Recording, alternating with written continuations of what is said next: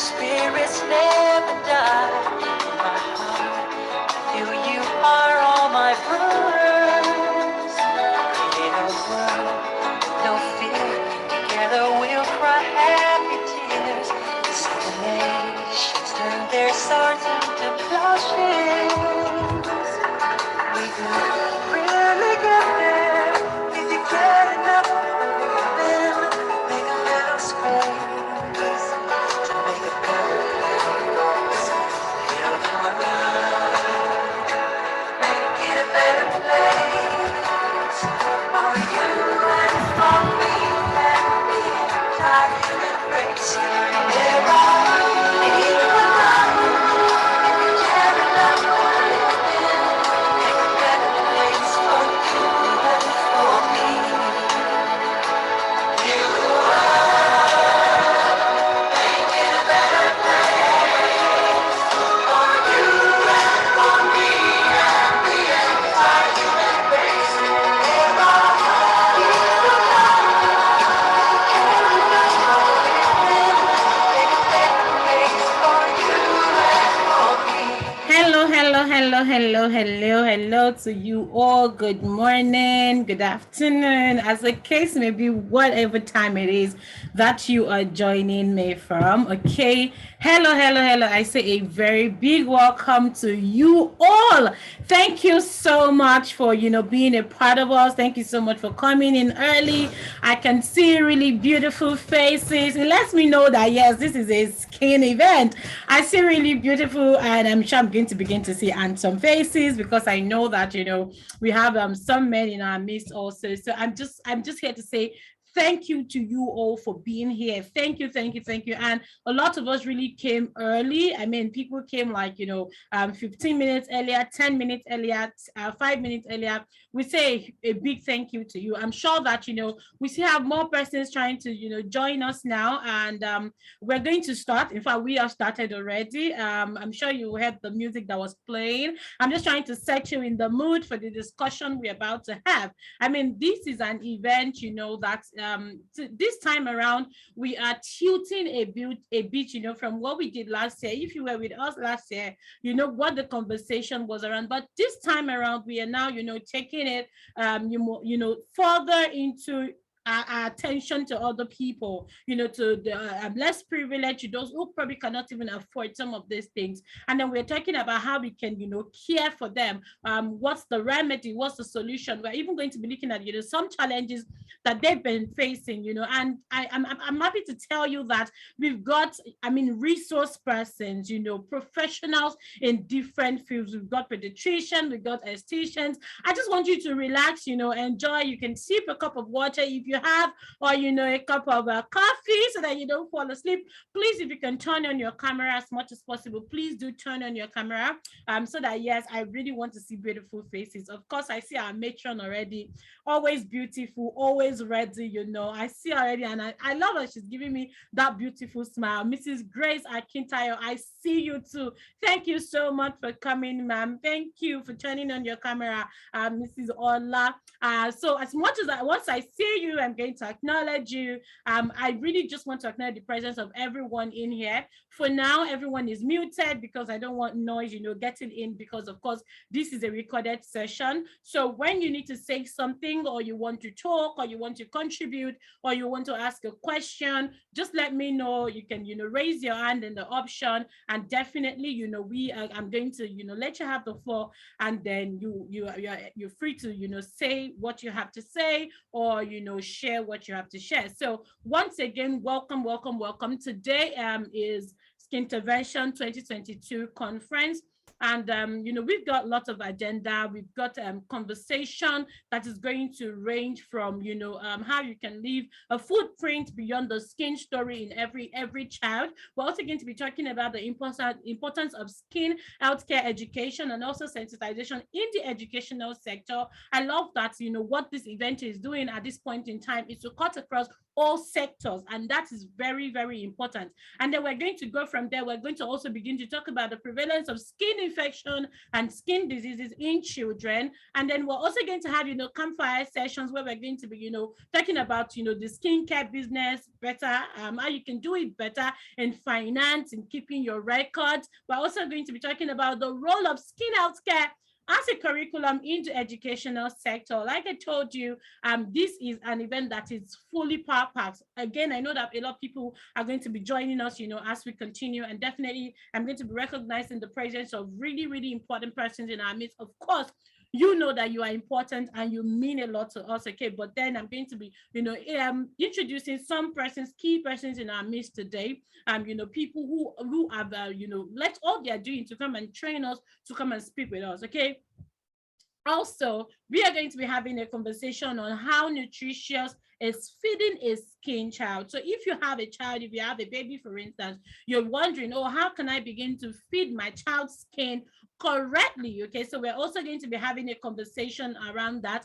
And of course, we are going to now be talking about, some highlights, okay? Highlights about the feed a child skin movement, and how we can generally leave a footprint beyond the skin story in every child. So like I told you, it's a fully packed event, ladies and gentlemen, and I don't want you to sleep on me at any point in time. Okay, so be fully ready. You are in for the very best. Okay, without further ado, we don't want to waste anyone's time today. I'm going to ensure that I keep to time. My name is Mary Ogundimu. I'm sure you must have probably seen my picture somewhere, or you might probably seen me on the flyer.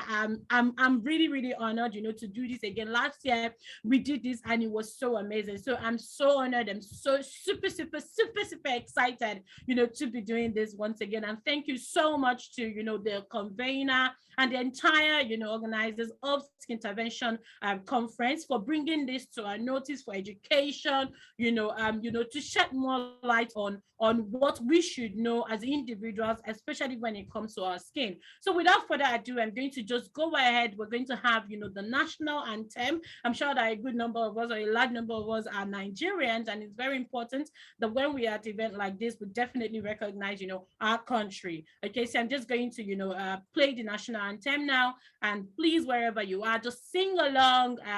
Just let's reverence and let's honor, our national anthem.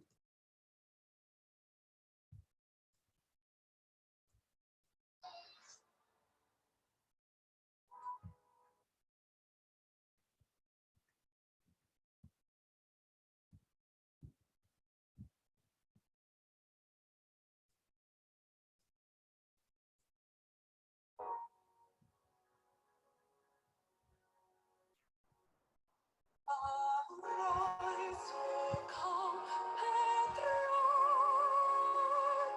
Nigerians, call obey.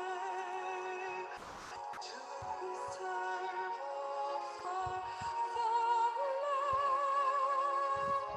with love and strength and faith.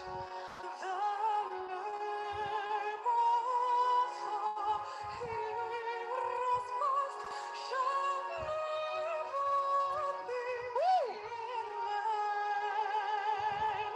To serve with heart and mind. What? Our nation founded freedom.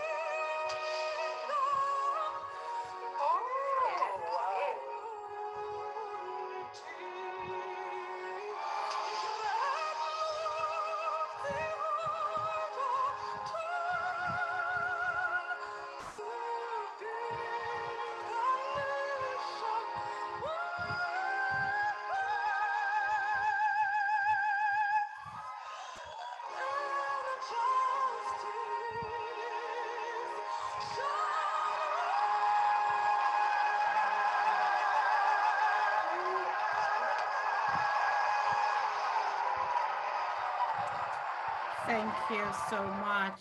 Thank you so much. Okay, so that was the national anthem. It's our prayer that definitely peace and justice we will continually reign in our nation. Okay, so right about now, we are, about to go right into, while we are here, the agenda of the day, like I have told you, or like I have, intimated some of us earlier, a big welcome once again to you all. Thank you so much, for showing up. Thank you so much for coming on board. And definitely thank you for making yourself available to be a part of what we are doing today. Okay. So, like I said, I'm going to be, recognizing some very, very key persons in our midst. Not to forget that everyone in here is important. Everyone in here means a lot. Okay, you mean a lot to us. However, we have some functionaries in our midst, and I'm going to definitely be recognizing them in no particular order. Okay, I'm definitely going to first of all, recognize the presence of the convener of this event. I mean, it's not easy to put together an event of this magnitude every year, year in, year out, year in, year out. And this time around, it's not even just an event. There's also going to be an outreach, later on in this month. And it's very important that we celebrate persons who have made this a success. So I know that, yes, you're muted, so you might not be able to say anything or you might not be able to talk, but please, in the comment section, I want you to just, type, give me your clap emojis.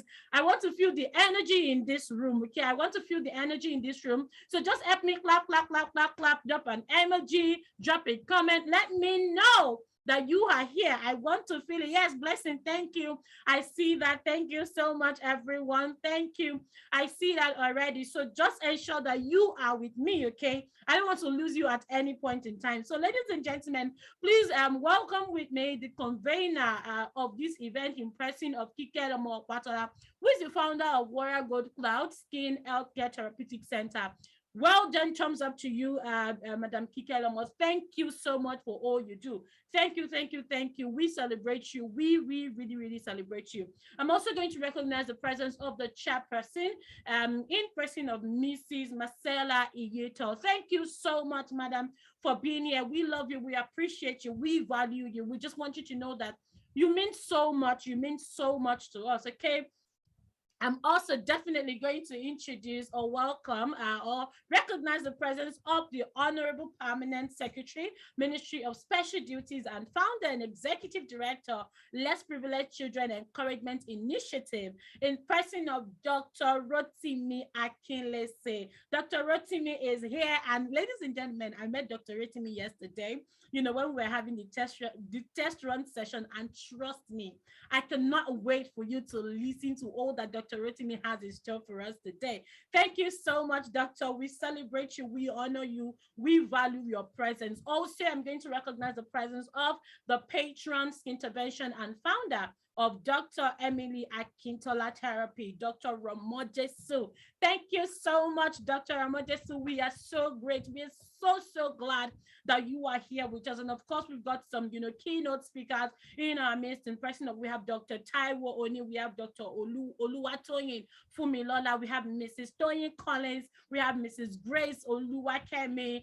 We have just quite a lot of people, and these people are amazingly resourceful person. So thank you. I see the comment section. Just keep on dropping that comment. I want to see it. I mean, I want to really, really feel the energy. So I see your claps. I see your thumbs up. I see your emojis. Thank you so much. Keep it coming. Keep it coming. I mean, if this was, a physical event, for instance, I'm sure that this is a time where you want to take pictures. You know what I'm talking about. You want to take pictures. You want to say, hi, I love you. Thank you for coming. So if you're not too busy, if you can do this, please feel free to introduce yourself in the comment section. Just say, my name is Mary. I'm the CEO of this. My name is this. Just go ahead and introduce yourself in the comment section. I really want to see as many people are here, and I want to see as many introductions if possible. Okay, so if you're not too busy, okay, just go ahead and introduce yourself in the comment section. Just click on that chat and just say, hi, I am here. My name is Oluwatoyin Omoba, and this is what I do. This is the organization that I run. I am so happy to be here. If you're a beautician, you run a therapy, just drop something there, okay? Drop something in the comment section. I want to see as many people that are here. I see people typing already, and that is so fantastic. Thank you so much. Of course, we also recognize all the groups and associations that are present. We recognize the APSMAN. Thank you so much. We also recognize PASCON, PASCON. We recognize you. Thank you so much. We also recognize NASCO. Thank you. We also recognize those from the Complete Women Organization. Thank you so much. I mean, it's so great to be here. It's so great to be here. I tell you, ladies and gentlemen, right about now, I'm just going to go once again into the next agenda for today. Yes, I see the comment section already, and I love it. Thank you so much, Patience. I see you. Patience is the CEO of Regional Spa. I hope I got that right. I'm sorry if I murdered it. I'm so sorry. Okay, and she is a beauty therapist. Oh, this is so beautiful. This is so beautiful. Thank you so much for being your Patience. Thank you. I also see you, Blessing. Blessing is the CEO of DB Wellness Place and Spa, and she is a wellness coach. Woo! This is so beautiful, amazing. Thank you. Oh, I see you also, Barrister Turayo. Barrister is the founder of the Complete Women Group. Whoa, this is beautiful. Oh, wow, this is so beautiful. I love that the comment section is buzzing. Thank you. I also see Oluwatoyin, and she says, I am Oluwatoyin, but I'm a nutritionist and the CEO of eCube Enterprise and Trendy Wears on a Budget. I love it. Oh, Trendy Wears on a Budget. I really love that. I think I should visit you because I don't like to spend too much money, but I love to dress nice. Okay. All right. I also see you, Aldu Aishat. Aldu is a beauty therapist. Oh, wow. You do a lot. And she's the founder of the Pearls Organic Skincare and Spa. It's nice meeting you. Thank you so much, ladies and gentlemen. I'm going to come back, to see if there are more introductions. But thank you. Right about now, I'm just going to, invite the matron, up because she's got a welcome address for us. But before I do that, it's also important, like I've said earlier, please, if you have questions, as the event goes on, as the event proceeds, if you've got questions, you've got contributions, you've got something you want to say to us, it's either you drop it in the comment section or you just signal me. I'm going to, give you the floor. I mean, this is an event where we want to, give, credence to everyone. Okay. We want to give credence to everyone. Okay, so before I invite the matron on, we've got an opening remark by the chairman of SKINTERVENTION 2022 in person of Madam Marcella Iyito. So I'm just going to bring that up before I have the matron bring on a speech. So sit back, relax, enjoy. Once again, don't go nowhere. I don't want to lose anyone. I don't want to lose anyone here. Okay, I don't want to lose your attention. Don't go nowhere. I'm just going to bring that up right now, and then we're just going to listen or watch that address. Okay.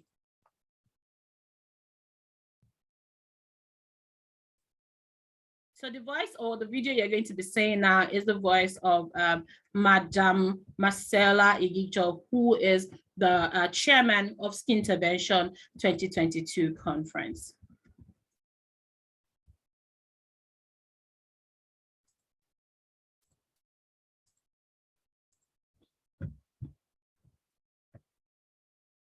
Hello and welcome to SKINTERVENTION Nigeria Annual Conference.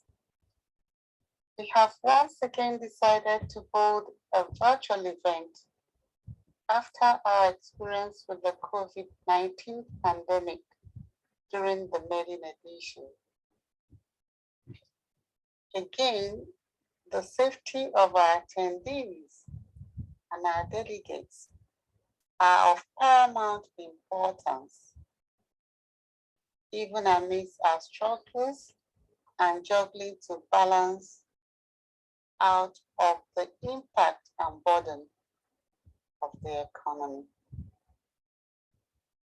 Considering the feedback from last year, the meeting was moved forward so that we can all conveniently and collaboratively drive the Feed a Child Skin movement, which is majorly focused on the less privileged and vulnerable.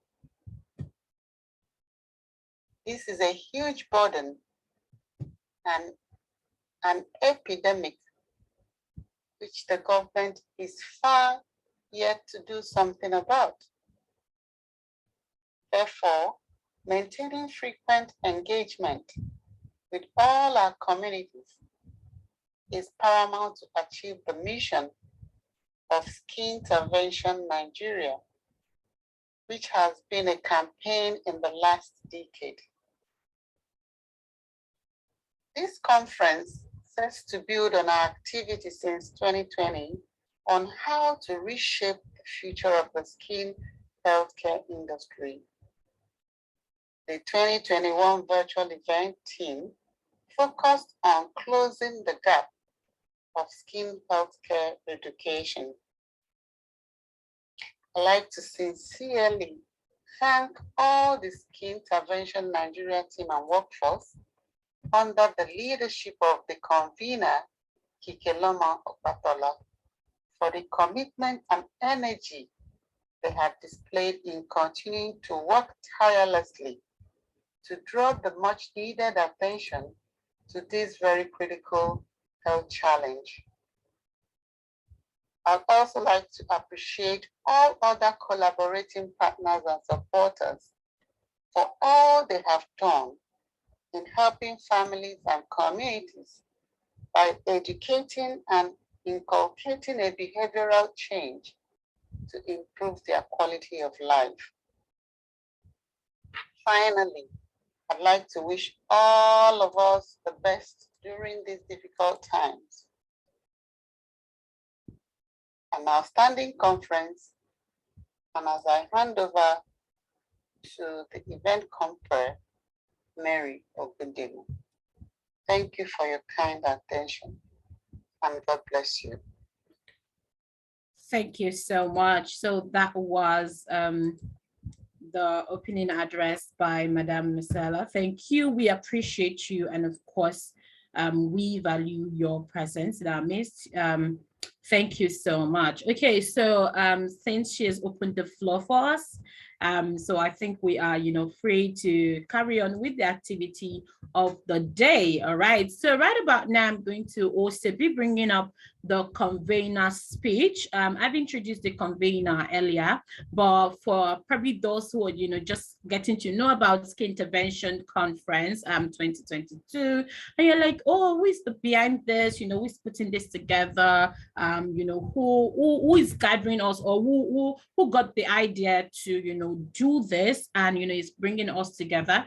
You're going to hear our voice very shortly, and of course I'm sure that you're also going to definitely see our face as the event proceeds, but shortly I'm just going to introduce her before I bring her up. I mean, this is somebody that I know that all of us here, or at least let me say like 70% of us must have had an interaction with her, before now, either directly or indirectly. Okay, so it's important for you to know that this woman is got, beyond just the skin movement. She's got a heart for people. Okay, she's got a heart for people, and at every point in time, with everything she is doing, she's ensuring that this, this art that she's got is reflected in everything that she is doing. Kikeloma Opatola is one amazing woman who has, over time, been doing a lot in public health,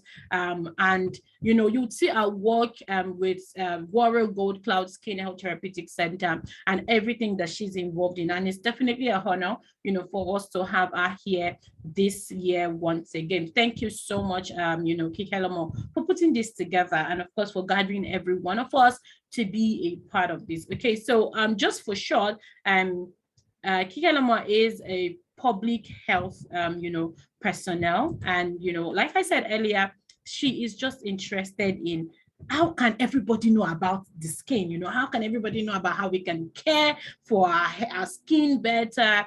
How we can just, begin to really, really understand everything about the skin. She's a public health physician in derma epidemiology, and she's the CEO of World Gold Cloud Skin Health Therapeutic Center. Ladies and gentlemen, I'm going to definitely still go over her profile later, but I just want you to hear what she has to say to us at SKINTERVENTION conference this year.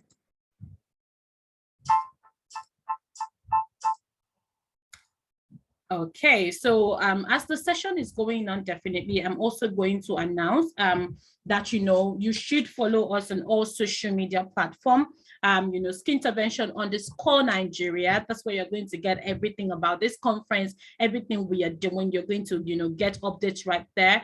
You should also, follow World Gold Cloud, for everything about, to know more about all the World Gold does. Please go online and check out World Gold Cloud. Of course, there's also a part of the organization that is focused on where it's natural. So for all your products, go to where it's natural. And of course, on IG, we are at World Gold Cloud. I'm also going to, bring you more details about it. And, as the session continues, I'm also going to ask you to drop your social media handle, because beyond just coming together, what we want to also do is to look at how we can support, be of support to each other and network as much as possible. Okay, so as the session go on, I'm going to tell you to introduce yourself, drop your social media handle. Let's collaborate, let's partner with each other. Let's see how we can, be of great help to each other. It's very important, that we do all of those things when we meet in places like this, because of course you never can tell. And let me tell you, this room is full of,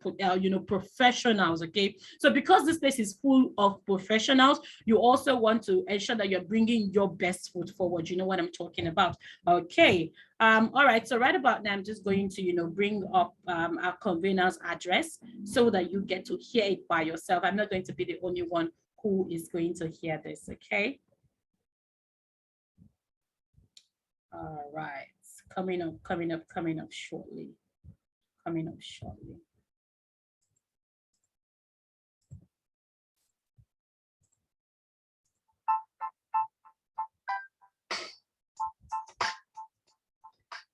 Esteemed organizers and guests, it is an honor to be here with you again this year at the SKINTERVENTION Nigeria 2022, third edition and second virtual conference to tackle burning issues around children's skin health care.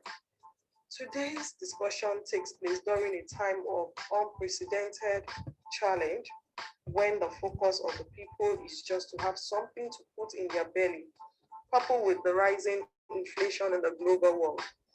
In addition to the suffering of those mourning over their loved ones after having lost the battle with COVID-19, we are witnessing several impacts of the pandemic on many aspects of our life, economy, and society. During years of prosperity, COVID-19 has triggered the sharpest recession in Nigeria. But more importantly, it was felt by so many of us and those around us. Other areas seriously impacted by the pandemic include education, health, investment, productivity, and potential growth.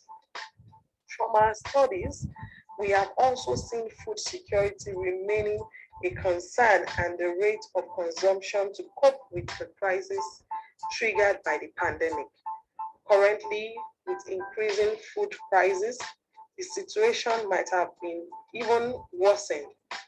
Amongst all these crises, the skin issues remain a neglected public health concern for the nation, as we yet have unresolved issues within the system. On the SKINTERVENTION Nigeria front, COVID-19 has exacerbated inequalities for children who are in rural and remote areas that have their struggling with the upkeep in their reach to continue to see the skin health care as a less concern, or the need to feed the skin rightly. Probably will preferably feed the tummy, first before thinking of the skin as long as there is no discomfort. Turning towards the impact on the pandemic on urban areas, a key pillar of the economy, we should note that reports show that similar and younger firms were hit harder and benefited less from public support. So everyone is being affected. Skintervention Nigeria, with the continuous reshaping of the skin healthcare industry by inculcating good practices and healthy habits, has taken it upon itself to be closer to the community and drive Feed a Child Skin movement annually in collaboration with the Less Privileged for Children Encouragement Initiative to reach out to the needs of the community in daily skincare needs like moisturizing soaps, lotions, and creams to lift the burden of the people in the community, breaking down with skin infection. Knowing fully well that the skin is the largest organ of the body and the first port of entry of any form of infection. But every crisis has a silver lining. So allow me now to shift the discussion towards the opportunities that the crisis presents. Research says skin diseases are frequently encountered in the tropics and a serious cause of morbidity, disfigurement, and distress in all age groups. Dalatada et al., Nigeria, JMed, October, December 2008, concluding in PubMed, says skin issues such as papular, utrican, and atopic dermatitis are important dermatological problems in our environment. Implementation of public health policies and improvement in personal hygiene would reduce prevalence of skin disease in Nigerian children. The major reason why, with or without COVID-19 pandemic effects intervention, I'll take that again. The major reason why, with or without COVID-19 pandemic effects, Skintervention Nigeria will passionately continue to drive the decade movements to eradicate poor skin care culture and practices in Nigeria. In the coming years, Nigerians will benefit so much in this movement in sensitizing the children ahead of the future. We will be needing the support of every individual that can afford as low as 100 naira to drive this donation and support to the less privileged. We encourage the community to join the Feed a Child Skin movement to jointly support the children dying of skin infection annually. The strength of Nigerian skin health in remote areas could be achieved by our little support in sensitization and donations. Finally, speaking about Skintervention Nigeria mission on children's skin health care, we are selective in our choices of soap and lotions to ensure that it matches up with the appropriate needs. I salute the initiative of the workforce team of Skintervention Nigeria.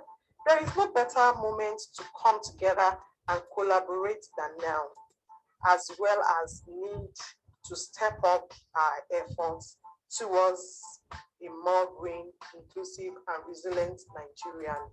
I appreciate everyone on this call. Thank you all.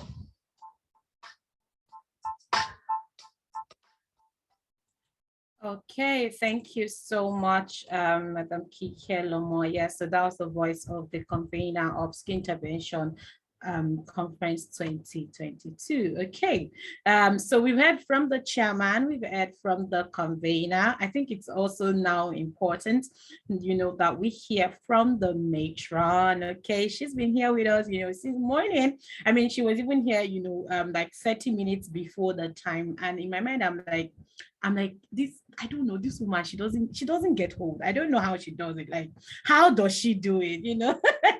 Honestly, it's such an honor to have her here with us. I'm just, going to introduce her first of all, before I, let her meet our mic and then talk to us. So, Madam Koforola Martins is the CEO and founder of the Beauty Smith. If you were here last year, then I'm sure that you should be familiar with this face. Okay. Avi Beauty Smith is a beauty enterprise that offers international standard beauty training, spa and salon services, retail and consultancy services. She is a beauty consultant and trainer passionate about developing the standard of the Nigerian beauty industry to benchmark against international standards, qualifications, and best practices. She has deep industry network in both the public and private sectors of the industry. It's also important for us to mention that she is, the matron of SKINTERVENTION. So yes, this woman is a big deal to us. She is really a big deal. She is a member of the Nigerian Standards Organization stakeholders, committee developing the Nigerian industrial standards for cosmetology. Also, she is a member of NASCO. NASCO is Nigerian Association of Hairdressers and Cosmetologists, Lagos chapter. It's also important for us to mention that, she's an inspiring speaker. You're going to witness that by the time she comes up on stage. She was a panelist and speaker at Beauty West Africa 2018 and 2019, respectively. She was administrator and later executive director at the Oprah Benson Beauty Training Institute. Under her leadership, OBBTI was given the Award of Excellence by the former governor of Lagos State, Mr. Babatunde Raji Fashola San. Okay, it's a lot to her profile, I must say, but I'm just going to skip and tell you that this amazing woman is an alumna of the Lagos Business School. She worked as group head, human resources and administration at the Civil Bed Group, the biggest media and entertainment company in Nigeria at the time. She has, honors from Uni Ife and a master's degree from Unilag. She was called to the Nigerian bar in 1988. Oh my God, where was I in 1988? Like, I don't know. She's passionate about contributing to the development of our community. And she was an aspirant for the local government chairmanship position in the Koshofe local government area in 2007 and 2008 general elections. Ladies and gentlemen, please welcome with me our honorable matron for SKINTERVENTION Nigeria, who is a Christian, who is married and blessed with 4 beautiful children, and of all, who is also, all of our children are entrepreneurs. Amazing. It's not easy, to raise kids who are entrepreneurs. Ladies and gentlemen, if you're not too busy, I want to see the comment section buzzing. Let me see your welcome, ma'am. We love you. I will not ask her to come if you people are not chatting. Okay, I want to see your chat. Say welcome, ma. Say, mommy, we love you. Mommy, we love you. Okay, let me see your comment section. Let me see your comment. Let me see. Mommy, welcome. We love you. We appreciate you. We value you. And your presence here means a lot to us. Okay, yeah, I see that the comment section is buzzing now. Yay! Yeah, I love it. Like the energy in this room. Thank you so much, everyone. Mommy, you have the floor. Good morning, ma'am. How are you doing today? I'm very well, thank you. In fact, I love your energy. Honestly, I love your energy. Thank you so very much. It is my distinct pleasure to be here. I also am grateful. I am thankful. I thank God for life. I thank God for everyone that is here. I thank God for all our functionaries. It's such a pleasure to be here. I also thank God for the convener. She's a woman of vision, a very dynamic person. Thank you so much. Great. So I'm just going to, call up your presentation so that you have the floor, ma'am. Okay, thank you. Okay, can we reduce it a little bit, please? Okay. Yeah, thank you. Okay. All right. Good morning, distinguished ladies and gentlemen. I would like to thank every one of you for joining us. I'm going to stand on all existing protocols and recognize all the functionaries. Could you please make it smaller, because a part of the speech is hidden behind. I don't know how to do this now. Okay, can it be smaller, please? Okay, ma'am. All right, fantastic. Thank you so very much. So good morning, distinguished ladies and gentlemen. I would like to thank everyone present and those who will be joining us for making out time out of no time. In Lagos, there's no time, but out of no time, you have all deemed it fit and to honor SKINTERVENTION and be here. We don't take it for granted. We thank you and we appreciate you. This promises to be a very enlightening day because of all the speakers that we have. I am absolutely delighted to be here. I thank the convener of this program, Kelomo Patola, for hosting this auspicious event, which serves as a reminder that the skin care of the less privileged and the vulnerable among us should be of concern to us.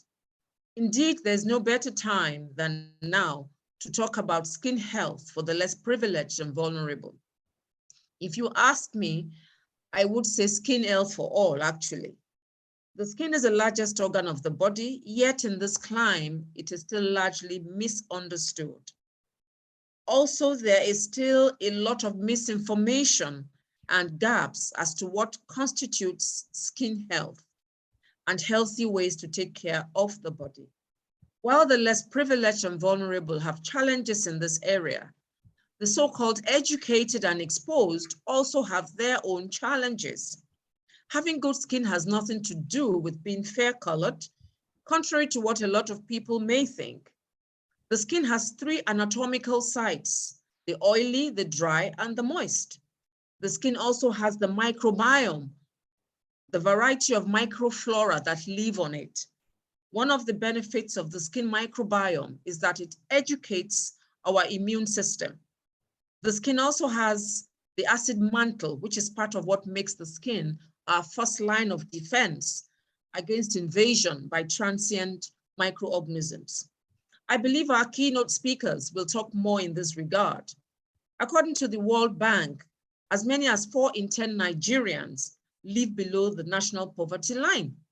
And Wikipedia reports that nationally, 43% of Nigerians, that's about 89 million people, live below the poverty line, while another 25%, that's about 53 million, are vulnerable. So we can appreciate the population, the vast majority of this, the sheer numbers of this population. Now, these data underscores the importance of our theme for today. We all know that many Nigerians lack education and access to basic infrastructure, such as electricity, safe drinking water, and improved sanitation. Studies have shown that lack of these amenities lead to poor environmental sanitation, which in turn leads to certain communicable diseases. Tinea infection, for instance, has remained a major cause of skin morbidity in Nigerian children. The organism is very contagious and flourishes in warm, moist environments, as seen in the tropics. It is able to spread rapidly in schools because of the close, prolonged physical contact children have at school and at play. Folliculitis and furuncles are reported to be common bacterial infections, and viral warts are also commonly found among children. Rashes, bites, eczema, and other inflammatory skin conditions are also very common in Nigerian children. We all know that preventive healthcare is poorly funded in Nigeria. And it is important to note that there is also a huge gap in skincare education. Many parents do not know that keeping the skin hydrated helps maintain the skin barrier. The skin is the first line of defense in the body's immune system. Skin dehydration comprises the skin barrier and creates an avenue for transient and opportunistic microbes, harmful chemicals in the environment, etc., to enter into the skin and cause infection and disease. It is clear that government alone cannot achieve universal health coverage. SKINTERVENTION, has grabbed the bull by the horns and invited us here with a call to action to support its effort to feed the skin of a child. It commits us to taking action across sectors to address the social, economic, and environmental determinants of health.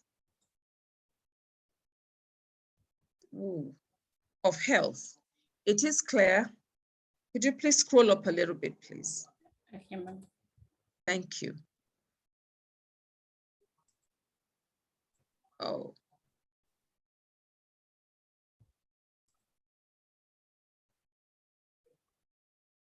Madam Moderator. Yes, coming up, ma'am. Okay, all right. Thank you. Yes, ma'am. All right. So it is clear, okay. So our keynote speakers today are seasoned professionals who will be sharing with us perspectives from their respective industries. Today's program promises to be enlightening and exciting. I can't wait. You may want to ask, what can we do? I will share the goals of the Feed a Child Skin movement. Feed a Child Skin movement. They are distribution of moisturizing soaps, lotions and creams for all skin types, and sensitization and free skin health checkup. You may pick one or even do both. Ladies and gentlemen, I welcome you to SKINTERVENTION 2022. Now is the time to act, to achieve healthier, safer communities. Let's make history together. Thank you very much, and God bless. Thank you. Thank you so much. Thank you so much, Madam Kike. Thank you so much, Madam Kofo. Thank you, thank you, thank you. We appreciate you. Thank you for that heartwarming speech and presentation. Thank you, Ma. Okay, so I'm checking the comment section and I see that some persons, cannot hear. Please ensure that your audio is connected. Please, can I have persons who probably, heard that presentation? Okay, please ensure that your audio is connected. If your audio is not connected, you may not be able to hear us. So please ensure that your audio is connected. That's very important. So I just want to go through the comment section to say if people can hear me. Okay, so I've got somebody saying no volume, please. Okay, please, do I have anybody who heard? I was able to hear. I heard everything loud and clearly. Okay, to your sister, she heard. Okay, please ensure your audio is connected. If your audio is not connected, you may not hear anything. Okay, Oluwafumilayo also heard. So please ensure that your audio is connected. Please, thank you so much. Okay. So I'm just going to I'm just still scanning through the comment section. Okay, Martha says audible enough. So please ensure that your audio is connected and that your volume is also turned up. Thank you so much for the feedback. I love it. So thank you so much, Madam Kofo, for that heartwarming speech. It lets us know that this is what is in the heart of the convener. This is why the event is happening, and everyone now is on the same page. Okay, it's easier to know what to do. It's easier to go ahead and do what you want to do when you know what to do. So everyone now is on the same page. Thank you so very much, ma'am. Okay, so I'm checking through the comments and I see that we have quite a number of people who can hear us audibly. So please, once again, ensure that your volume is connected, your audio is connected. All right, thank you so very much. So right about now, we are getting into the heat of the matter. Okay, we're progressing from one agenda to the other. If you were here earlier, I treated what the agenda looks like, what we are focusing on today, and the things we are going to be doing. Like I said, we have professionals in our midst, and our first keynote speaker is in person of Dr. Rotimi Akinlese. I'm going to be bringing him up really shortly now. And once again, I'd also like to recognize the presence of everyone who is here. Thank you so much. You mean a lot. You mean a lot to us. You mean so much to us. Thank you. I've recognized some persons before now, but definitely I'm still going to, come over to also recognize some persons, who are just joining, because I see that, the number keeps increasing. So please, if you have not shared this, on your page, you have not shared this, please, I beg you, share it. Let more people be a part of this. Let them hear what we're talking about. Let them be a part of this conversation. I mean, this conference is something that is very, very key. The skin, takes the largest, like the largest organ of the body. Okay, so it's very important that everyone is a part of this. So ladies and gentlemen, our keynote speaker today, in person of Dr. Rotimi Akinlesi, is the Permanent Secretary, Ministry of Special Duties and Intergovernment Affairs, Ogun State, and founder and executive director of Less Privileged Children Encouragement Initiative, EI. Dr. Rotimi, prior to his appointment as a PS, he was a deputy director and zonal manager of the Ogun State Agricultural Development Program in Ijebu-Ode Zone. Please, can you mute your mic? Okay, so thank you very much. Okay, all right. He holds a PhD degree in agriculture from the University of Ibadan after his first and second degree from the University of Ilorin. He is a member of the Nigerian Society of Plant Protection, NSPP, and Nigerian Society of Nematologists, apart from other agricultural associations that he belongs to. He attended Mayflower School Ikene for a secondary school education, and later had a stint in the federal government college. Okay, let me just go right ahead. Like I told you, the persons we have in our midst are highly resourceful persons. So let me just skip. I'm just going to skip. I'm going to go to the part where he was the lead supervisor on the Ogun State GIZ team of the Farmer Business School and Good Agricultural Practices Project. Okay, he was a member of the Ogun State Government Special Intervention Agricultural Project team. Just last year, he was given the enviable role of reviewing and adapting a backgrounder on cassava production in Tanzania to the Nigeria context on Farm Radio International, Ottawa, Ontario, Canada. This man is also on the board of trustees and board of governors of a number of charity organizations and schools. He is a recipient of several awards, both national and international, and a mentor to many mentees. He is a recipient of the Ogun State Award for the most outstanding civil servant of the year. Ladies and gentlemen, it's an honor to have Dr. Rotimi Akinlesi in our midst. Please welcome him once again. You know how we do it, ladies and gentlemen. Let me see your comments. Yes, I see. Amanda is saying daddy. And in fact, today I'm going to say that doctor is going to have more mentees, because those of us that are from Ogun State like this, you understand. I want more Ogun. When I met daddy yesterday, he said, Mary, are you Yoruba? And immediately I switch. I'm like, I thought you're Yoruba ni me. Yoruba ni me ke. I am proud. I'm proud to be from Ogun State. Yes, Ishaya, good afternoon, good morning to you, sir. How are you doing today? I'm fine. Thank you very much. Thank you so much, sir. Yeah, good morning, ladies and gentlemen. I hope everyone can hear me clearly. Yes, we can hear you and we can see you. That's great. Now, first of all, let me appreciate Madam Kikeloma Patola for putting this together. It's a lot of work to do this, and I just pray that God will reward her for all the good work she's doing. I also want to appreciate the patron. She's ageless, and that's Madam Kofo Martins.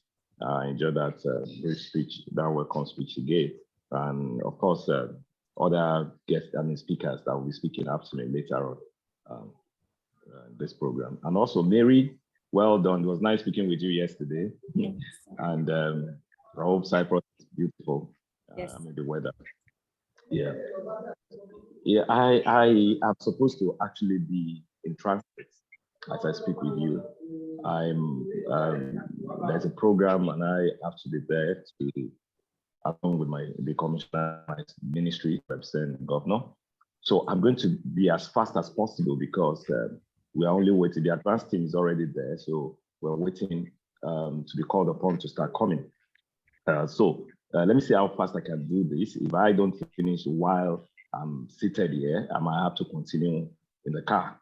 So please just bear with me, but let me see how fast I can do. Okay, so skincare for the less privileged, a matter of concern.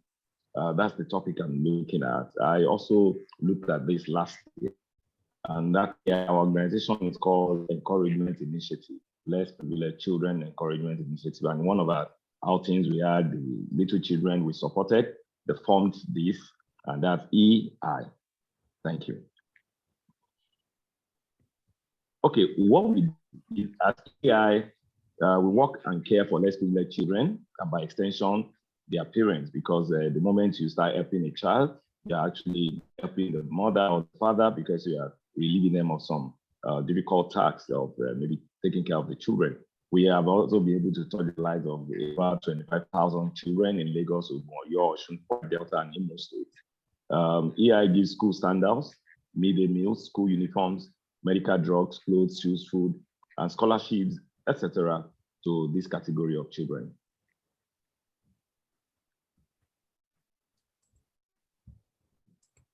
You can go on. Okay, these are just pictures of some of the things we're doing. The one on the left is what we gave during COVID, we gave out some food stuff. And these are children we've supported, school uniform. However, while doing all this, okay, let me go on. Okay.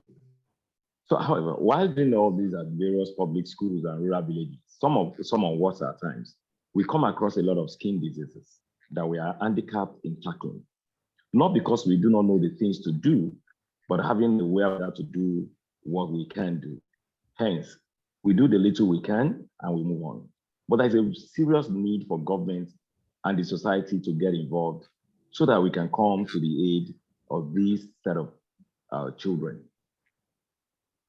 Skin diseases in developing countries, especially Nigeria, have a serious impact on people's quality of life, causing loss of productivity at work and school, and discrimination due to disfigurement. Skin changes may also indicate the presence of some or more serious diseases that need treatment.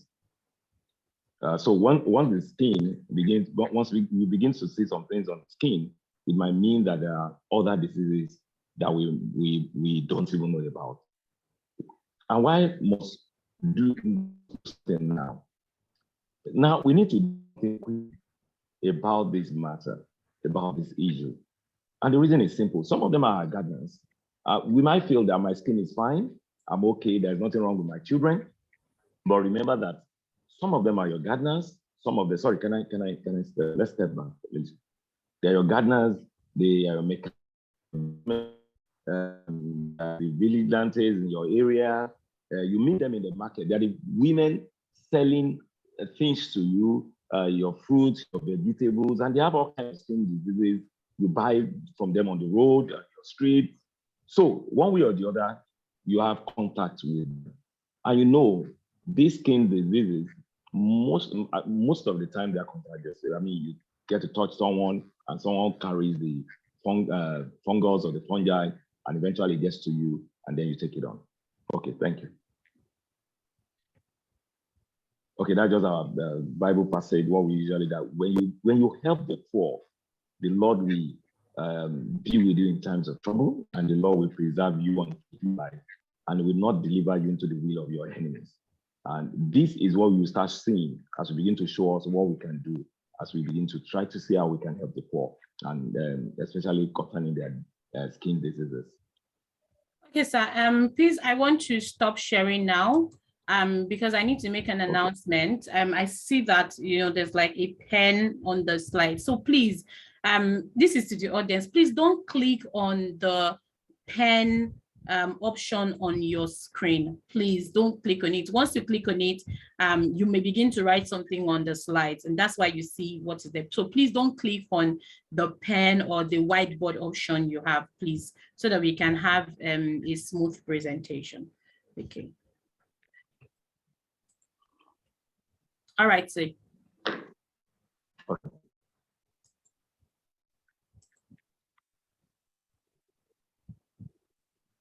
Over to you, sir. Thank you. So why skin intervention for the less privileged? The skin is the body's largest organ. There are various skin diseases ranging from allergic disorders, stings, bites, and infestation by lice, bed bugs, and mosquitoes. You need to get to the houses of some of these people. It's crowded, and you have a lot of bed bugs here and there. Of course, their environment is dirty, and there are mosquitoes here and there. Now, papules, scales, plaques, and eruptions, acne, rushes, viral skin infections, scalp infection, dandruff, bacterial skin infections, viral skin infections, non-cancerous, precancerous, and cancerous tumors. The less privileged would live in poor conditions at high risk of developing different medical diseases, of which dermatological diseases are very common. Let's go on. Next slide. Next slide. Many of these skin, sorry, you need to, no, okay. Many of these skin diseases, for example, scabies, are endemic in many resource-poor communities.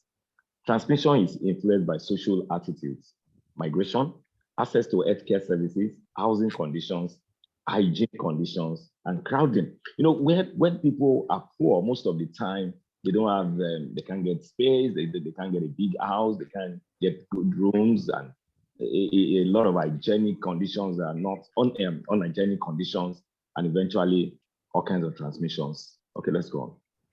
Next slide. Epidermal parasitic skin diseases occur worldwide and have been known since ancient times. Six EPSD are of particular importance here.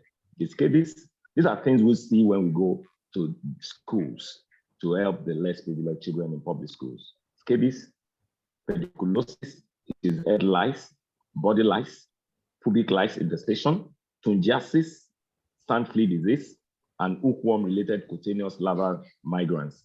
They are prevalent in resource-poor settings.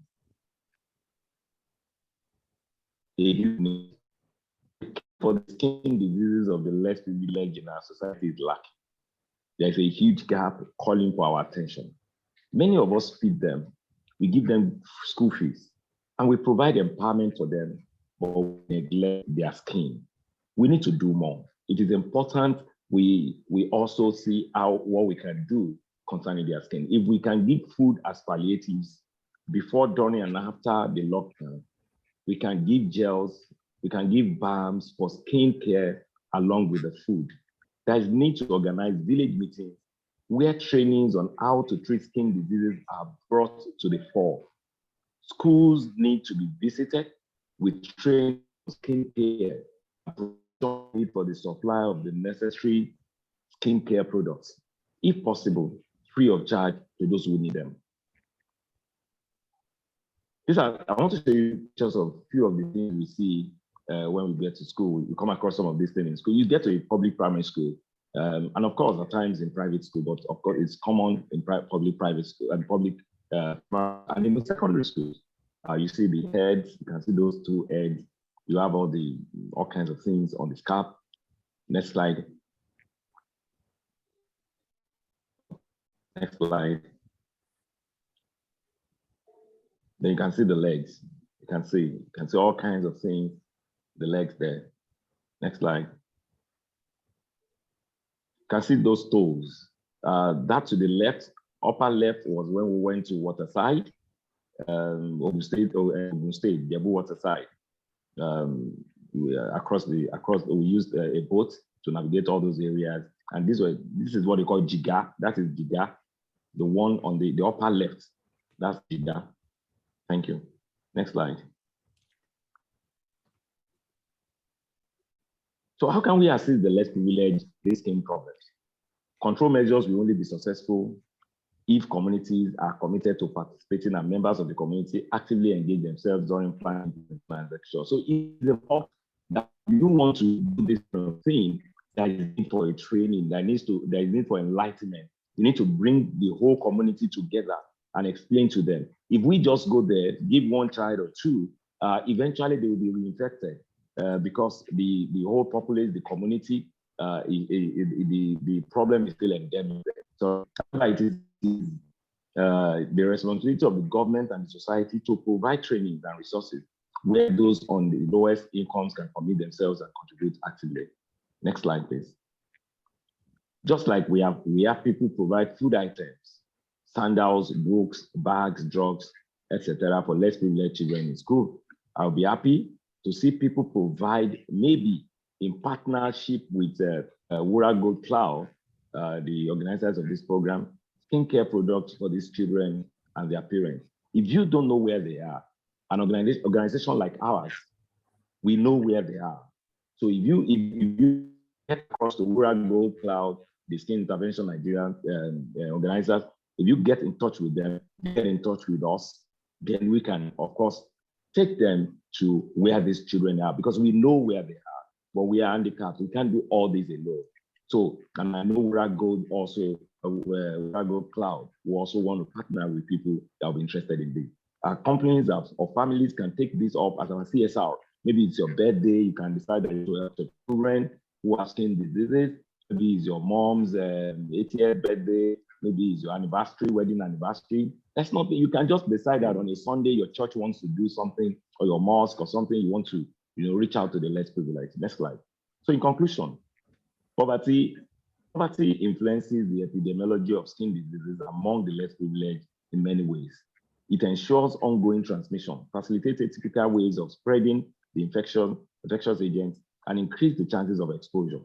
This results in an extraordinarily high prevalence and intensity of infestation because they are poor.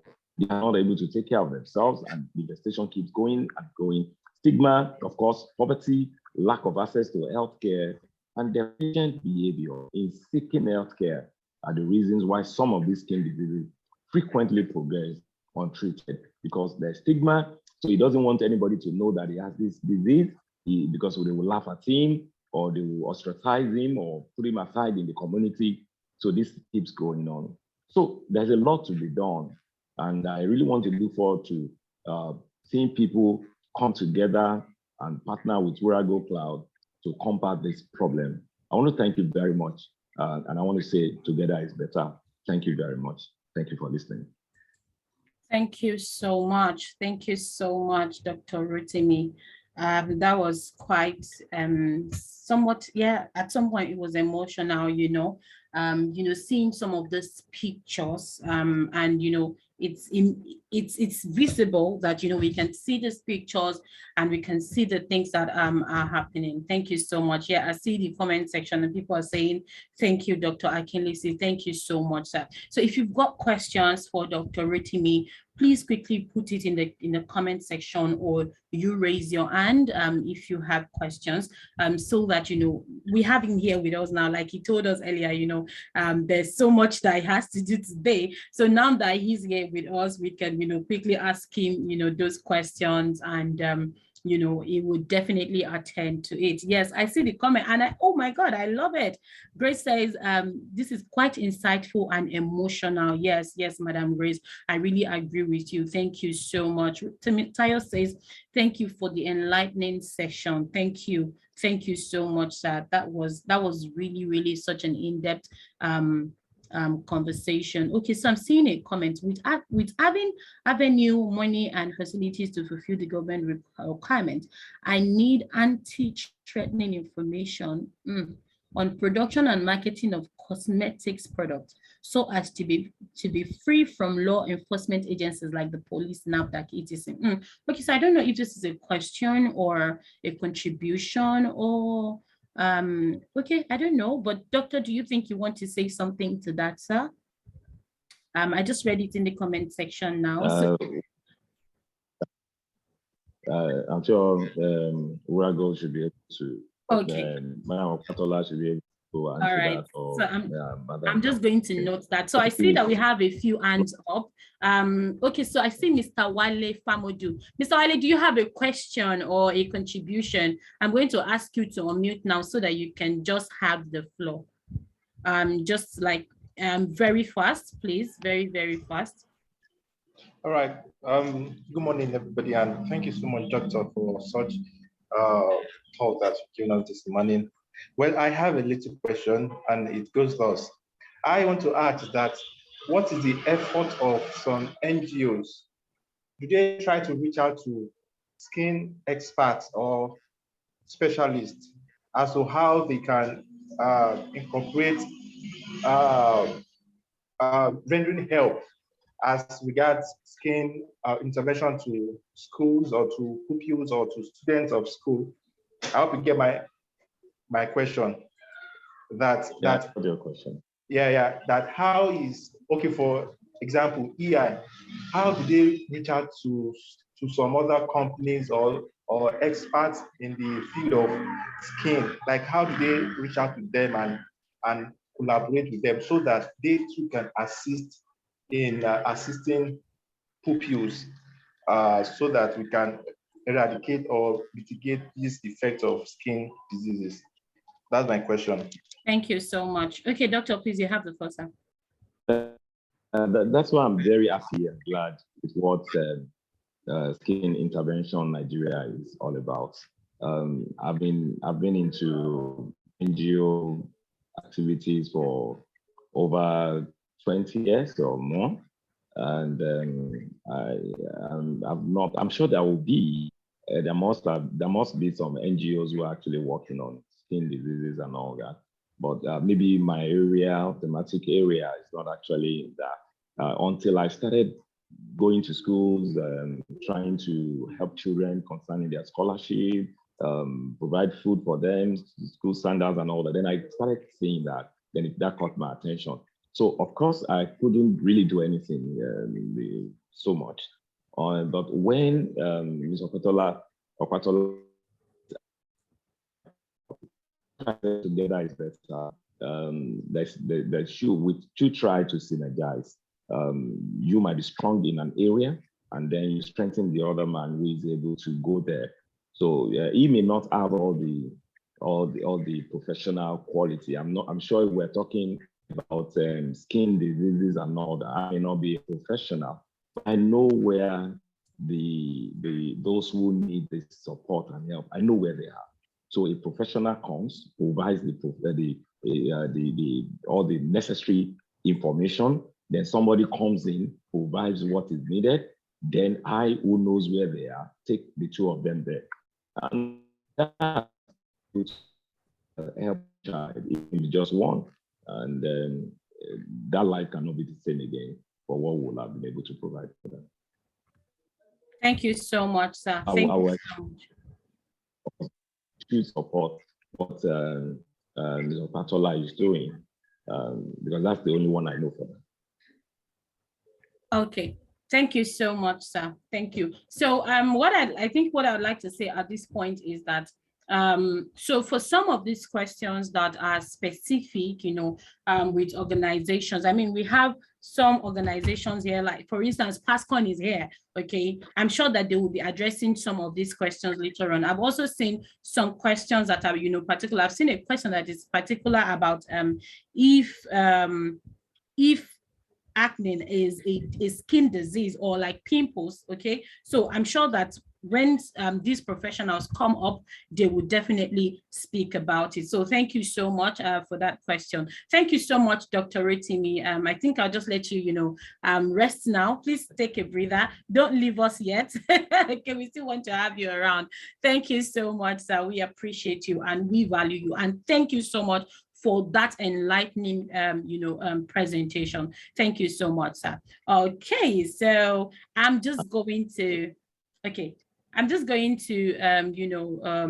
bring up the next speaker now. But before I do, let you, relax your nerves a bit. Okay, so I see, Madam Kofo says, thank you, sir. You brought out the challenges and also showed how people can come in to help. An insightful presentation. Thank you so much.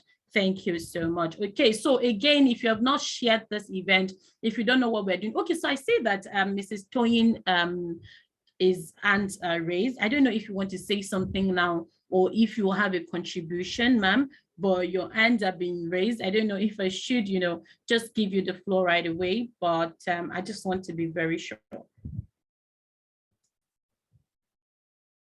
Ma'am, do you want to ask a question? Yes, I wanted to ask Doctor. Okay. Dr. Lacey. I'm sorry, I didn't get the name right. The last speaker, I wanted to ask Dr. Rotimi Akinlesi. Yes. Okay, ma'am. With his intro, I think I get that he interacts with the government and at a point, or if he's working with the government in the state. If that's correct, my question to him is that what is for example, the government of Ogun State, what are they doing about this kind of situation that we're talking about, these skin diseases, and skin disorders? Is government, doing anything about that?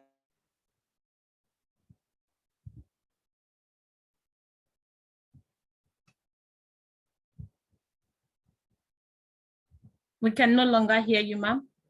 Are you there?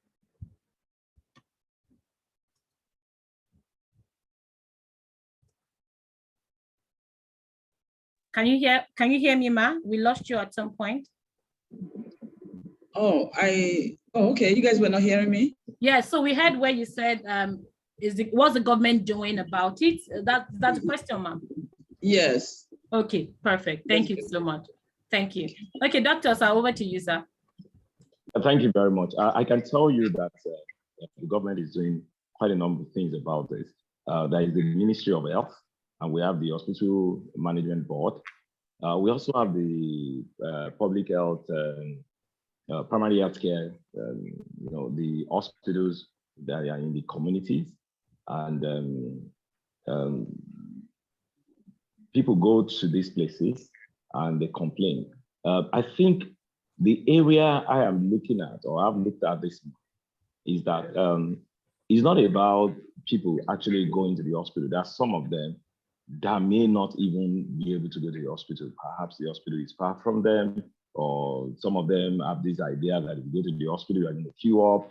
Some have the idea that you're going to spend money, and they don't even have the money and all that. So that's the angle from which I have looked at it. The government is doing the little it can do.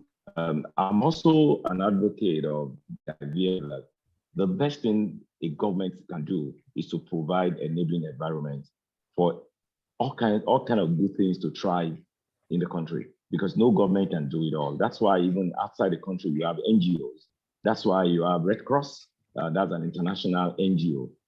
If the government can do it, whatever happens, Red Cross should not even show up. The government should be handling it. So government is trying, but I agree with, I would say that it might be as best as we want it. And not because the government does not want to do it, but because of some reasons that it might even be personal to those who are even the patients, those who actually need the services. Some may not, because I've had several examples. I've seen children not going to school, but when food is served in school, then you find the child going to school. The parents do not really value education, and of course that's passed on to the children. But when there is food, they will go to school. So what the government has used in luring them to get educated is by providing school food in the school. So you can get the kind of thing I'm trying to say. So it's not as if government is not providing those things, but for some reasons, it might not be getting to all of them and every one of them. But when NGOs come together, or an NGO takes it upon itself to reach out to these people, I think a lot of good will be done. Thank you so much.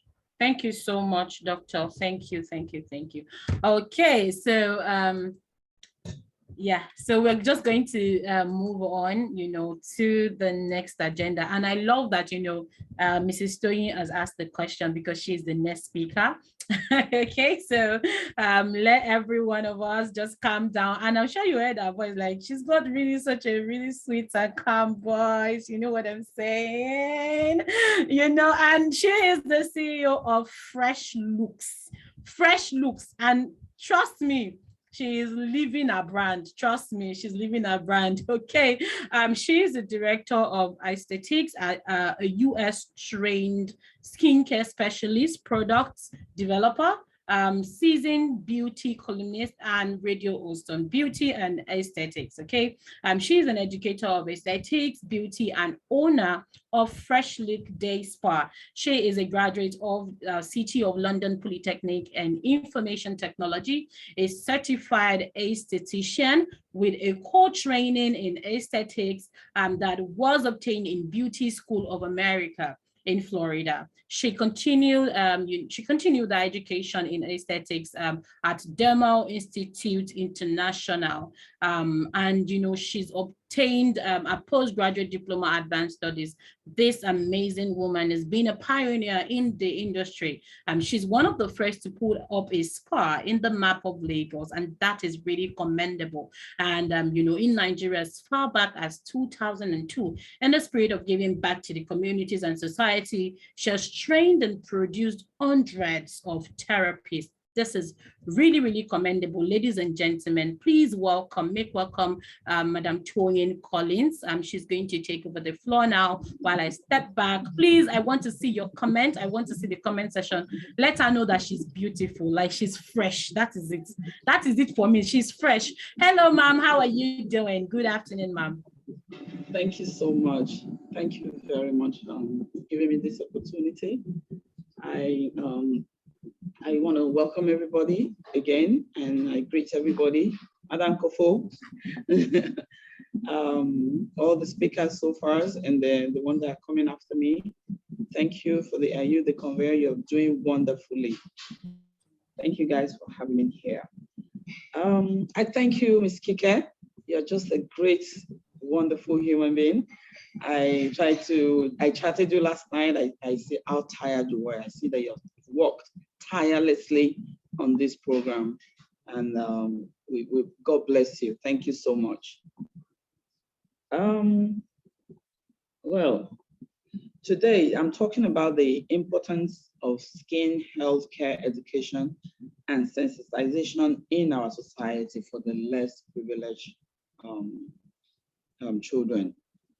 Well, there are many factors in skin diseases and disorders that an oversight in both young and old that needs to carefully looked at, even from birth, such as psoriasis, impetigo, eczema, and even skin conditions as pigmentation, hyperpigmentation, sensitive skin, alopecia.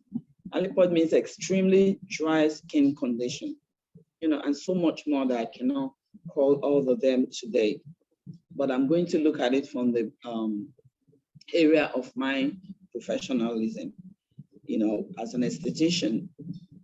And I also like to clarify something. A lot of people here in Nigeria, they mix being a doctor in the skin industry and esthetician, they get it mixed together. A doctor of skin is a dermatologist, and an esthetician is a skincare specialist that help you to make your skin beautiful. And if there's any diseases, we refer you to dermatologists. I really like to clarify that because a lot of stuff has been mixed up together on this side of the world. So, and some of these diseases I just talked about, I just mentioned, some of them are highly contagious and some are not. So we as a society, we need sensitizing in this area through education. Well, for me, I really think education and sensitization cannot be watered down in every way. I listened to our dear Dr. Honorable that spoke, and he spoke very well. And we see all that's going on in this type of situation. So for me, education in this area is very important. And I go on to my next paragraph saying that these factors are to be incorporated into the curriculum, like the days of home economics. If some of us are older, remember that, in the home economics, you were doing a lot of things, the cooking, the sewing and all that. And for today, it can be brought back and put this section of the skin disorder that we're talking about, so that a lot of these young people can even also understand when there's a disorder or there is a skin diseases, they can also easily recognize it. Because when we start from the education part, we start from the schools, from the from the young age, that will help them, to already be familiar with what is going on, if anything is, wrong with your skin. So these are the avenue that I looked at it. And then it needs to be added to the school as a technical part of education, though not as an academic, but as vocational parts, so that every child, including the less privileged, will have benefits and opportunity to understand what these diseases are all about. There are so many of the skin disorders that's taken for granted, though if we tackle it at the right time, it can be treated or even cleansed with appropriate products. When I talk about cleansed, I'm talking about the aesthetics area. I as the owner of spa and an esthetician, I've seen cases, when people come, they don't even understand that it's a disorder. They think it's something that you can just, help them to do a magic of the facials or something, or do body exfoliation, or in some cases, it's even a disease. And what I do is I refer them to dermatologists when it's a disease, especially when it's highly contagious. But if already this sensitization is all over, or the educating from young age is there, people will be able to recognize what these things are. It's not just about trying to look beautiful. There are some people that they have all kind of issues, but they think it's to do with trying to beautify it. And of course, some of the ones that want to take advantage of them tell them, oh, do facial, do this, and that will be all right. But that is not true. So like I said, I'm an advocate of education. And so in some cases, yes, it can be treated in the spa, when it's a disorder, a minor disorder that can be handled. Yes, that can be, like for like skin tag is a skin disorder. In some cases you can treat it in the spa. And when it has gotten to the so like a stage that it's already swollen on the skin and all that, I think it's only right for you to refer them to dermatologists. And also, there are products out there that can be used, that can be recommended, like all these cortisol creams, prescribed steroid cream. It can still address some of them, when they're still at the level that it can be handled. And like I said, if it's a situation that is out of hand, they can send them to doctors, And then a little bit, I want to talk a little bit about the skin itself. As we all already know as the specialists, that skin is the largest organ on our body. So, and it has a lot to do with, you have to really pay attention to it. There are things that, you need to look into and to understand as a specialist when you're treating people. Our skin has 3 layers. The top one, which is the epidermis, which is where we apply the basic cream, and this, oh, I'm sorry, my this thing, it just hooked off the hanger. Sorry about that.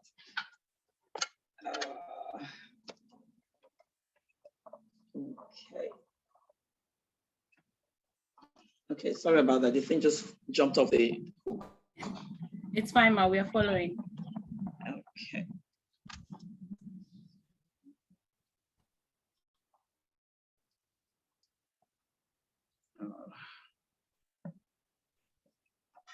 Oh my God, everything is just going haywire.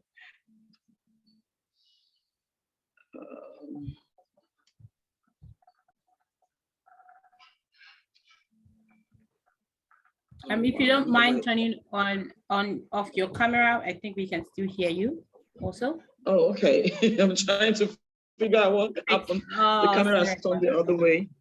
Oh my God. Okay. I'm so sorry. What happened on the other phone that I use normally?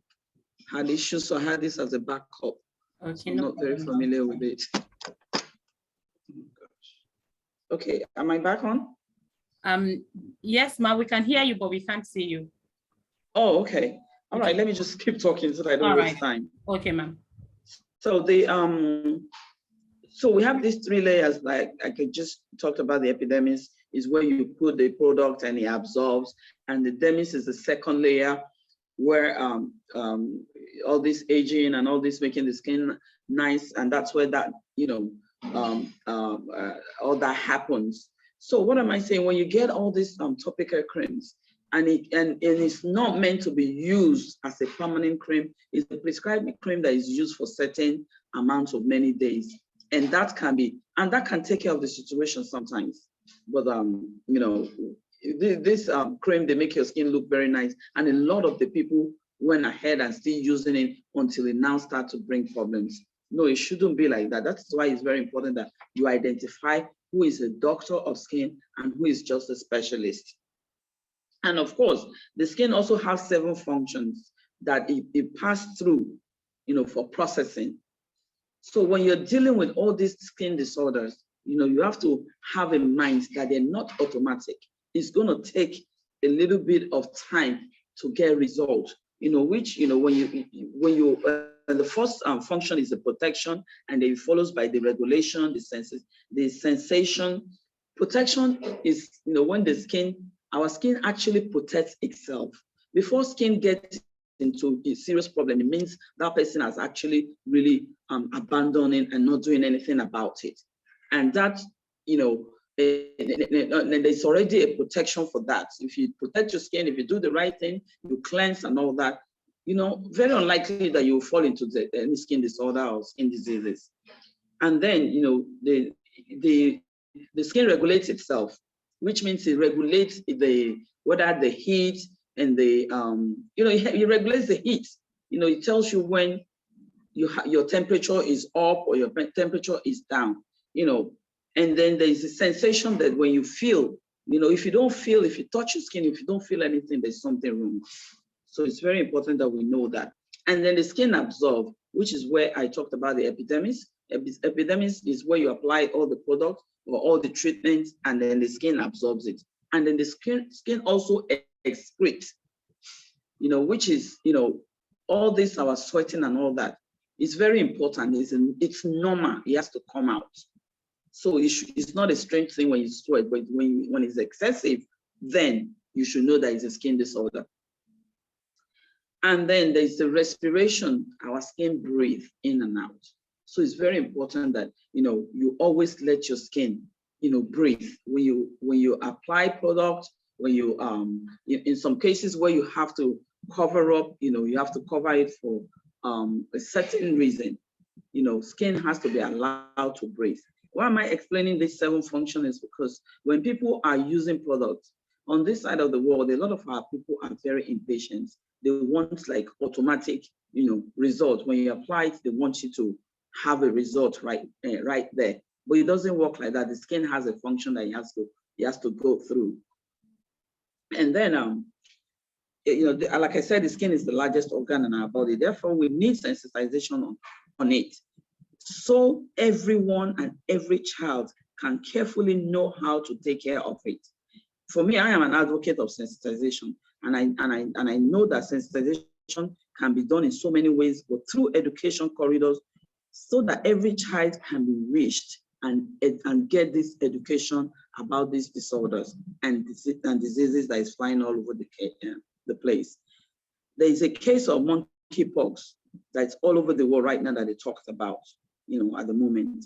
And Nigeria has been mentioned as part of the world where the disease is ravaging children and adults.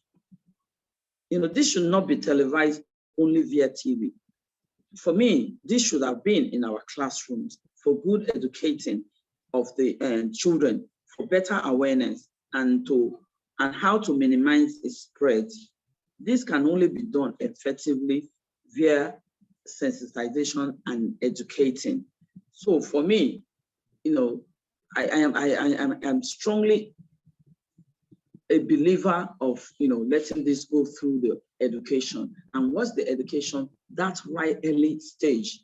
Let them bring back home economics or whatever they want to call it, so that these children, and general society can have an idea, because there are a lot of these things that are contagious, like this monkeypox thing. It's contagious, but I noticed it's just been advertised on TV. I saw some of the adverts, of course, they're telling us how to be careful, what to do and what not to do. Yes, but if they take it from the bottom, which is the education, it will help all these young people to already, when there's a problem, then they can quickly identify it.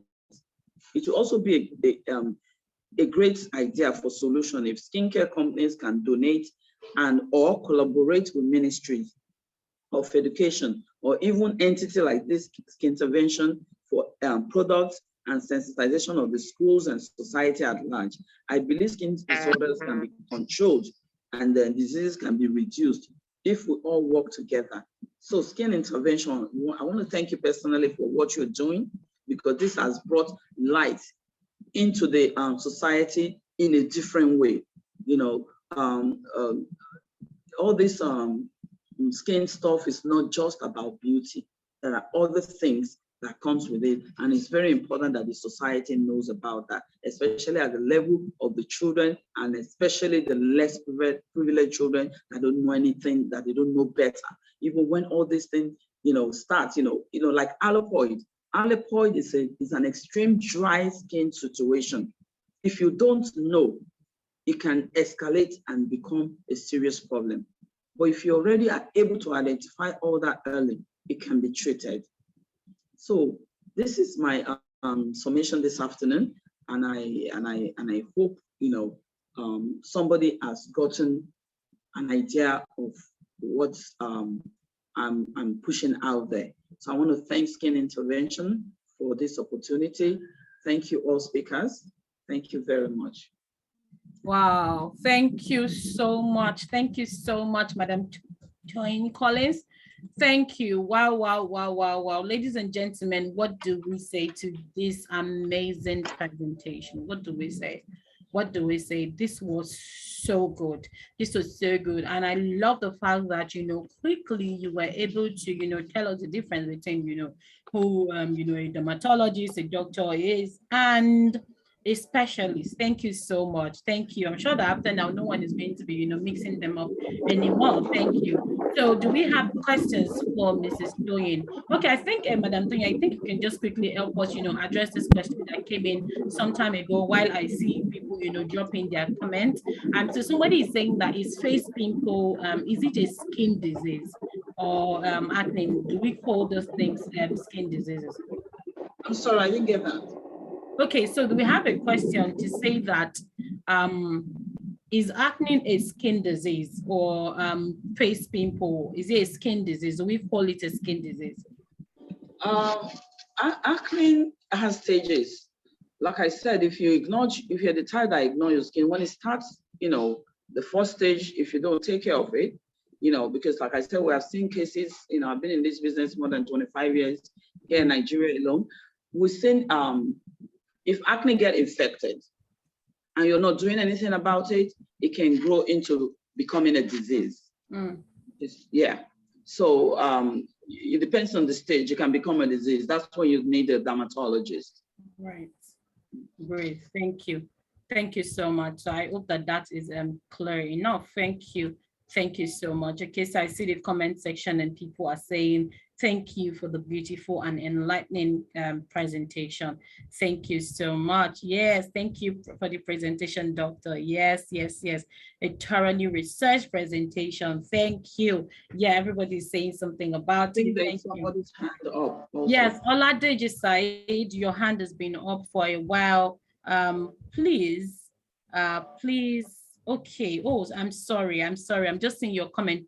I'm asking you to unmute now, so that you can ask your question. I'm just going to ask you to unmute so that you can ask your question. Okay. Hello, good morning. Please. All right, good morning. Hi.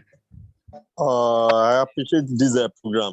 In fact, may the Lord continue blessing you all. Please, already I'm into production of cosmetic products like a soap, cream, but the problem I'm having is how to be operating very freely without having challenges from the police, NDLA and the likes. So I need information. I want you to enlighten me on this. Okay. All right. Thank you so much. That has been noted. Thank you. Doctor, do you want to say something about that, ma'am? Yes. Well, when you start doing all these productions, and I hope you know all the right compositions and the right, because a lot of people are doing this business also with not knowing exactly what they're doing. But if you know what you're doing, you have your composition right and all that, it's very simple. And if you want to sell in the open market, you want to be known, you want to go further, I would advise that you go for your NAFDAC number. All they do is that people exaggerate that, oh, that this, that, they don't buy it. All you have to do is just, let them, they will come over and look at what you're doing, see your composition, and if everything is fine, they will approve you and they will give you your number. And you're free to trade, anywhere in Nigeria, even internationally. Thank you. Thank you so much, ma'am. So I love the fact that Mrs.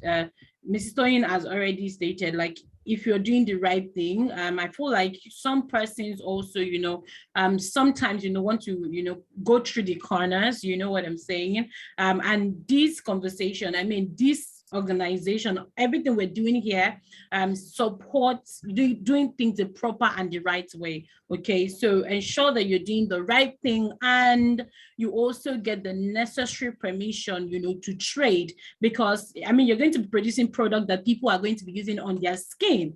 Okay, so whatever they are proving, it's very important that what you're putting out to the market is not going to damage people's skin and it's not even going to worsen, the situation. Okay, so thank you so much for that, Mrs. Toyin. So I think I quickly see maybe a question or an observation. Okay, so Bukola is saying that advice for PCOD and incessant facial acne. Do you have any advice for that, ma'am?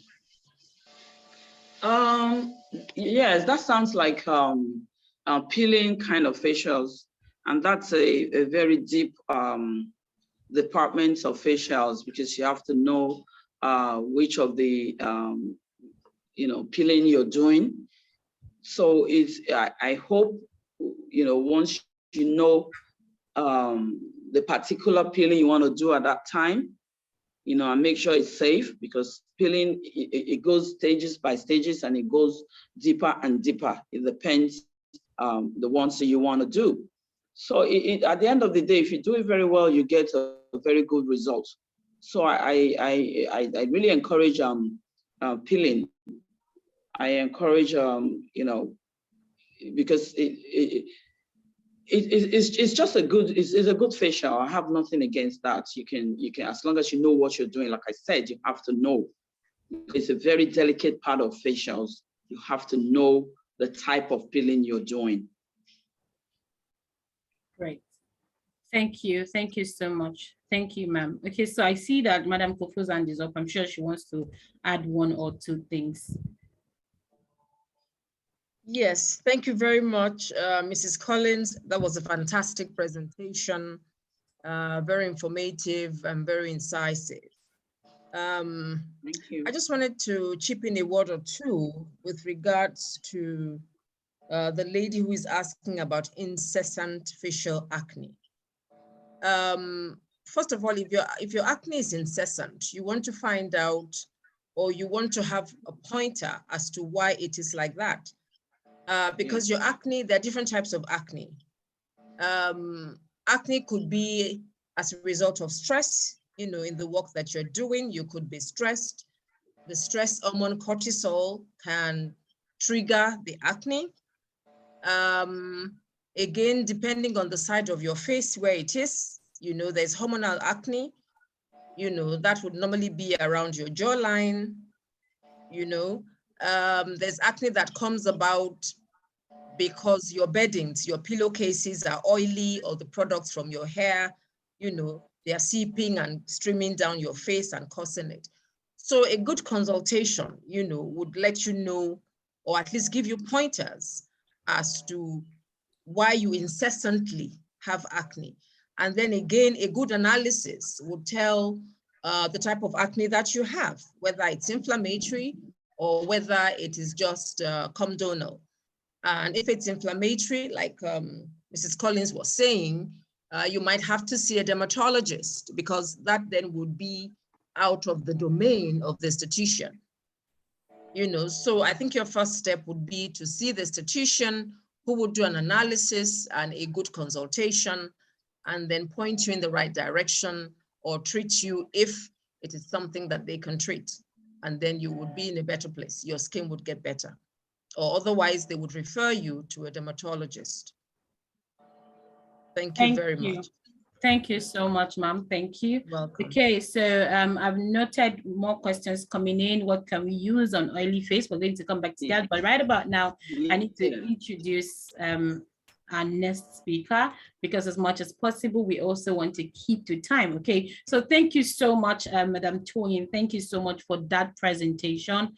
Thank you. We are so grateful. Okay, so right about now, I'm going to be inviting, another very resourceful professional in our midst, who is a pediatrician. Okay, in person of Dr. Taiwo Oni.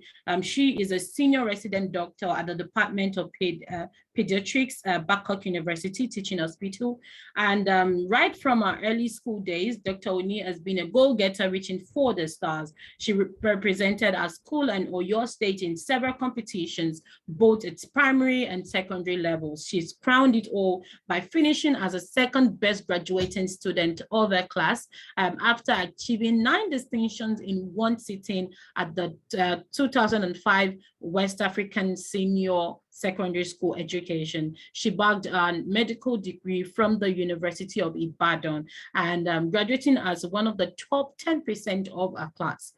She has since been involved in various academic pursuits, including a postgraduate diploma in pediatric nutrition from Boston University, and also global public health, from United Nations Sustainable Development Solutions Network. And of course, she is also a member of the West African College of Physicians. She's happily married and blessed with a son. Ladies and gentlemen, please bring on board, or welcome with me, I want to say our very brilliant and intelligent Dr. Taiwo. Okay, let me see your comment. Let me see the comment section buzzing as usual. Let me see. Say welcome, doctor. We love you. We appreciate you. Thank you so much for being here. Thank you. Okay, welcome, doctor. We love you. Okay, so you have the floor now. I'm going to also enable you to be able to share your screen. Okay, thank you. And then I'm also going to drop a message for you in your private chat. Okay. All right. Thank you so much. Welcome. Yes, you can share your screen now.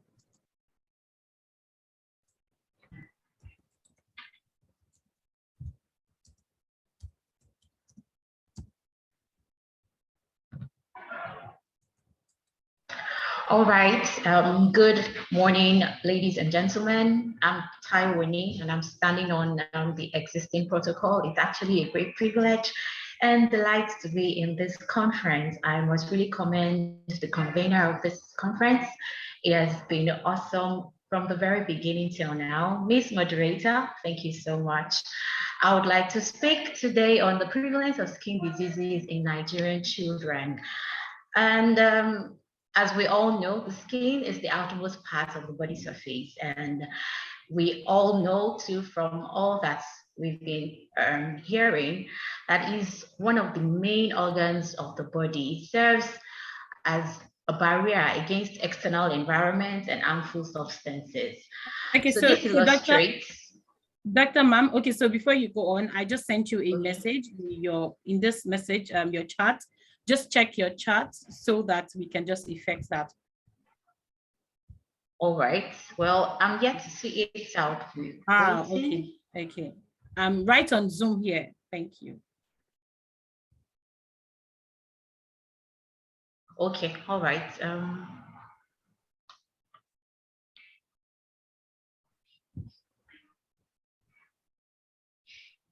Okay, please excuse me.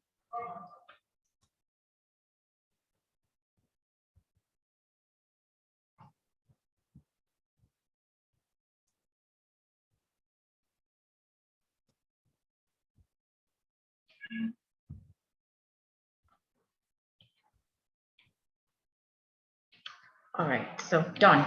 Thank you. Thank you. Oh, wow. Okay. Well, I guess that won't work. Okay. Don't worry. You're good. You're good to go. Okay.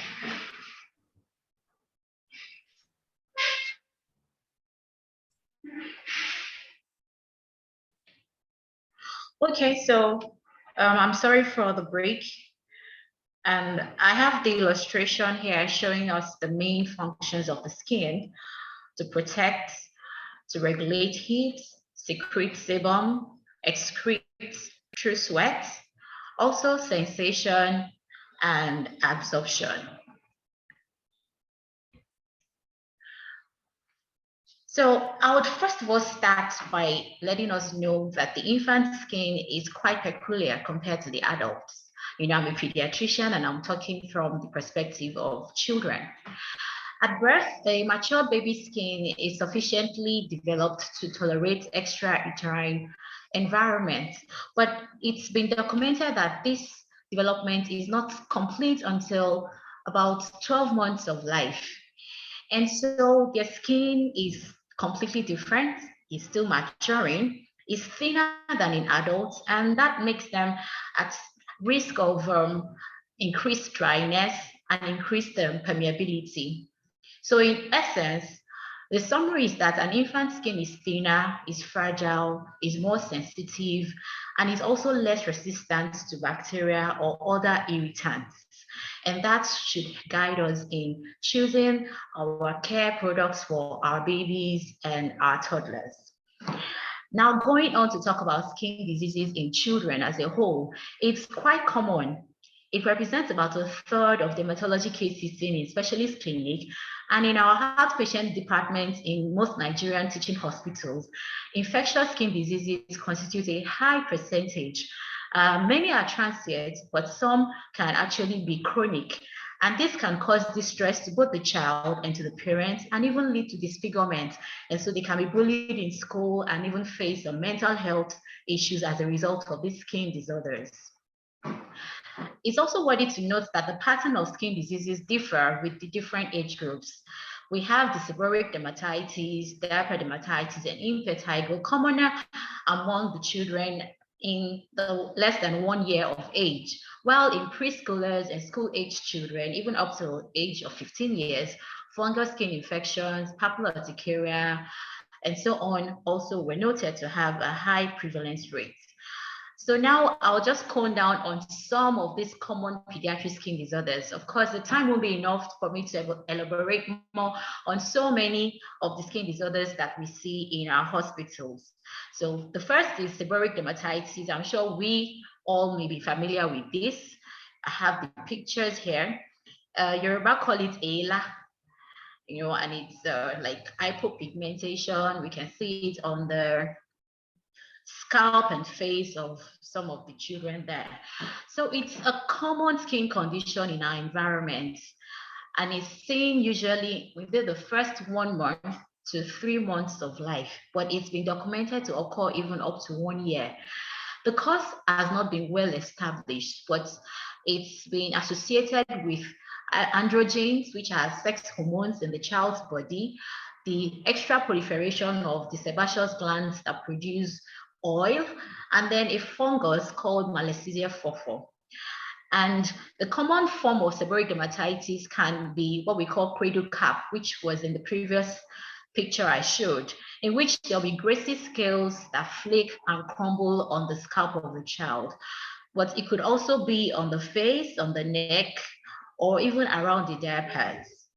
Okay, so another thing is that when the scales of flakes, when they clear out, there's usually an hypopigmentation that occurs, and this would clear out gradually, and it may take about up to 3 months before that is achieved. So when a child is brought to our hospital with this kind of symptoms, we advise the parents to use gentle shampoos, particularly non-medicated ones, and then to use a soft brush to remove the scales. But some other times we may need to prescribe special shampoos containing selenium sulfide, ketoconazole, sulfur, depending on what we see. In fact, when we have this symptom looking inflamed, we may need to give some topical low-potency corticosteroids where necessary. The next I'll talk quickly on is diaper rash. Now we can see this picture trying to illustrate a baby or an infant having some redness around the anal region, and this is quite typical of diaper rash. This is not the common type. This is actually an extreme one. You know, the child was a neglected baby, you know, and that is one of the things that we note when we talk about neglected or abandoned children. You know, they are left with diapers on for hours or days, depending, and then when they come to the hospital, they present this way. So irritant contact dermatitis of the diaper region is the commonest form in infancy. And why is it so common? The area is covered. The area is exposed constantly to either urine or fecal matter.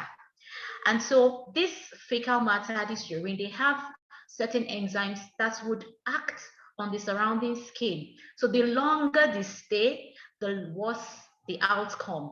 And that will present with this rash that mothers will see and complain about. Sometimes you'll notice that when the child wants to urinate, the child will be crying, or the child would even be would not want to stay, would be running around, you know, in some distress, just because of this burning sensation they have. And the funniest thing is that not just this fecal and urine matter that can lead to the symptoms. Sometimes superimposed bacterial infection may also occur, further worsening the symptoms of this child. So to avoid irritant contact dermatitis of the diaper region, it's important to ensure that the causative irritatives are removed on time. And what do I mean? Frequent diaper changes help to minimize prolonged contact with urine and stool. And then also using super absorbent diapers, which are the diapers that are readily available now in our country. And when a child or a baby comes down with this kind of diaper rash, we advise the mother to get thick barrier creams or ointments, which would help to protect the skin from these substances and also to accelerate the recovery of the skin region affected. Okay, and then most importantly, they should allow that baby to have as much nappy-free time as possible.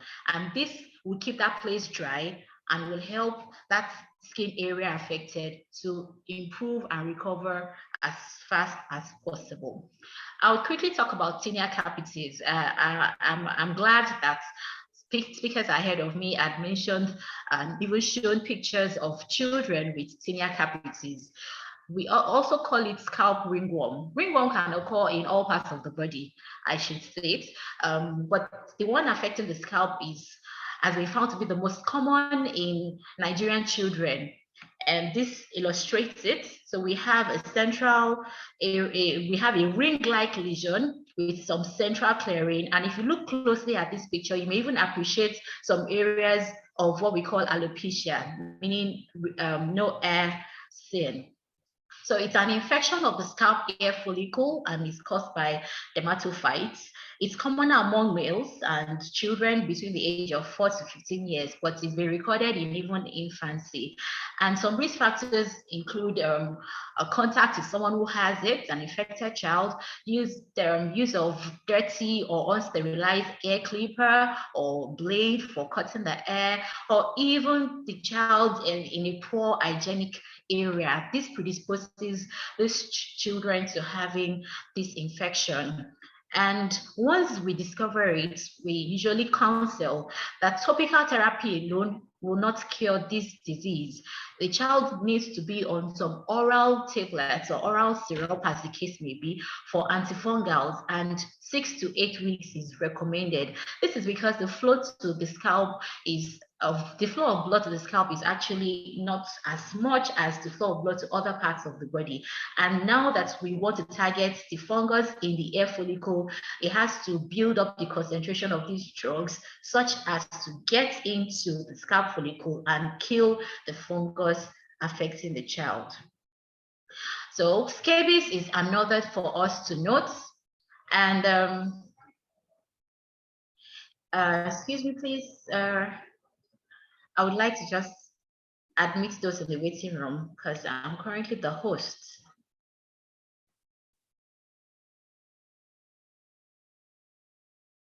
Okay, I think I have been able to do that.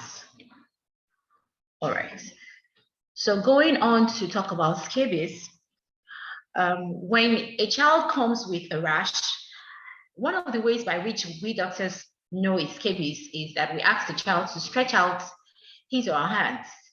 And then we start to see this small raised lesions between the webs of the fingers.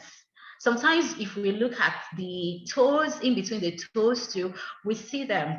And this is still in the first phase, because after a while, because of the itching, some of them scratch, form some scars, form some ulcers, and then it can even change in the size and the shape. Okay, but this is usually how it starts. So what is scabies? It's a parasitic infection and is caused by this mite. This mite lives in this. It lives and moves in the skin. Even gives birth in the skin of the infected host.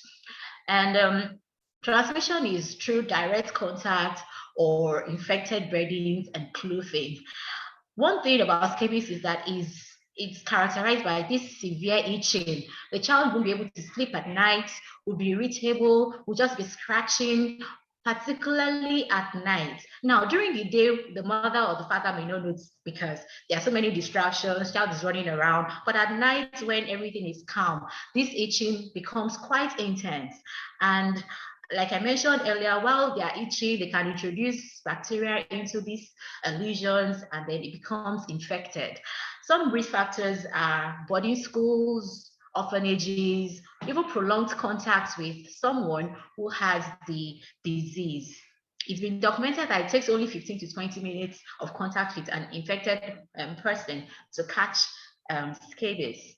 So I have this illustration showing us how the adult female burrows through the skin, lays the eggs, and then we see this thin line. I hope you can appreciate the arrow. And the arrows try to show us how the burrowing looks like in a skin of an individual. And the next is a schematic illustration showing the adult mite laying the eggs as it's burrowing into the skin. So in children and infants, more children and infants, we look out also at the palms, the soles, the head, the neck. But in older children, we pay more attention to the genitals, because some of them may not even know that anything is going on there. They'll just be itching or scratching, and then it's the duty of the medical practitioner to thoroughly examine these children. So what's the drug of choice? Permethrin 5% cream is the drug of choice. And if it's not available, 25% benzyl benzoate is also used. And it's also it's also important that we note that the linen, bed lining, bed sheets, bed mattresses, the clothing of this child should be washed and sun-dried or ironed. And anyone who has come in contact with this patient must also be taken care of because they stand at risk of developing scabies along the line. Okay, so moving on to bullous impetigo. Impetigo is very, very common in children. Very, very, very common in children, and it's highly contagious. It's mostly seen in infants and young children, and it's as a result of poor hygiene or when there is a skin cut, there is a change in the skin's normal bacterial flora, or even when there is immunosuppression. And it could be bullous or non-bullous. Okay, so the bullous one is one that we see filled with pus. So I have this diagram here showing the stages. Initially, it's just fluid, clear fluid, but as it continues to develop, it begins to get filled with pus, and it erupts, forms a wound.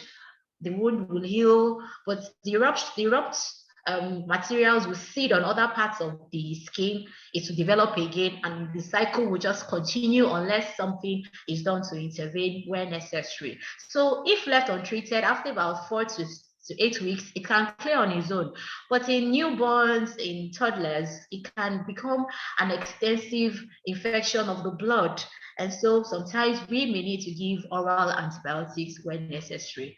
Okay, Savlon bath also can be useful in patients with bullous impetigo. Okay, so the last but not the least, I'll talk about, because of our time, papilla urticaria. It's actually common, and a lot of times is misdiagnosed.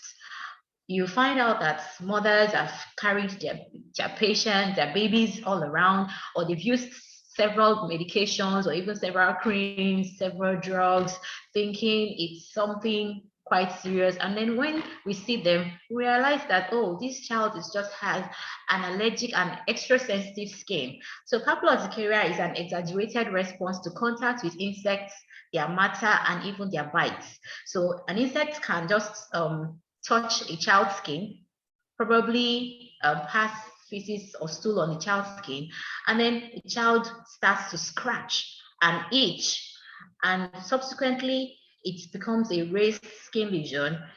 It breaks down, forms an ulcer, and then it leaves the scars we are seeing. So, and they won't know that that's what's causing it. They would think maybe it's the water, maybe it's the soap, maybe it's the cream I'm using, whereas it's just an exaggerated response to the insects around. And many insects have been implicated, including mosquitoes, even mites, even house flies. You know, and when we have patients like this, we counsel them when they currently have an acute lesion. Calamine lotion, antihistamines will be given, sometimes topical steroids, and then insect repellents. We tell them, okay, when they go out in the evening, wear long sleeves shirts, wear socks, prevent flies from landing on their skin directly, and that has actually been helpful for so many children we see in the hospital. So lastly, I'll talk briefly on the care of a child's skin. Because of the peculiarity of infant skin, it's important to note that a good skincare practice will help in preventing future skin problems in adulthood. Okay, a good skin practice will help in preventing future skin problems in adulthood. So we advise that when a newborn or an infant is still being cared for, the skin products should be free from some things that can actually damage the skin. For instance, colors, parabens, phthalates, preservatives, even mercury containing substances or bleaching substances, because we found out that this can even cause damages to the skin, to the kidneys. For instance, nephrotic syndrome can develop from a child that's been exposed to mercury containing substance, and that can go on for life, causing kidney failure at the end of the day. And we all know the cost of care for a person who has kidney failure. Okay, so it's important to also note that multiple skincare products can be confusing to the skin. The skin is still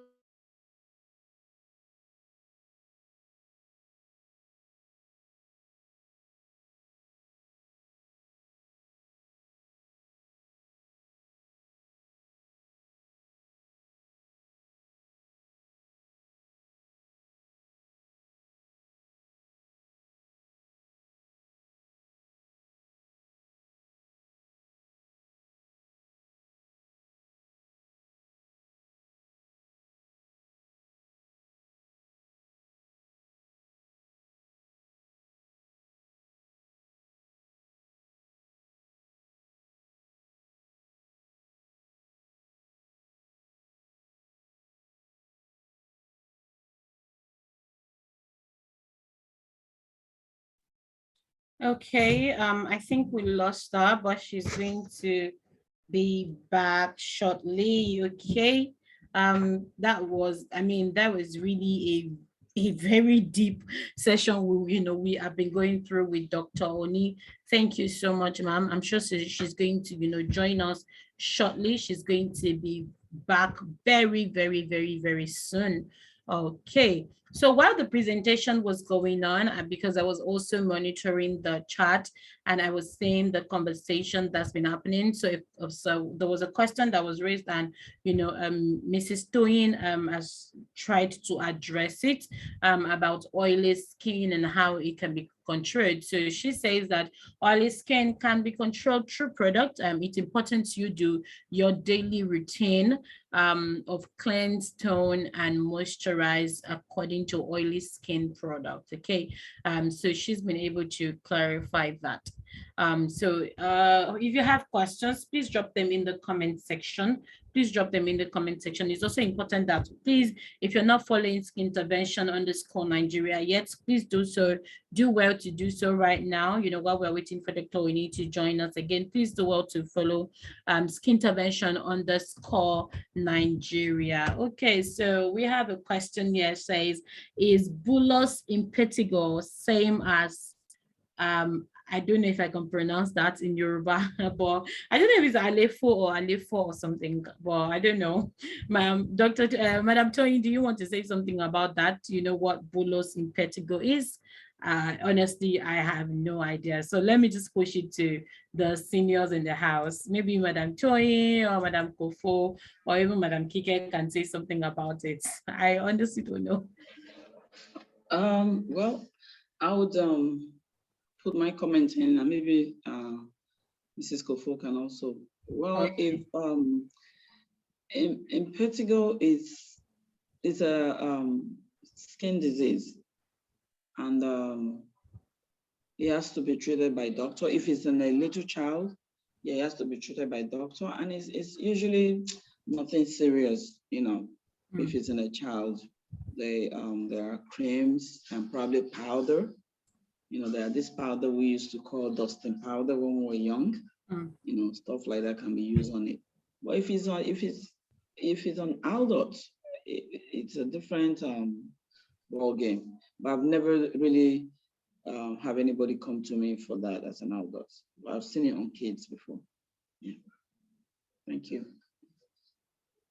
Thank you so much. Thank you so much, ma'am. Madam Ko, okay, I see Madam Kofo has unmuted. Okay.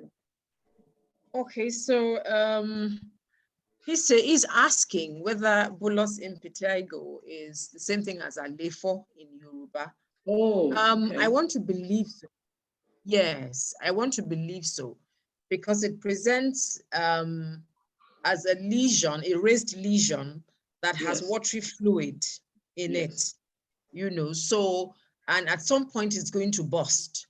And the Yoruba name just simply means something that has come on and will burst at some point. Yes, so I think he's correct, Alefo, that's what it is. But it's basically a bacterial infection, like Mrs. Collins said, is common, is predominant in children, really. It's common, common with children. Yes, thank you. Thank you so much. Thank you so much, ma'am. I mean, I love the fact that we have seniors and professionals in the house so they can help us solve every of the issues. Welcome back, Dr. Oni. We lost you for a while, but welcome back. You're muted, so I'm going to ask you to unmute now. All right, thank you so very much. I think I just suddenly got locked out. I don't know what exactly happened. No problem. I'm actually quite done with all I have to do. So I'll just conclude, then I'll mention the prevention and then I'll conclude. Okay. So I would need to let us know. If you still want to share your screen, you can. Okay, all right, I wouldn't mind. Thank you. Thank you. Thank you. Okay, so I also still have a question. Say best product for newborn and whether use of cream, baby oil, and powder is advised. Okay, so I'm sure that once again the professionals are going to be doing justice to that by the time they have the floor once again. Thank you so much. Another question is, how can one treat the aftermath effect of papula or urticaria. Okay, so I hope I got that. The black spot left after it's gone can take a lot of time or years if it doesn't really fade easily. Okay, so I'm sure that again the professionals are going to do justice to that. Honestly, I love the fact that I'm in the midst of people who, you know, call what it is. Okay, so and it's part of the learning. Okay, you have the floor, Madam. All right, thank you very much. So I would go straight on to also mention in the care of a child's skin that it's important that fingernails of these children be kept short. This is because underneath these fingernails, the grown ones, you know, there could be germs there, and a child scratches, child introduces bacteria into the skin scratch, and this can lead to an infection. Hygiene is very important. Avoid sharing of bath essentials. And then when the child has a cut or a bite or scratches, this should be cleaned thoroughly with soap and water, excuse me. So how do we prevent skin diseases? And I've talked about quite a lot of them. It's important that good hygiene is done, is practiced, because this would help in preventing a lot of these infectious skin diseases. Of course, improved health and living conditions are quite essential. And let's not forget that today we're talking about the less privileged, you know, how we can come or collaborate with NGOs to ensure that our less privileged individuals have some form of improvement in their living conditions. You know, that would play a major role in preventing most of these skin diseases. Of course, health education, which is one of the things we are doing here, is important. And like Dr. Akinlesi mentioned, school health program goes a long way in detecting those who have these diseases and then intervening where necessary. This is because teachers are taught on how to identify a child who has tinea captis, for instance, you know, and they can inform the parents and get help for the child. Let's also note that about 70% of the lifetime of a child is spent in school, you know, and so school health program plays a major role in identifying children with these skin issues and then subsequently referring them to the proper avenue for care. So in conclusion, the care of a child's skin, particularly an infant, is the foundation towards a healthy future skin in adulthood. And we all have one role or the other to play in preventing and treating these diseases to secure the future of the Nigerian children. Thank you so much for listening.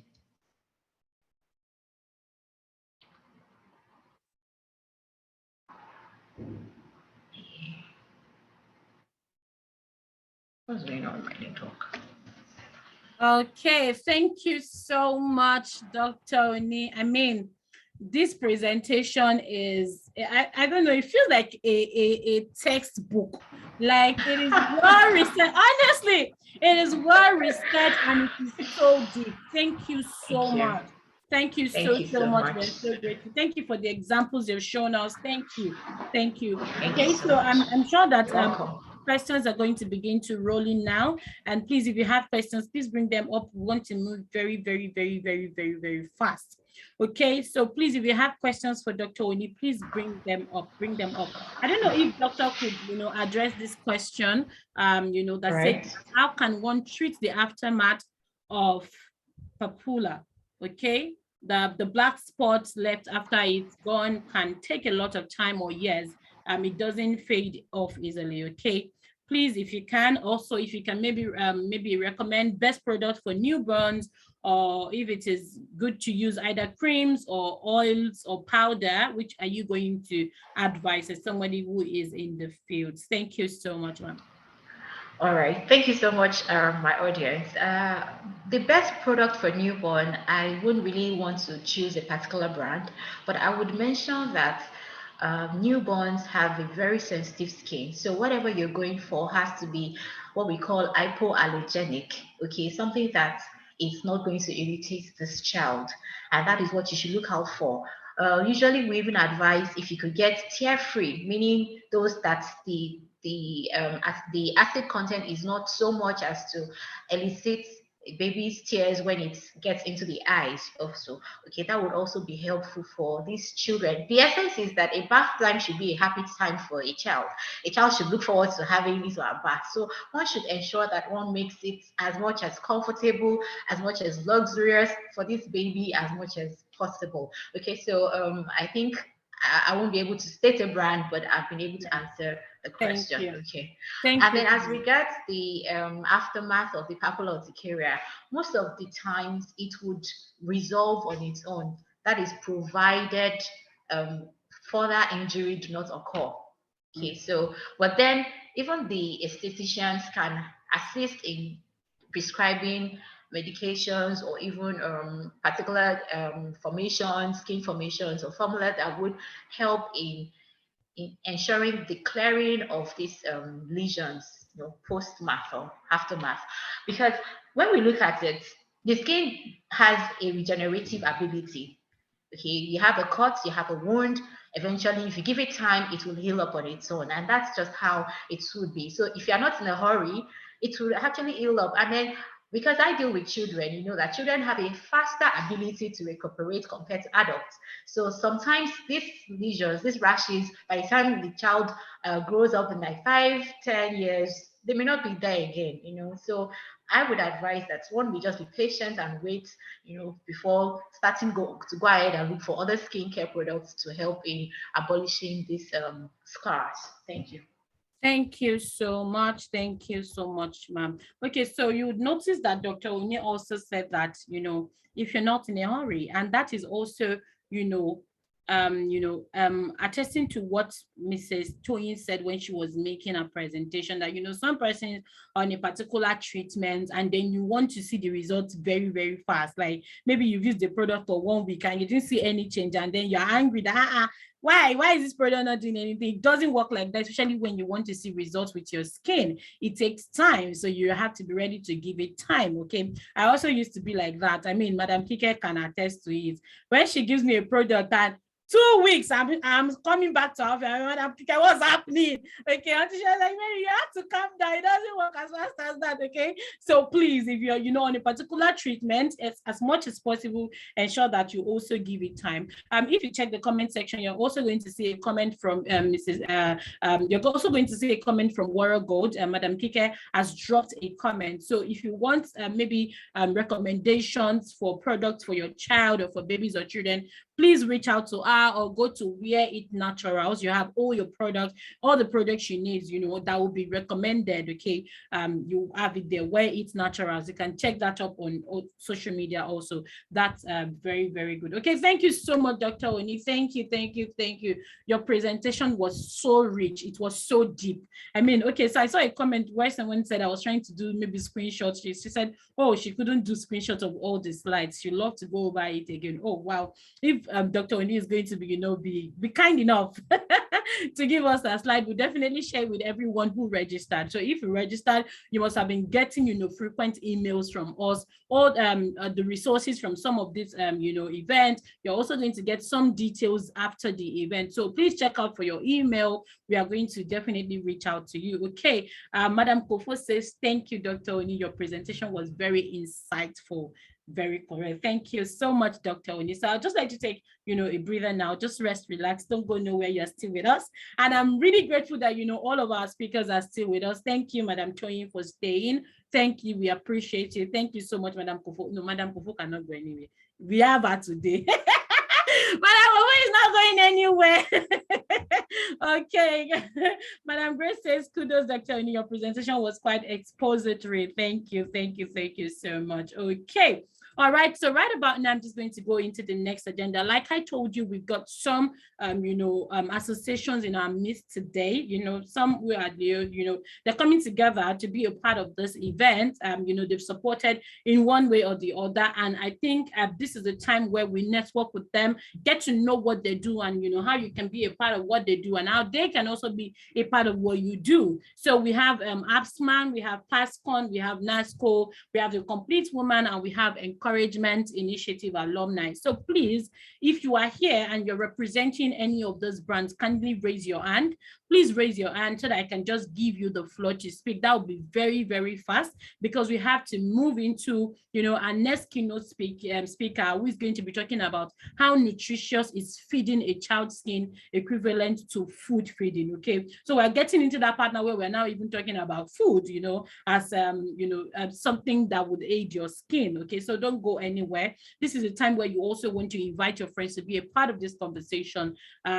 Please, as much as possible. Okay, so I've seen 2 hands are raised up. I'm just going to ask you to unmute your mic, tell us the organization you're representing, what you do, and how we can be a part of what you do. Chukuma Emmanuel, please, you have the floor.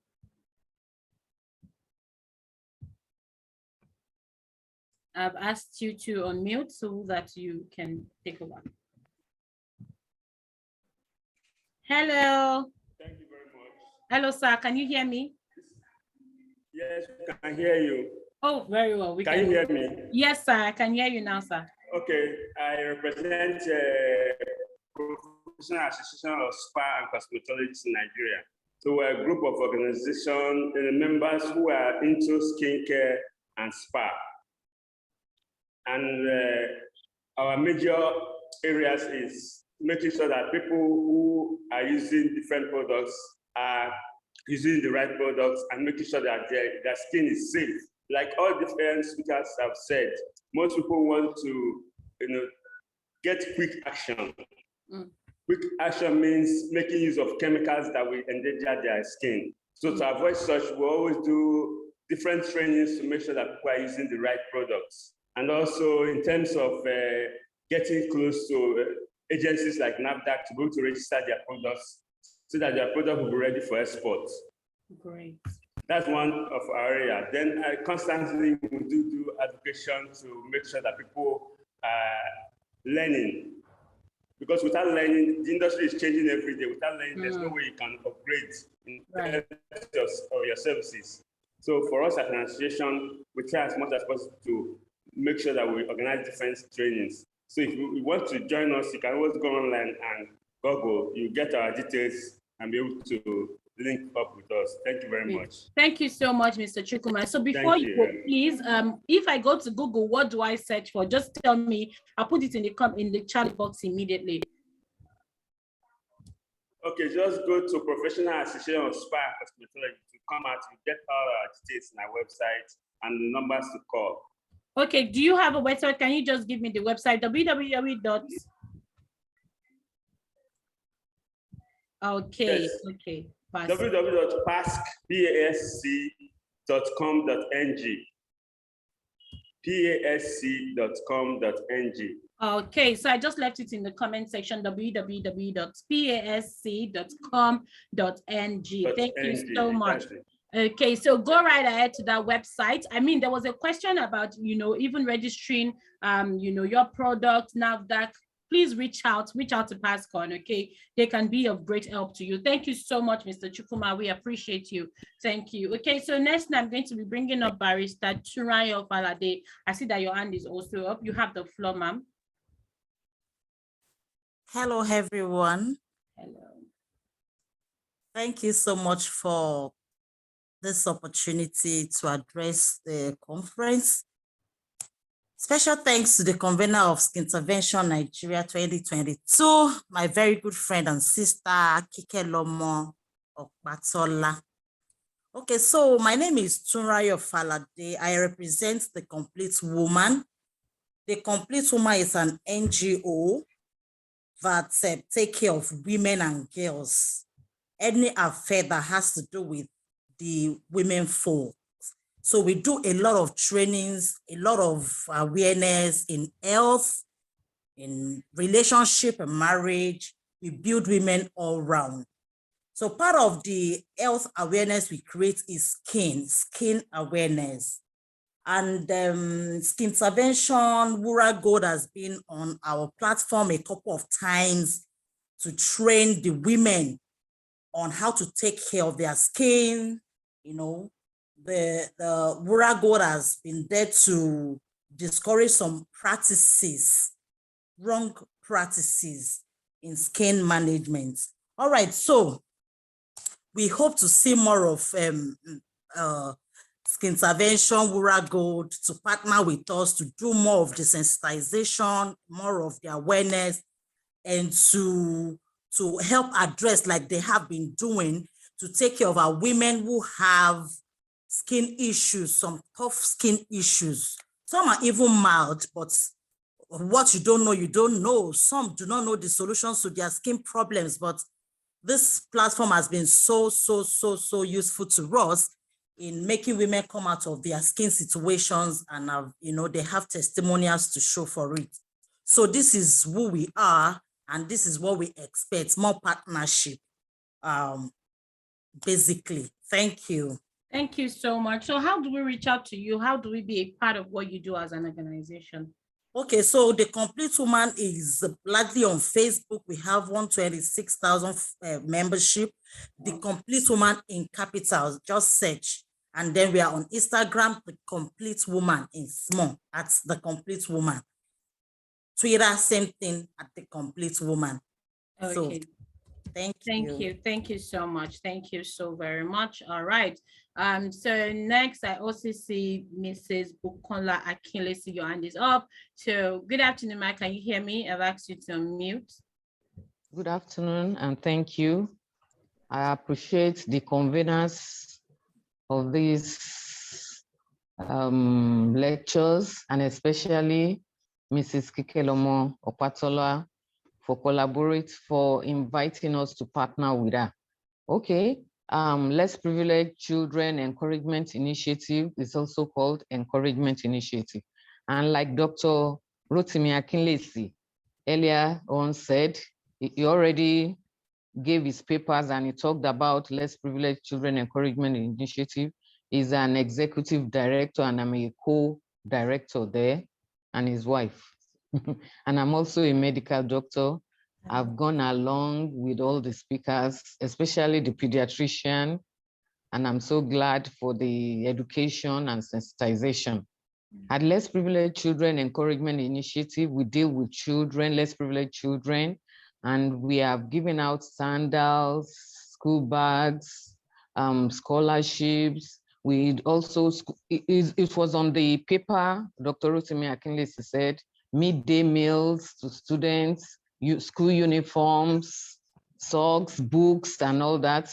And we've done that, especially sandals in Lagos, Ogun, Oyo, Imo, Osun State, Edo State. We've done some Ekiti. And so I was, by the time, while we were coming across the skin problems, there was little we could do, especially when we went to Waterside in Ijebu Waterside in Ogun State. We saw what they call jiga. Due to the enormous sand, they had to walk barefooted and all that.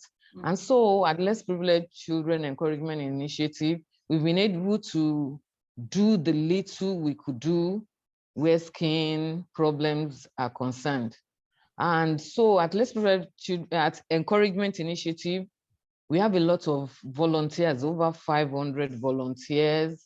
Okay, I also forgot to say that, you mentioned us at Encouragement Initiative alumni. Yeah. We have a school where we teach people about how to start an NGO, how to fund an NGO, how to register, and how to have volunteers and carry them along. And so already we have about 250 to 300 alumni. That's another. So the alumni, we even had our first alumni conference last month. And so we have volunteers that go out to work with us on, when we go out we can't do the work alone. And when we have a work in Abeokuta, we have volunteers there. When we go to Lagos, we have volunteers there. And so basically, we come to the plight of the less privileged children and do as much as we can do with our sponsors, our collaborators. A lot of people have bought into it, and we are glad of that. So if you would like to know more about Less Privileged Children Encouragement Initiative, you can go onto Facebook, you will see Encouragement Initiative, and then on Instagram. I believe Dr. Rotimi Akinlesi has said a lot. Thank you. Thank you so much. Thank you so much, Ma. Encouragement Initiative on Facebook and on Instagram. Thank you. Thank you so much for all you do. Thank you. Thank you. All right. Right about now, I think we have someone from Upspan. I can't find any and on again. I can't find any and up again. Please, can you just signal me so that I just bring you up? Upspan, are you here?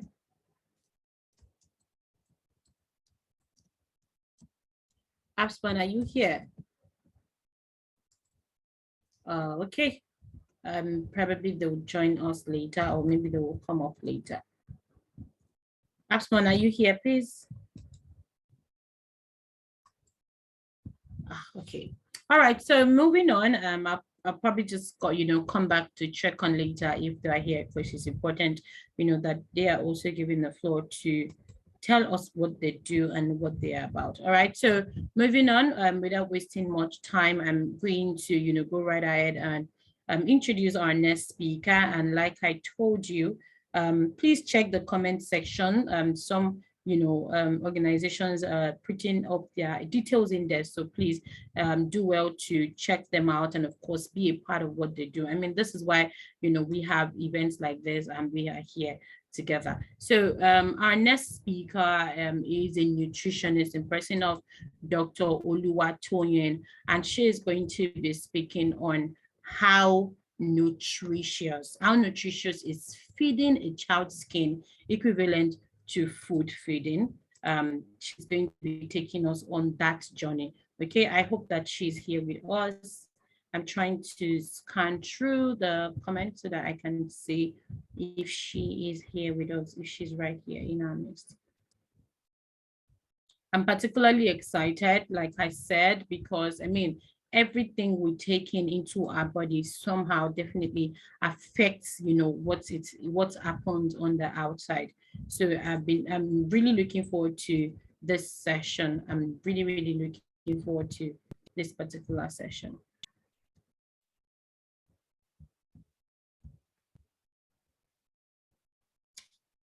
Okay, I'm bringing her up right now. So that she can speak with us.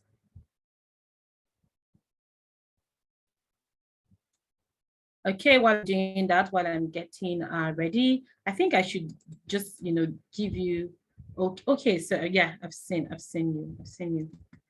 All right.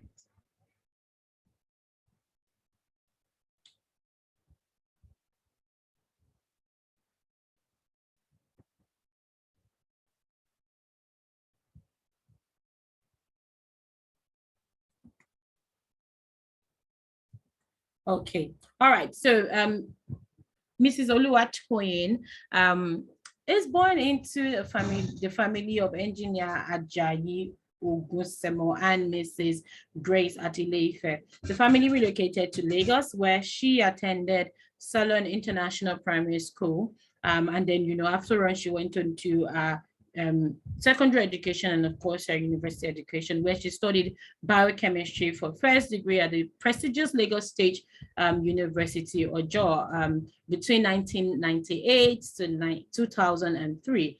She's moved over, after her studies, and then she went to the United Kingdom to advance her course, where she bagged a master's in public health and nutrition.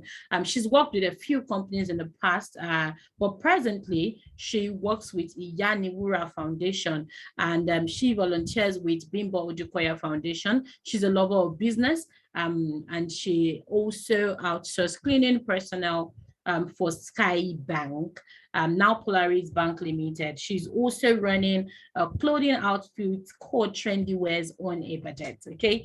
And she's blessed with two wonderful boys. She loves traveling, meeting people, dancing, and singing. It's such an honor to have you here, Mrs. Oluwatoyin. You have the floor now. If you want me to share your presentation also, please let me know so that I can just do that right away.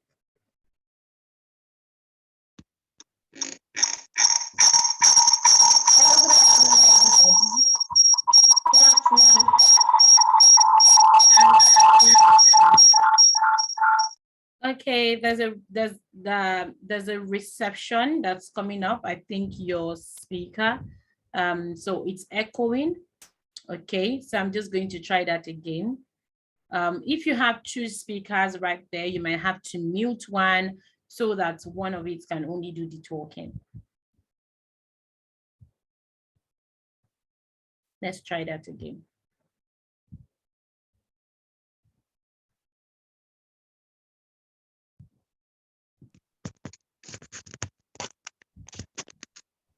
Good afternoon, everybody. Good afternoon, Ma. This is perfect.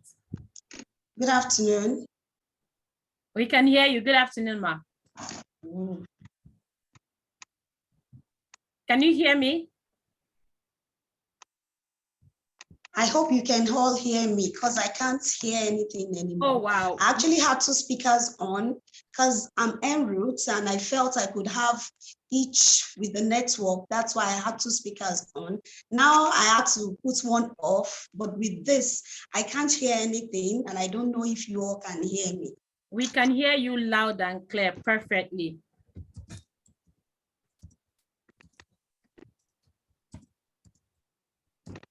Please give me a sign if you can hear me. I can't hear anybody. Yeah, okay, now I can't hear anything, but I can go on. I am Oluwatoyin Yomoba, like you rightly said.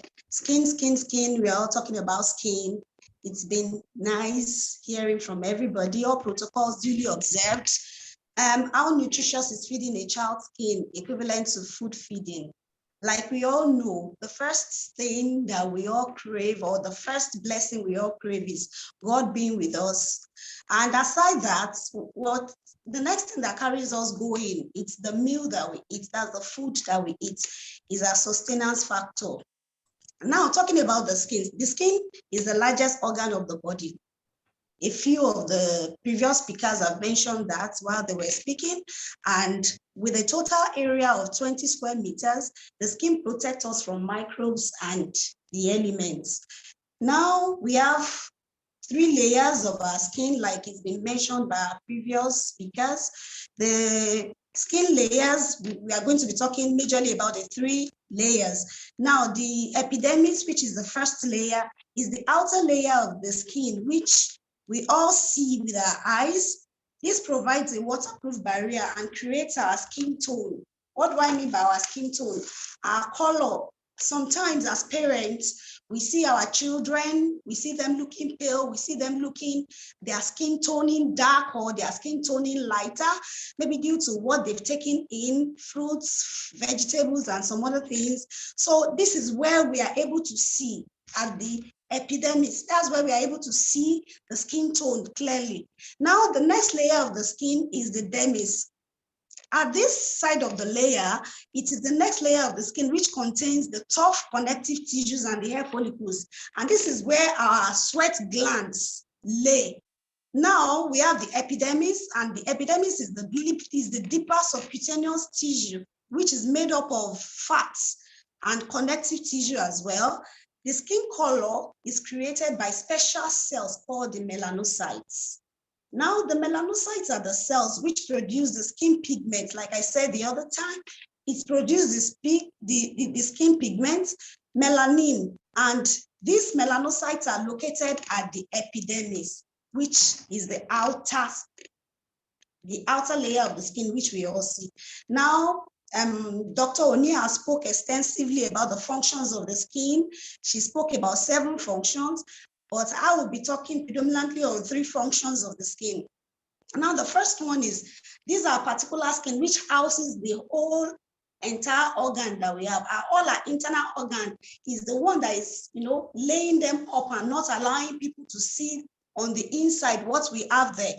And one of the things it does is, as it brings out it regulates our temperature. Like if a child tells you that, "Mommy, I'm not feeling fine, I'm feeling hot, or I'm feeling sick," the first thing we do as parents is try to feel the temperature of the child, if the child is actually running temperature or if the temperature is normal. So it says this part of the skin regulates the body temperature, such as you know if a child is feeling hot or a child is feeling cold. Now, it also permits sensations of touch. Like we know we have different cells, organs, we have our eyes, we have the nose, the tongue, the mouth, the ears and all that. But amidst all, this is the layer that shows us that even when you're closing your eyes and somebody touches you, you can feel that something is going on. Like we are talking about the less privileged and the vulnerables. Amongst these ones that we talked about, there are some of them that cannot even hear what you're saying. This particular organ helps them, when you touch them, it helps them to feel that somebody is actually calling their attention to something. And aside that, it protects our internal organs. Like I said the other time, we have so many, we have our kidney, we have our liver, we have other parts of the body. This particular organ, which is our skin, protects the internal organs from being exposed to so many things. So now we are talking about how nutritious is feeding a child's skin. Like we know, like I said the other time, the sustenance factor aside God is what we take in, is what we eat. Like a lot of us cannot even say 10 days without eating, and they're already looking, skinny, looking shabby, feeling like they're already dying. Now, we know that feeding is very, very important to us. Now, how important is feeding our skin? Do we take our skin important as we feed ourselves? Taking care of a child's skin begins with a proper bath by parents and following it up by a gentle cleanser and the application of a moisturizer. During the summer, like we all know, it is very important we use a sunscreen. If we don't do that, we know that when children or even adults, when we go out there, we begin to see sunburn or a kind of lesion on our skin. So because of that, during the summer, it is important that we use sunscreen for our children to avoid skin defects. The need of skin differs from children to children. Like we all know, we have children that are very hyperactive. We have some that are very docile, not too docile. We have the mild ones. We have ones that when you keep them in a place, you can't even keep your mouth shut. You need to start shouting, hey, Tunde, Chegun, Bimbo, and all that. Now you need to be keeping them quiet. It depends on their activity level. Now, it says the need of the skin differs in children with respect to their age. Like we have toddlers that are just, trying to feel themselves, trying to feel their legs, trying to move around, trying to, communicate with their environment by pulling things, by dropping things, by, some jumping. They want to be like their parent. They want to walk on their legs. So it is their activity and their age that determines, and even the size at times. Now, like I wrote there, toddlers need between 1,000 to 1,400 calories a day, depending on their age, their size, and very importantly, their physical activity. The amount or the quantity of food a toddler requires from each of the classes of food is based on the calorie need. And we already said that the calorie need depends on the activity of the child. It depends on how active the child is. Like we used to say that some children are hyperactive, some are not, some are just mild in activities, while some are just, normal. Now, there are lots of things that all these children require. There are lots of vitamins that they require for daily living, for growth, for maturity and all that. Then these vitamins are very, very essential for our body. Now I'll be talking just a little bit about each vitamins and what they do to our body and how we can get them from our meals. Now we talk about vitamin A. Ultimately, our skin is a function of what we eat, like I've said. What are the vitamins required in maintaining the skin, and what are the quantities needed for our skin to glow or to tone well? Vitamin A and beta carotene. Vitamin A is an essential nutrient required for a wealth of biological functions. It supports our vision, the immune system, the skin health, and the mucous membrane of the lungs and throat, the nose, the mouth. It can be gotten from carrots. Then now we talk about our vitamin B. Vitamin B helps with energy levels, like, as children are growing, we already said they are hyperactive. Unlike we adults, we can sometimes decide to sit down in a place, maybe thinking of what you want to do, but children are not like that. They practically have nothing to think about because all they want to do is play, move around, associate, communicate, and all that. So this help with the energy levels, with brain function and cell metabolism. Vitamin B complex helps prevent infections. Now we talk about different types of the vitamin B that we have. Vitamin B1, which is the thiamine, helps turn glucose into energy. At the children level, we know that they need a lot of energy to, do all the activities that they want to do, especially the toddlers that are just, trying to show themselves that they are also here, communicate and do some other things. Because we know that their energy level is high, they need a lot of vitamins in order to complement what they are using up. Now, we said thiamine helps to turn glucose, all the glucose they are taking in, into the energy they need. Vitamin B2 is a riboflavin, which produces energy in the body to assist with the keeping of the vision and the skin healthy. Vitamin B3 is niacin, which converts carbohydrates into energy. Now we'll move on to vitamin C, which is the common one everybody knows. Even the children love to take vitamin C. Even some don't mind overdosing on vitamin C because to them it's very sweet. Most times when you even give them the white one, they are like, no, mommy, I don't want that. I want the yellow one. I don't want the white one. Vitamin C is a super potent antioxidant, which protects the body from ultraviolet rays and pollution. Now, vitamin C, we can get it from a few fruits. For example, we can get vitamin C from orange and some other few fruits. Now, it does this by providing antioxidant shield against harmful occurrences in the environment. This can be gotten via fruits and vegetables such as orange and a few others. Now, we want to talk about vitamin D. This basically regulates the quantity of calcium and phosphate in the body. These nutrients are needed for the bone development. They are also needed for teeth. They are needed for muscle development and some other things. Now we want to move ahead to our vitamin E, which is very, very essential for skin. Now, vitamin E is an antioxidant as well, and it occurs naturally in foods such as nuts, seeds, leafy vegetables. Vitamin E is a fat-soluble vitamin, and it is important for many processes in the body. It basically prevents the body and skin from wrinkles. Even we that are adults, none of us wants to have wrinkles all around us. Even my grandma, before she died, she was about 98 years before she died. She never wanted to, grow so old. She wants her skin to be as smooth as someone in her 30s. And vitamin C helps a lot in this. Now, it basically prevents the body from body and skin from wrinkles, from dullness, from sagging, from it slows down aging process. And vitamin E improves the skin's flexibility by enhancing the fundamental creation of collagen protein. Now, when it reduces the appearance of fine lines and wrinkles, like I said the other time, vitamin E does a lot to our skin, and just like the food that we eat sustains us, it keeps the body away from wrinkles, from fine lines, it smoothens the body, then it reduces dark spots and chapped skin in the same way.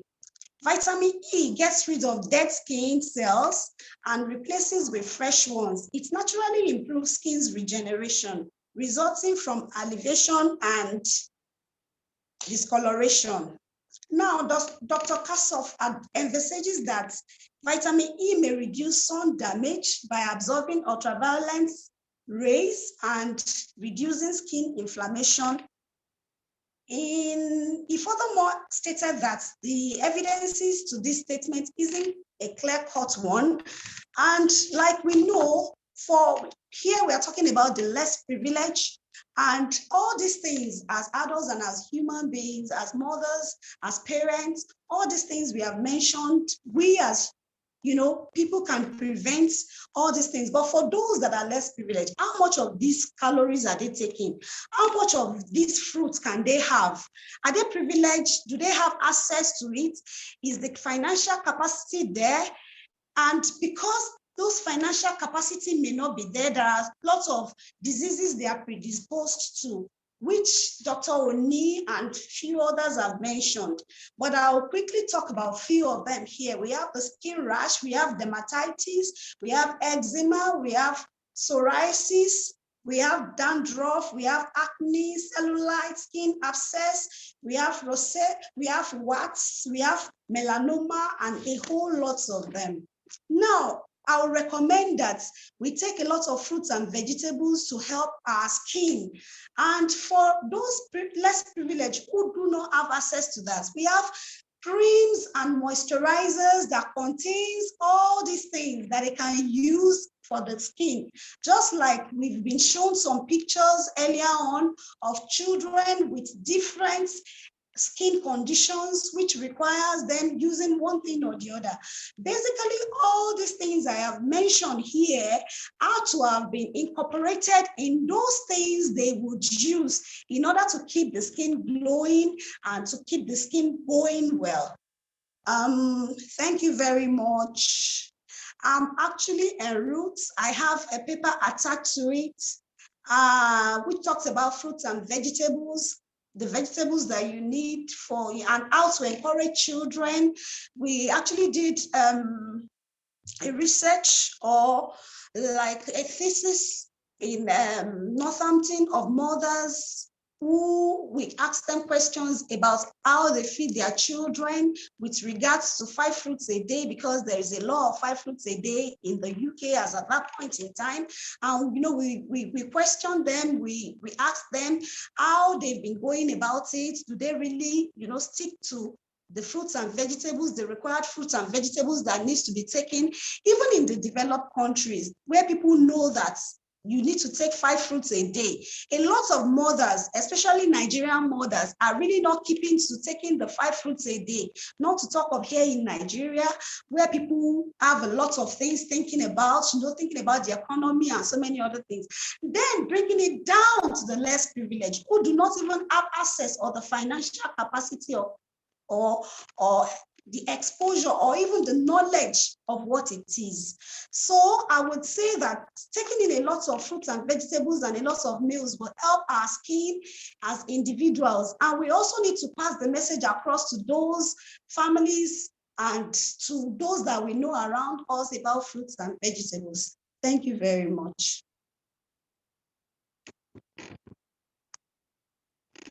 Wow, thank you so much. Thank you so much, Madam Oluwatoyin. Thank you, thank you, thank you, thank you, thank you. I don't know if you can hear me now. I don't know, but that was such a fantastic presentation. Ladies and gentlemen, please drop your comments. Let me see your comments. Let me see your comments in the comment section. Okay, so we have a question. You mentioned sunscreen. Can you elaborate on this? I stay in Abuja, where the sun can be very high. So I don't know if we have a professional who wants to speak about sunscreen, because I'm not sure if Madam Toyin can hear me. Madam Toyin, please, can you hear me? Okay, she can't hear me, so maybe we'll just communicate via text. Yes, so Madam Grace says that was a good one there, Madam Toyin. Okay, I want to see more comments. Let me see more comments. That was such a very insightful and deep session. Thank you so much, Madam Toyin. Thank you. She also says she's en route, so I may just want to let her go now. Madam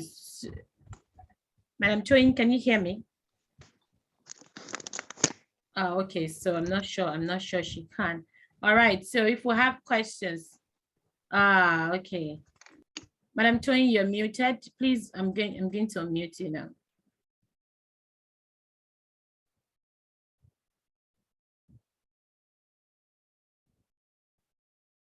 Can you unmute, ma'am? Okay, I have. I thought you would. I can hear you clearly. Thank you. So we can hear you now, ma. You were saying something, ma. I don't know, you said something. Yes, so I was saying that we have a question about sunscreen, using a sunscreen or how to use it. So somebody is asking, Okay. can you elaborate more on this? Yes, actually I can. Sunscreen, it's a lot of people, what they think, or when they hear sunscreen, for people on this side of the world, what they interpret it to be, it's not exactly. Some people think when you put it on, you go out there, you will not be black, it will protect you automatically. No, that's not what sunscreen does. Sunscreen is more for UV ray lights from the sun to protect you, from getting all kind of skin issues, maybe hyperpigmentation, the black ones, or getting skin cancer and things like that. It's more than not making you dark. That's not what it does. So, we encourage, especially people using lightning products. It's very important that you use your sunscreen.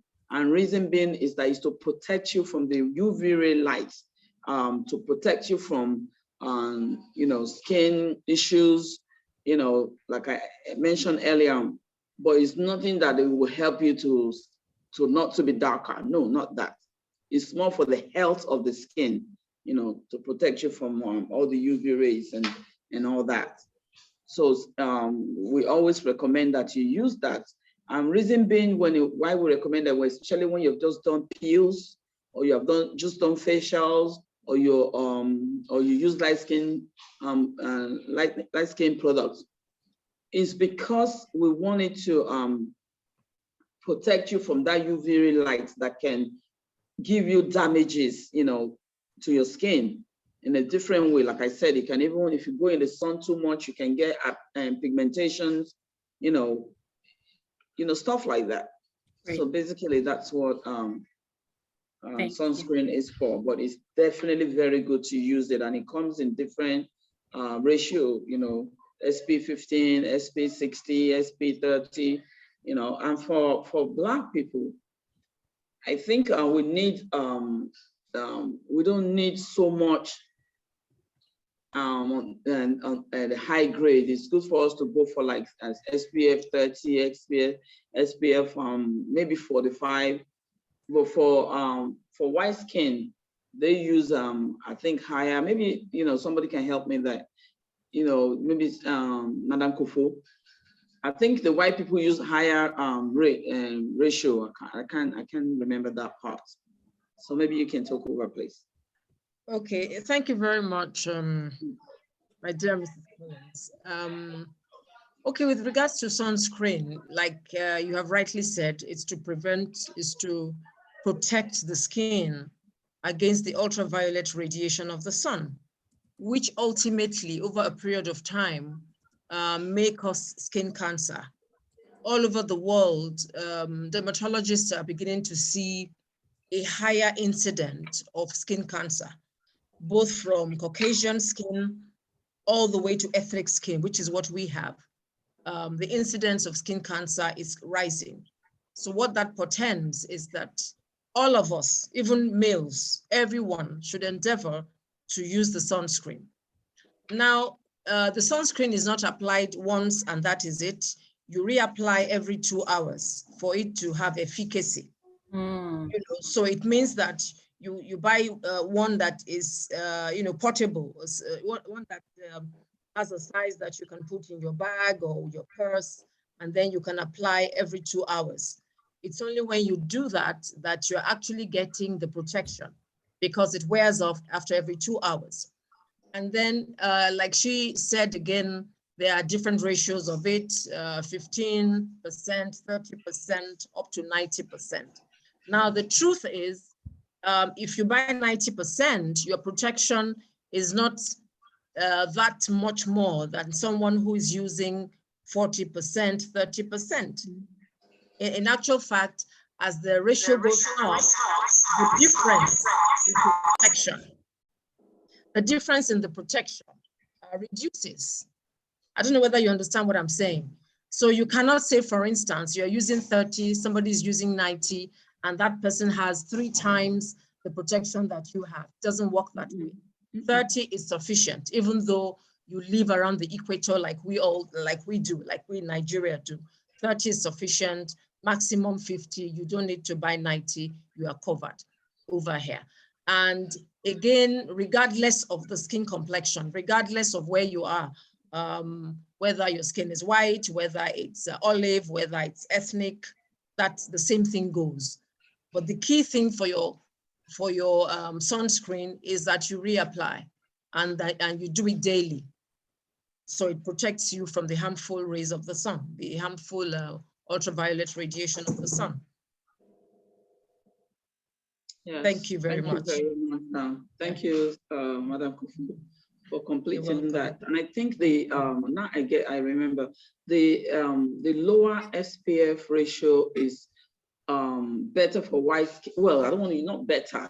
No, and not that it protects more, but because of the weather over there, it's not as hot as over here. So they can be doing 15 and 30. Yes, and then we can do 45. exactly. Yes. The intensity of the like you said, radiation. whether it's 90, it doesn't mean it protects you more better. More, it's exactly. just for the weather where you are at that moment. Yes, yes, absolutely, absolutely.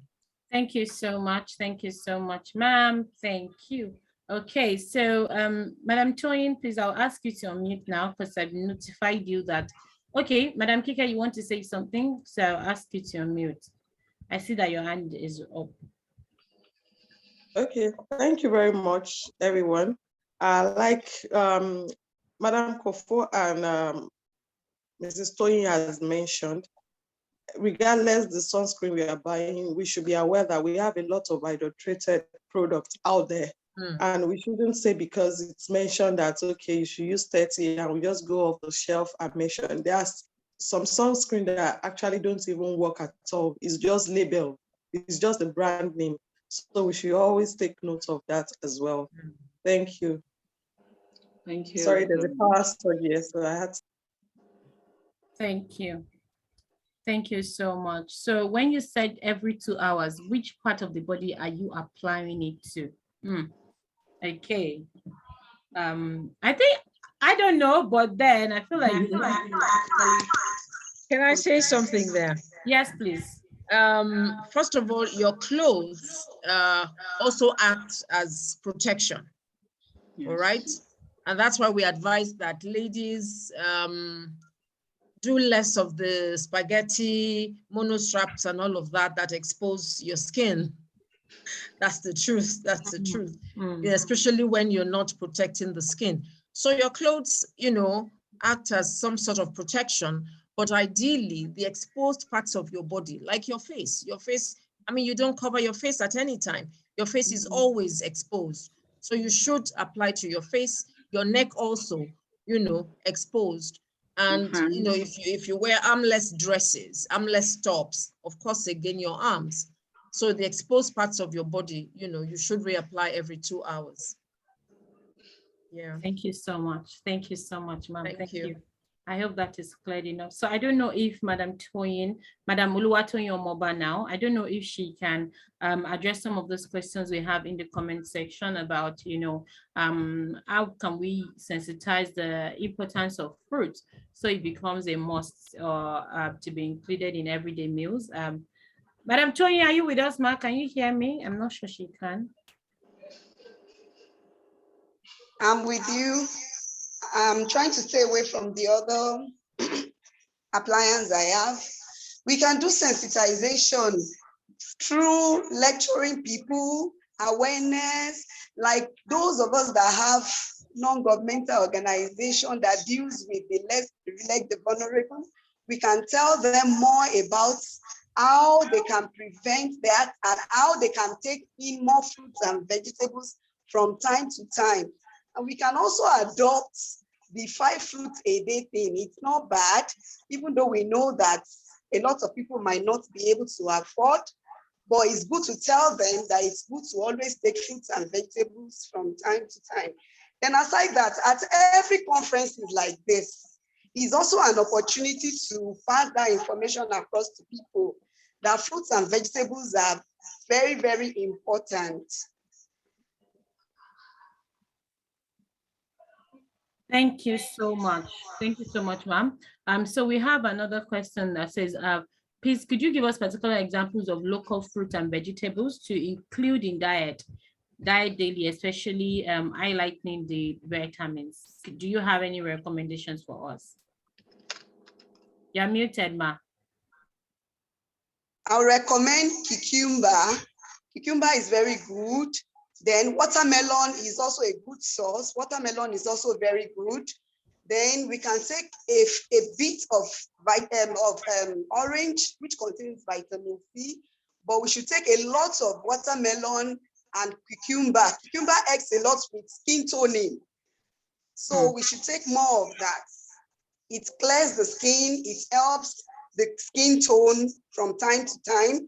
We can take in the morning and at night while we're about going to bed.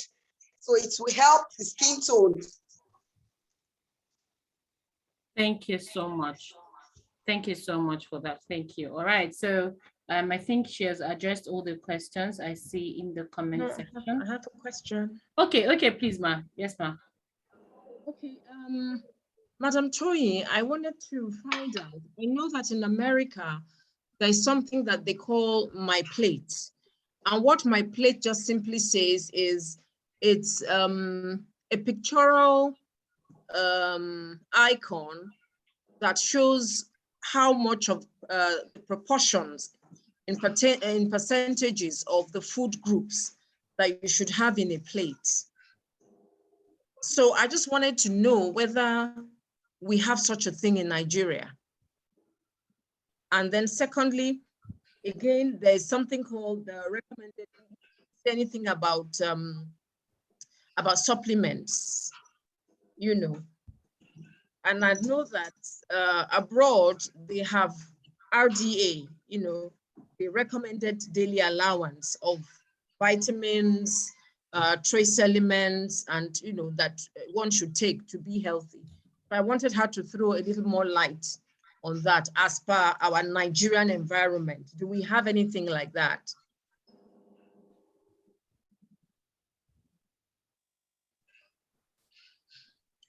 You're muted, ma. We can hear you. Yeah, I've asked that to unmute yourself. Please unmute, ma. Madam Oluwatoyin, we can't hear you. You are muted. Oh, wow. Okay. We can't hear you, ma. We cannot hear you. Can you unmute yourself, ma?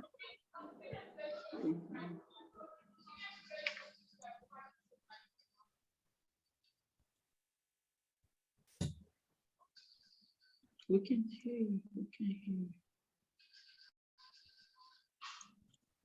Oh my God. Madam Toyin, if you can hear us, we cannot hear you. We can't hear you at all. Can you unmute? You are muted. Oh my God. She's just talking. You are muted, ma. Please kindly unmute yourself.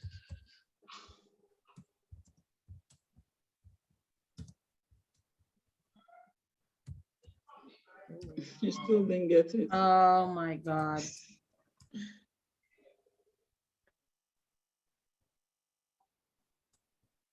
Okay, I'm sure she's probably going to join us again. Sorry about that, please, everyone. I'm sure she's going to get it. So I just sent a message to her so that she can know that she is muted. All right. So trust me, I'm sure that you know that a lot of learning, a lot of sharing has gone out today. And it's amazing to know that we can learn all of these things, from different parts of the world. Madam Toyin, you're welcome back. I think you're back now. If you can hear me, please. We couldn't hear you the other time. So I've asked you to unmute yourself again so that we can hear you this time.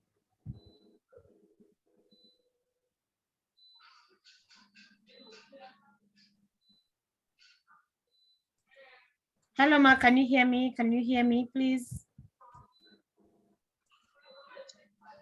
By the way, did you see my message direct to you? Yes, ma. Yes, ma. I saw it. Okay. I saw it. I saw it.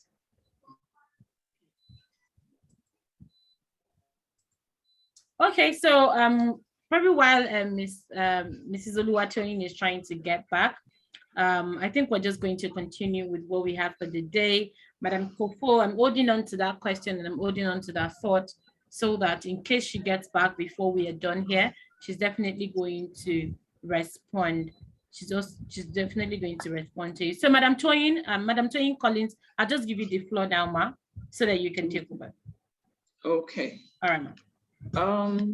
Well, you didn't do the proper introduction of the association, right? The association. I'm just going to call that up now. I'm just going to call that up now. Okay, so remember that the other time, we were introducing different organizations. Like I mentioned that we have different organizations who are a part of what we are doing here, right? So we had different people. We had from PASCO, we had from the Complete Woman, we had from different organizations. So I'm happy to announce that Madam Toyin Collins is representing POSBAN. Okay, she's going to be telling us what POSBAN is about, what they do, and how we can be a part of what they do, and how they can also be a part of what we do as an organization. Over to you, ma. Thank you very much.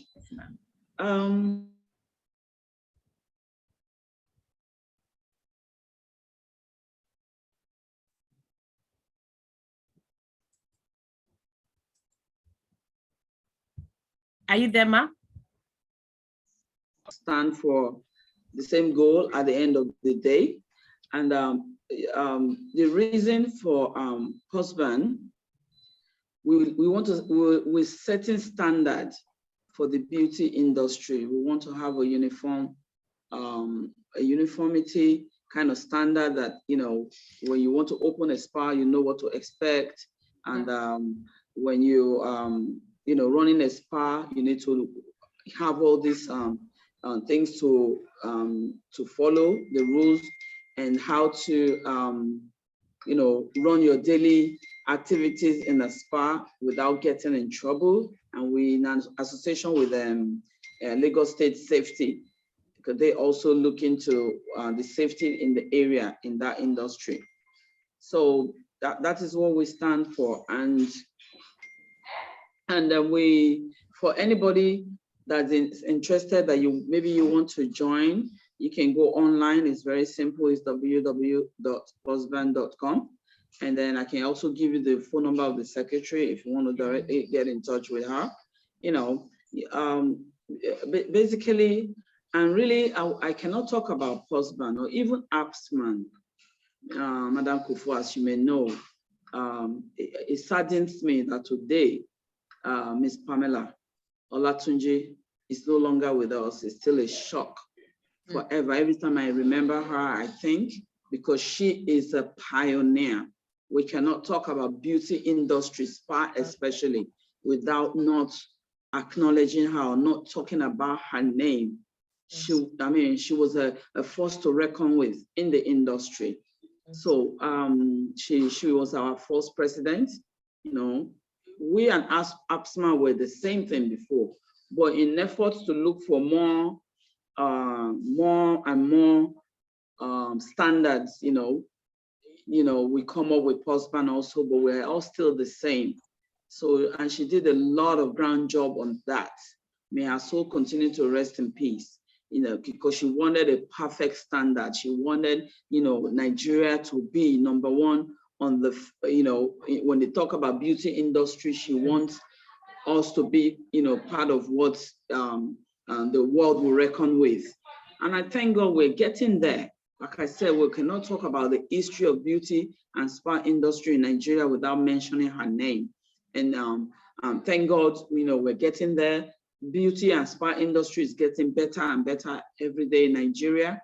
And I hope we will continue to get better, because at the end of the day, we don't want people to be out of business. When we talk about quacks, we just want them to bring up the standard and understand when you're running this business, it's not just business as usual. This is beauty we're talking about. Women are very passionate about their look. They're very passionate about who even touches them. They're very particular, who does all these things. And we wanted everyone to be a professional that knows what they're doing. And like I said, we're getting there. So kudos to all the people like Pamela Olatunji, Madame Kufo here, a lot more to talk about, to mention. Even myself, I've been in Nigeria for, my business has been in Nigeria for about 25 years, even before I came back and stayed permanently. It has always been my passion that we have, a solid industry, so, and I thank God it is. So please, if you're interested in husband, like I said, go online, www.husband, and you can call our secretary, our able secretary. Her name is Mrs. Rosemary Adebayo. You can call her on 0708 038 I'm writing now. 90. Please, Ma, I want to quickly write that in the comment section. Give me the website again first. It's www.husband.com. Great. Yeah. And the phone number, man. And then the phone number for the secretary is 0708 038 9067. Perfect. Thank you so much. Thank you. Thank you. All right. Thank you so much. So, I mean, this is an organization you should be a part of, because again, one of the things that, belonging to organizations and associations like this make you benefit from is that when you have challenges, in this line of work, in this field, you are not stranded. You know what I'm saying? You have somebody to call, you have somebody to talk to, you have somebody to ask the right questions, and you're sure that you're going to get the right answers. So do well to check out Pauseband, www.pauseband.com, and yes, you can see how to be a part of what they do as an organization. Thank you so much, Madam Toyin. Thank you. Okay, so I think Madam Oluwatoyin Omoba is back, and then she says that her devices are not responding. So she's dropping comments in the comment section. So for the question asked by Madam Kofo, in Nigeria, we practically don't have a stipulated portion size of fruits and vegetables to be taken. Somehow, I mean, some of us in Nigeria, I mean, when we have access to some things, we want to overeat it. I don't know, when it comes to food, you know what I'm talking about.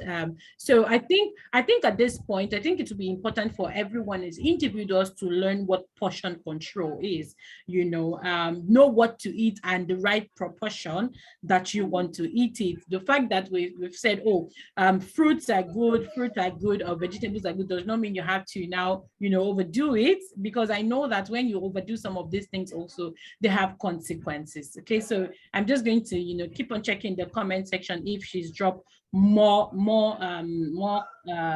suggestions or more comments. I'm definitely going to read it out. Thank you so much for that. Okay. All right, now right about now, I think we're gradually coming to the end of this event. However, we are not done. So quickly, you know that this event is not just put together, it's not just a virtual event. Okay. One other thing we're doing this year as an organization is that we are doing the Feed a Child Skin movement. Okay, if you're not aware before, I'm telling you now, we're having the Feed a Child Skin movement. Intervention in conjunction with encouragement initiative is going to be reaching out to some children in a few days time. Okay, we're going to be giving out soaps, cream, because it's not, we're not going beyond just talking about it right here at this event. We want to do what we say, what some of the things that have been shared today. This is the time where we're now putting those things to practice. Okay, we are acting those things out. So it's not just going to be, oh, okay, we've said it today, you know, everybody has come together, and then you are asking yourself, oh, okay, after now, so what happens? Do you understand? So this is a great way for you to be a part of what we do.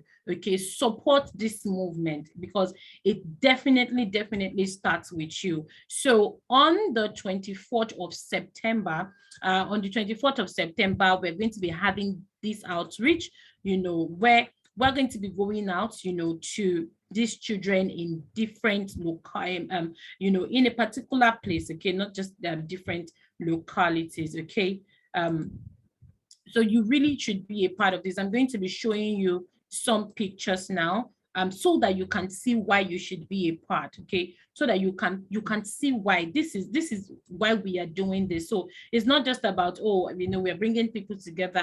I want you to see the reason. Okay, I'm going to be showing you some pictures very soon. Just give me a minute. Okay, you would see why. And I'm sure that, in fact, especially for those who are mothers here, if you're a parent, you know, even if you're a young person, this should be in your heart. Okay, this should be in your heart, because it's very important. Okay, so I'm just going to 1 minute, I'm just going to share some things with you. Okay.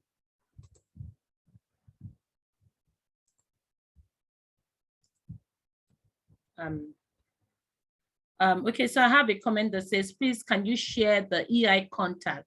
Okay, Mrs. Bukola Akinlesi, please, could you share us a contact for EI, for Encouragement Initiative? Please, can you drop the contact in the chat box? So if there's a contact that, you know, people can link up with, you know, to be a part of your organization or to be a part of what we do.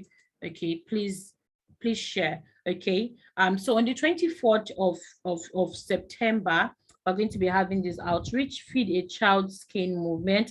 That's a child right there crying for you to be a part.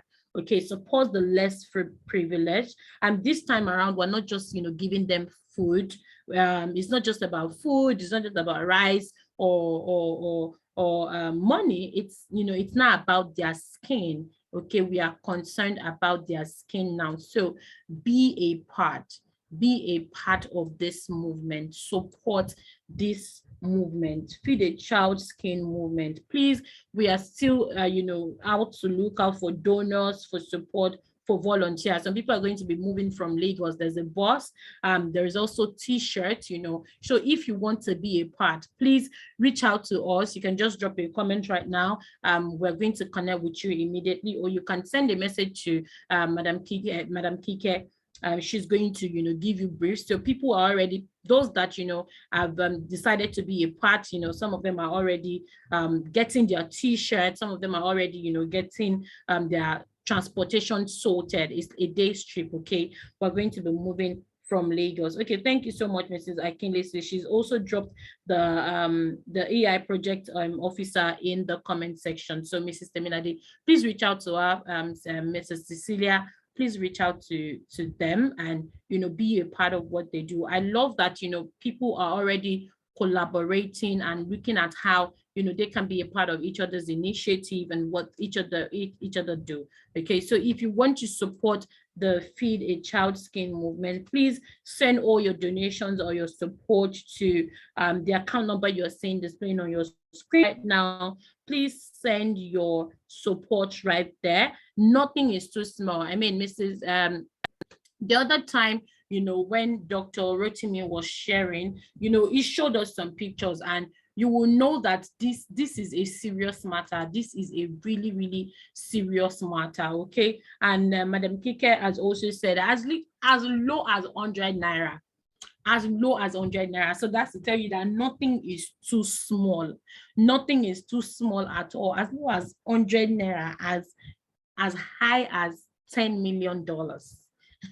Okay, so yeah, send in all your support. We are ready to receive them. We are so ready to receive them. So please send in your support.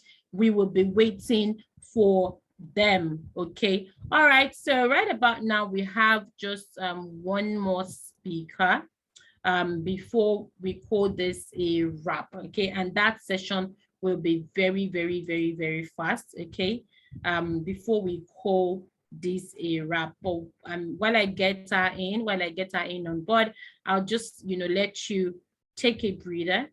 I'll just let you take a breather, and then you can stretch your leg if you want to, because I know that some persons have been, sitting for a long time, but please don't leave, okay?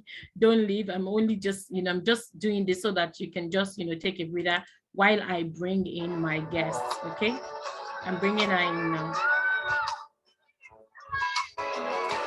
There's a place in your heart, and I know that it is love. This place much brighter than tomorrow.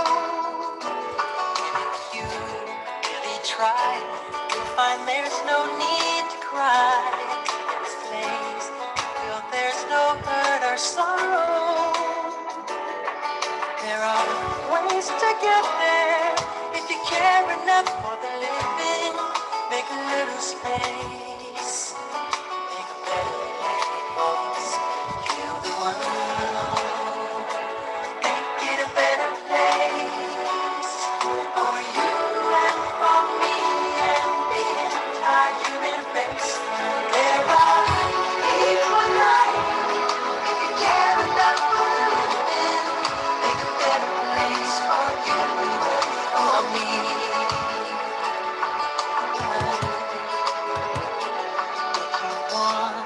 Know why? There's a love that cannot lie. Love is strong, it only cares for joyful giving. We try, but you'll see, in this bliss we cannot feel. There are things stop existing and start living. And it feels that always not enough hope is growing. Make a better world.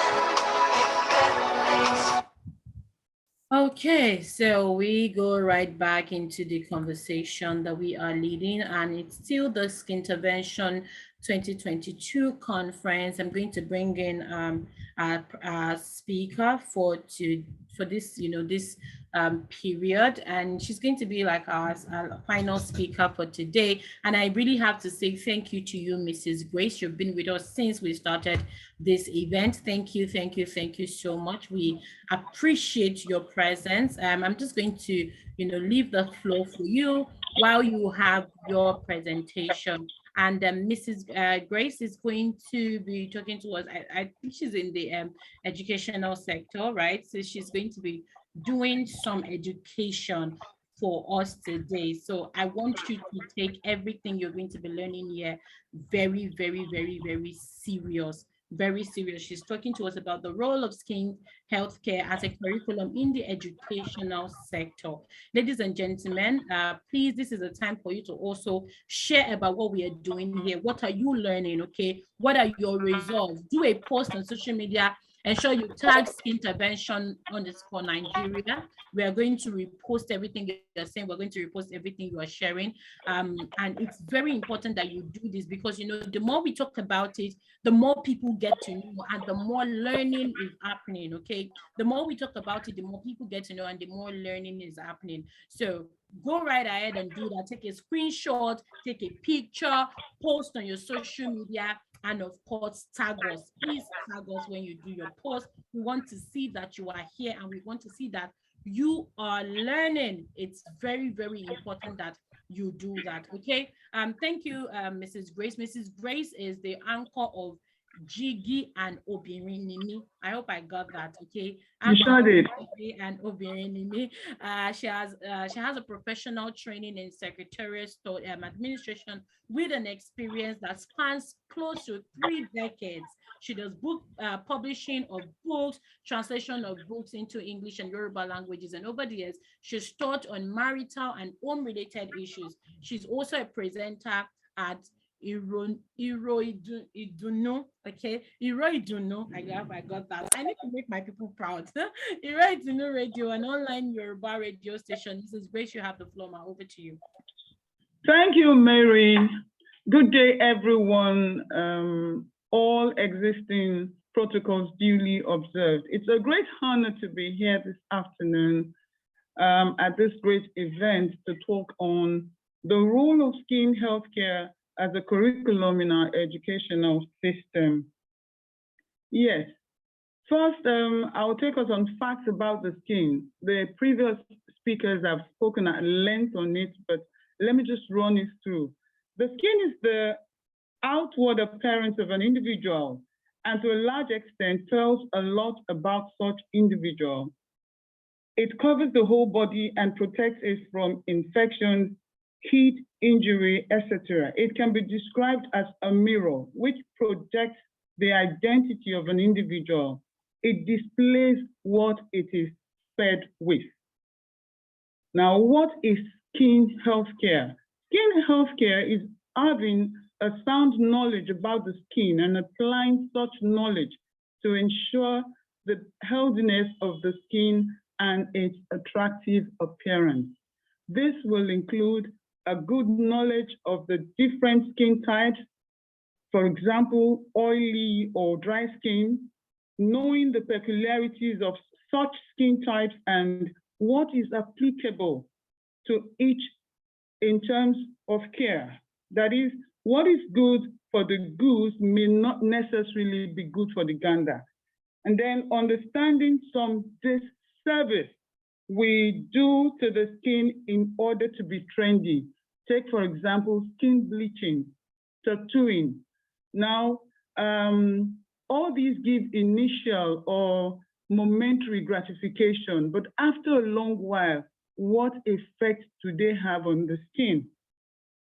Now, some misconceptions about skin healthcare. More often than not, the inadequate knowledge of skincare has led to some misconceptions about it, as it is popularly said that when the use of something is not known, an abuse is inevitable. Now, some of such misconceptions are that skincare is for the rich, that skin healthcare is a Western mentality, that skin healthcare is for the ulterior-minded who have little or nothing worthwhile to do with their time and resources, that the skin is resilient. Therefore, whether it is taken care of or not, it will cover the body nonetheless. Now, what is education? Education is the impartation of knowledge in any given area with the use of different techniques for its effectiveness. It is, but not limited to the knowledge gained within the four walls of a classroom. It's not limited to that. The best form of education, which will stand the test of time, is that which is imparted at an early stage in life. As the knowledge is infused into the perceptive nature of the child and it gradually advances as the child grows, not only does it become a part of such a child, but it also affects the way the child reasons and or reacts to situations. We educate our children through various subjects taught in school in a bid to equip them with the needed knowledge, not only to become high flyers in their choice of careers, but also to live the best possible through the knowledge acquired in school. This often accounts for the difference in the disposition of an educated individual from his uneducated counterpart in anything that requires their input, of course. The way an educated person will present, will go about an issue is quite different from how an uneducated person will. The gap or difference owing to the education. The next slide. Why skin healthcare as a curriculum in our educational system? The skin is a mirror which often shows the healthy state or otherwise of its owner. Therefore, it can attract admiration as well as condemnation. If the skin is healthy looking, if it's lovely, of course it will attract admiration. But where there are disorders, where the skin is unattractive, where you wouldn't even want to go near its owner, it attracts condemnation. A holistic knowledge about it is highly important. We're talking about why skin healthcare as a curriculum in our educational system. This will be best achieved if we catch them young.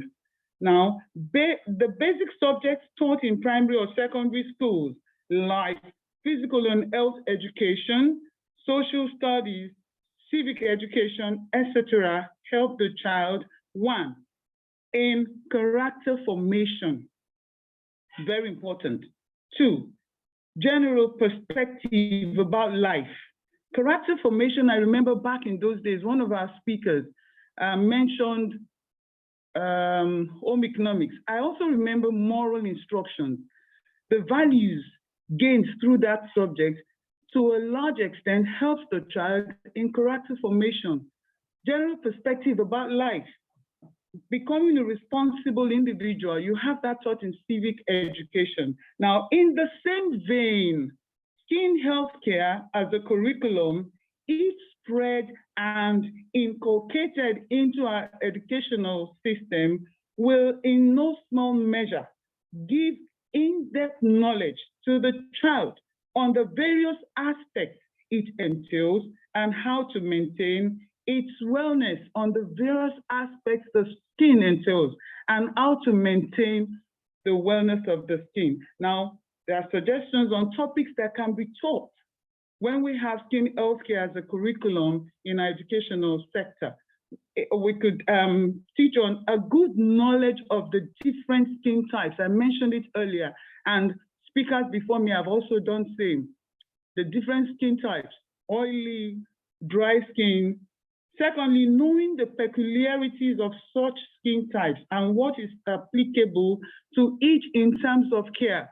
So, because the family is loyal to a brand of cosmetics, doesn't mean as it's applicable to individual A, it has to be applicable to individual B. A sound knowledge by both individuals will let each know, is this cream or soap good for me, considering the type of skin type I have? And then identifying moisturizers, that also applies to you, to identify moisturizers, which is good for me. All this owing to education that the child has had from an early stage. It's part of him, just like the other subjects that I mentioned, the other subjects taught in school, primary, secondary, tertiary institutions. They become part of you. It affects your way of business. It affects the way you relate. It affects everything about you. If skin healthcare is inculcated into our educational system, it will also affect all the problems associated with skin disorder will be a thing of the past gradually, because everyone is in the know here. And then reading labels of creams, very important, very, very important. You see, it's not only, I beg to digress here a little, it's not only in the cosmetic line. Nigerians generally, for everything, we just go to the supermarket, we go into any shop, we pick any product off the shelf and we consume. We don't bother reading, because it has been made mandatory in advanced countries for all manufacturers of products and items to list the contents of what you have put together to make that product, just for the consumer to read and know, is this good enough for me? So when this is, taken care of, as we introduce this into the educational sector and the children get to know about it stage by stage, it becomes a part of them. So when they have access to creams or soaps, they read the label and understand what each ingredient stands for. Is this good for me? Is this meant for me? Now, knowing when to use antiseptic. understanding that medicated soaps and creams, you know, they dehydrate the skin and are not meant for daily use. That's an abuse. You have some people that are so loyal. Nigerians were so loyal to brands. Mine is antiseptic, medicated soap, day in, day out, every day, every day. No, it's not meant to be like that, but knowledge is what will make one know that. Daily use of this dehydrates the skin. And speakers have spoken before now, dehydrated skin, the dangers there, this can be averted when we have ample knowledge of what is to be done. Now, still on why skin healthcare as a curriculum in our educational system, understanding some disservice we do to the skin. I've mentioned that earlier. Oh, bleaching of the skin. Here I would like to mention that that's how I got to know the convener of this great conference, talking about Kike Opatola. That's how I got to know about her. I had to invite her on one of our programs, the Women Folk program, Obirinimi, that is, I am a woman. Invited her to enlighten us on the dangers of skin bleaching, and she did justice to it. The testimonials are still there to tomorrow. A lot of people don't know this. You know, you want to be trendy, you want to be in vogue, you want to copycat, you want to do what others are doing because you are not informed. But when you have adequate knowledge, you know, no, this thing is not right. So we understand the disservice. Also tattooing, you see some people, there's barely any visible part of their skin, every part of the body covered in tattoos. It's good. You're in vogue. People are hailing you, but at the long run, what effect does it have to the skin? Now, topics as these, among others, will greatly reduce the rate of 1, public ignorance, 2, misconceptions, 3, skin disorder challenges, and the attendant repercussions, physical repercussions. When there's a skin disorder, of course, the body is not at ease. Pains, discomfort, that's a physical repercussion. Then financial repercussion.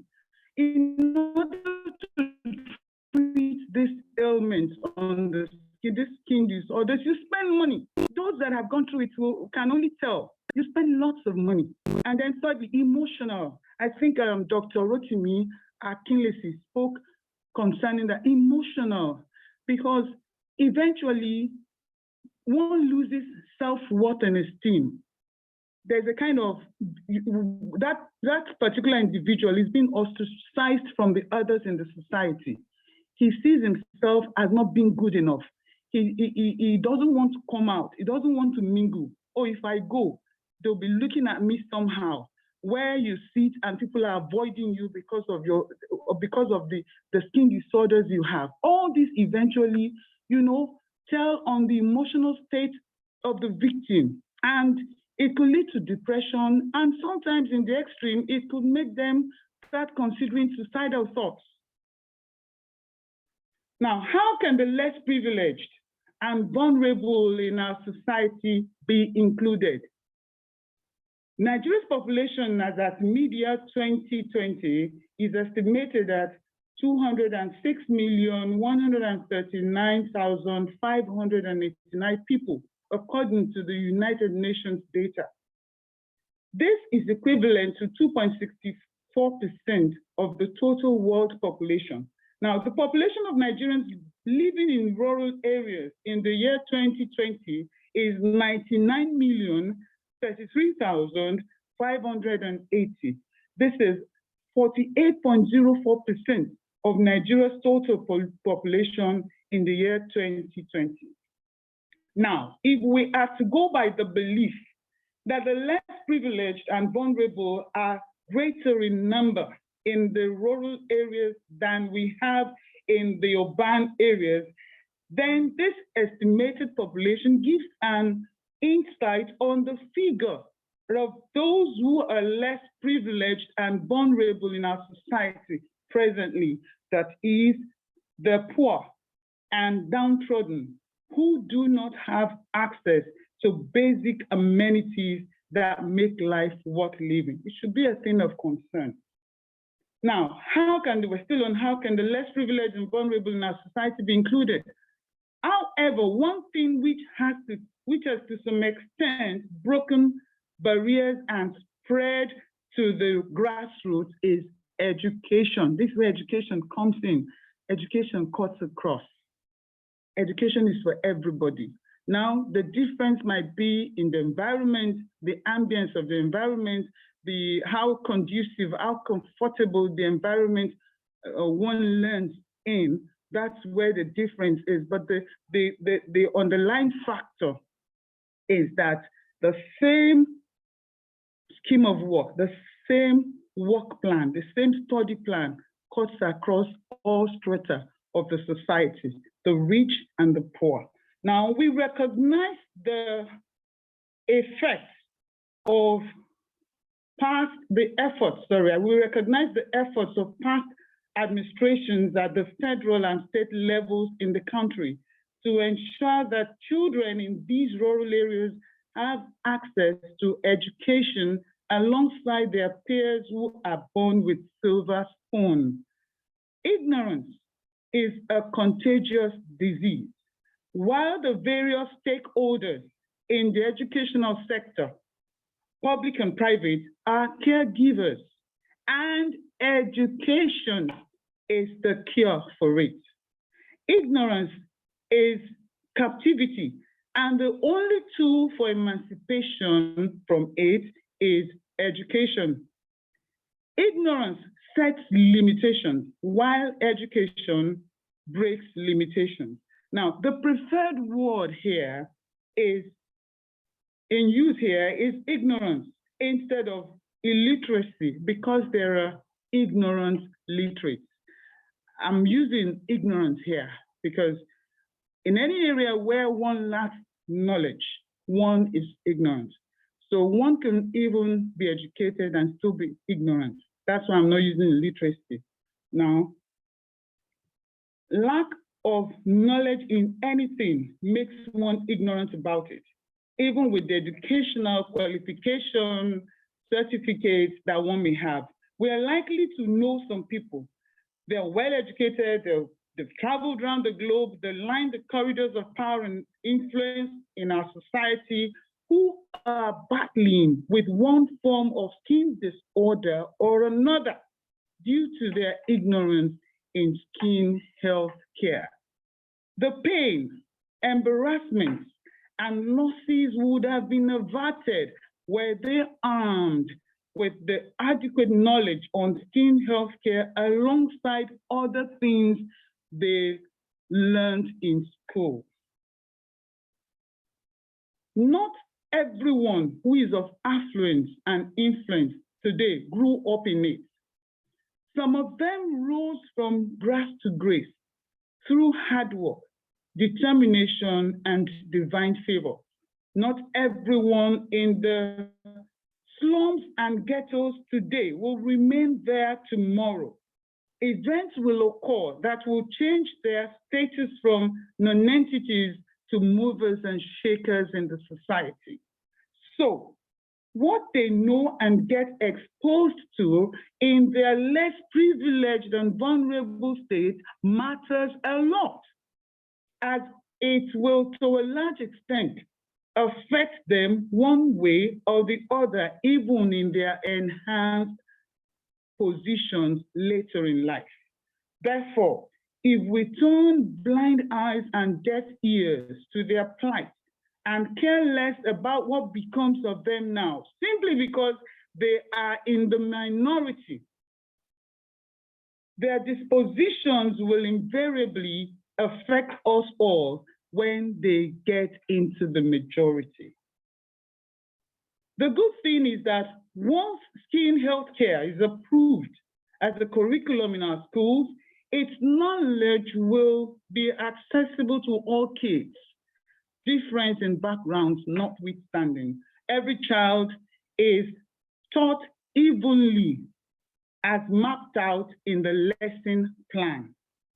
If achievable, this will be applauded, especially as the focus here is more on the less privileged and vulnerable in our society.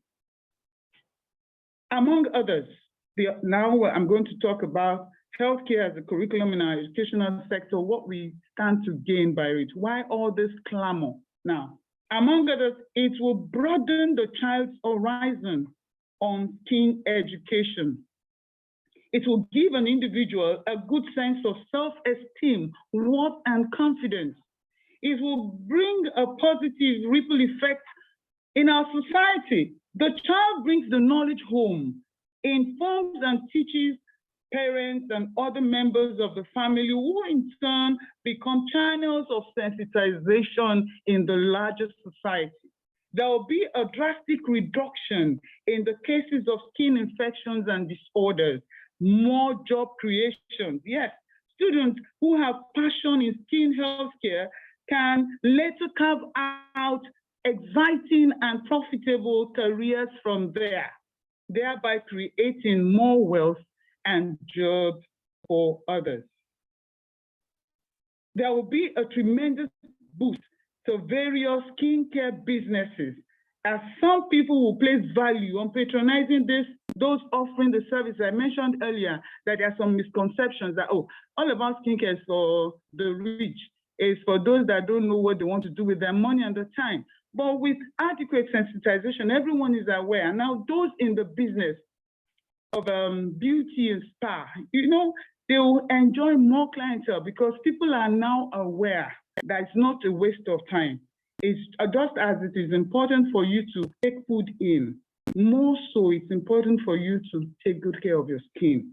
Now, our great country, Nigeria, will gradually get off the list of countries that are dumping sites for manufacturers of hazardous cosmetics. Everyone practically now knows. So I go into the boutique or the supermarket, I get the product I believe I want, I read the labels, this is not good for me, I drop it, another person comes in, drops it, and then the owner of the supermarket is like, what is happening? He or she gets back to the supplier. No, something is wrong with this product. By and large, it gets to the manufacturer. Either you change or we stop getting goods from you. So gradually Nigeria will be off the list of anyhow, everyone is dumping it in, believing we do not know. Now, those doing sharp practices, Madam Toyin, I think she mentioned it, those doing sharp practices, e.g., substandard beauty parlors, uncertified organic cream specialists, etc., will soon be, either thrown out of business or they have to reform, they have to reshape, they have to conform to the standards. I heard when she was talking about post-ban, you conform with the standards. It's either you shape in or you shape out.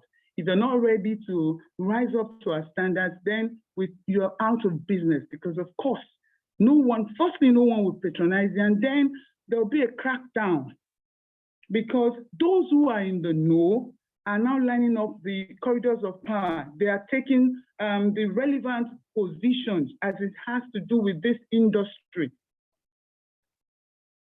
Media as an indispensable tool in achieving this goal. We have all said it. We've been talking about this close to 4 hours now. Now, what is an effective tool that can be used? It's not just about sitting down and talking. It's not about wishing. I will wish this way. No, if wishes were real, beggars would be riding on horses. Now, what's the best tool?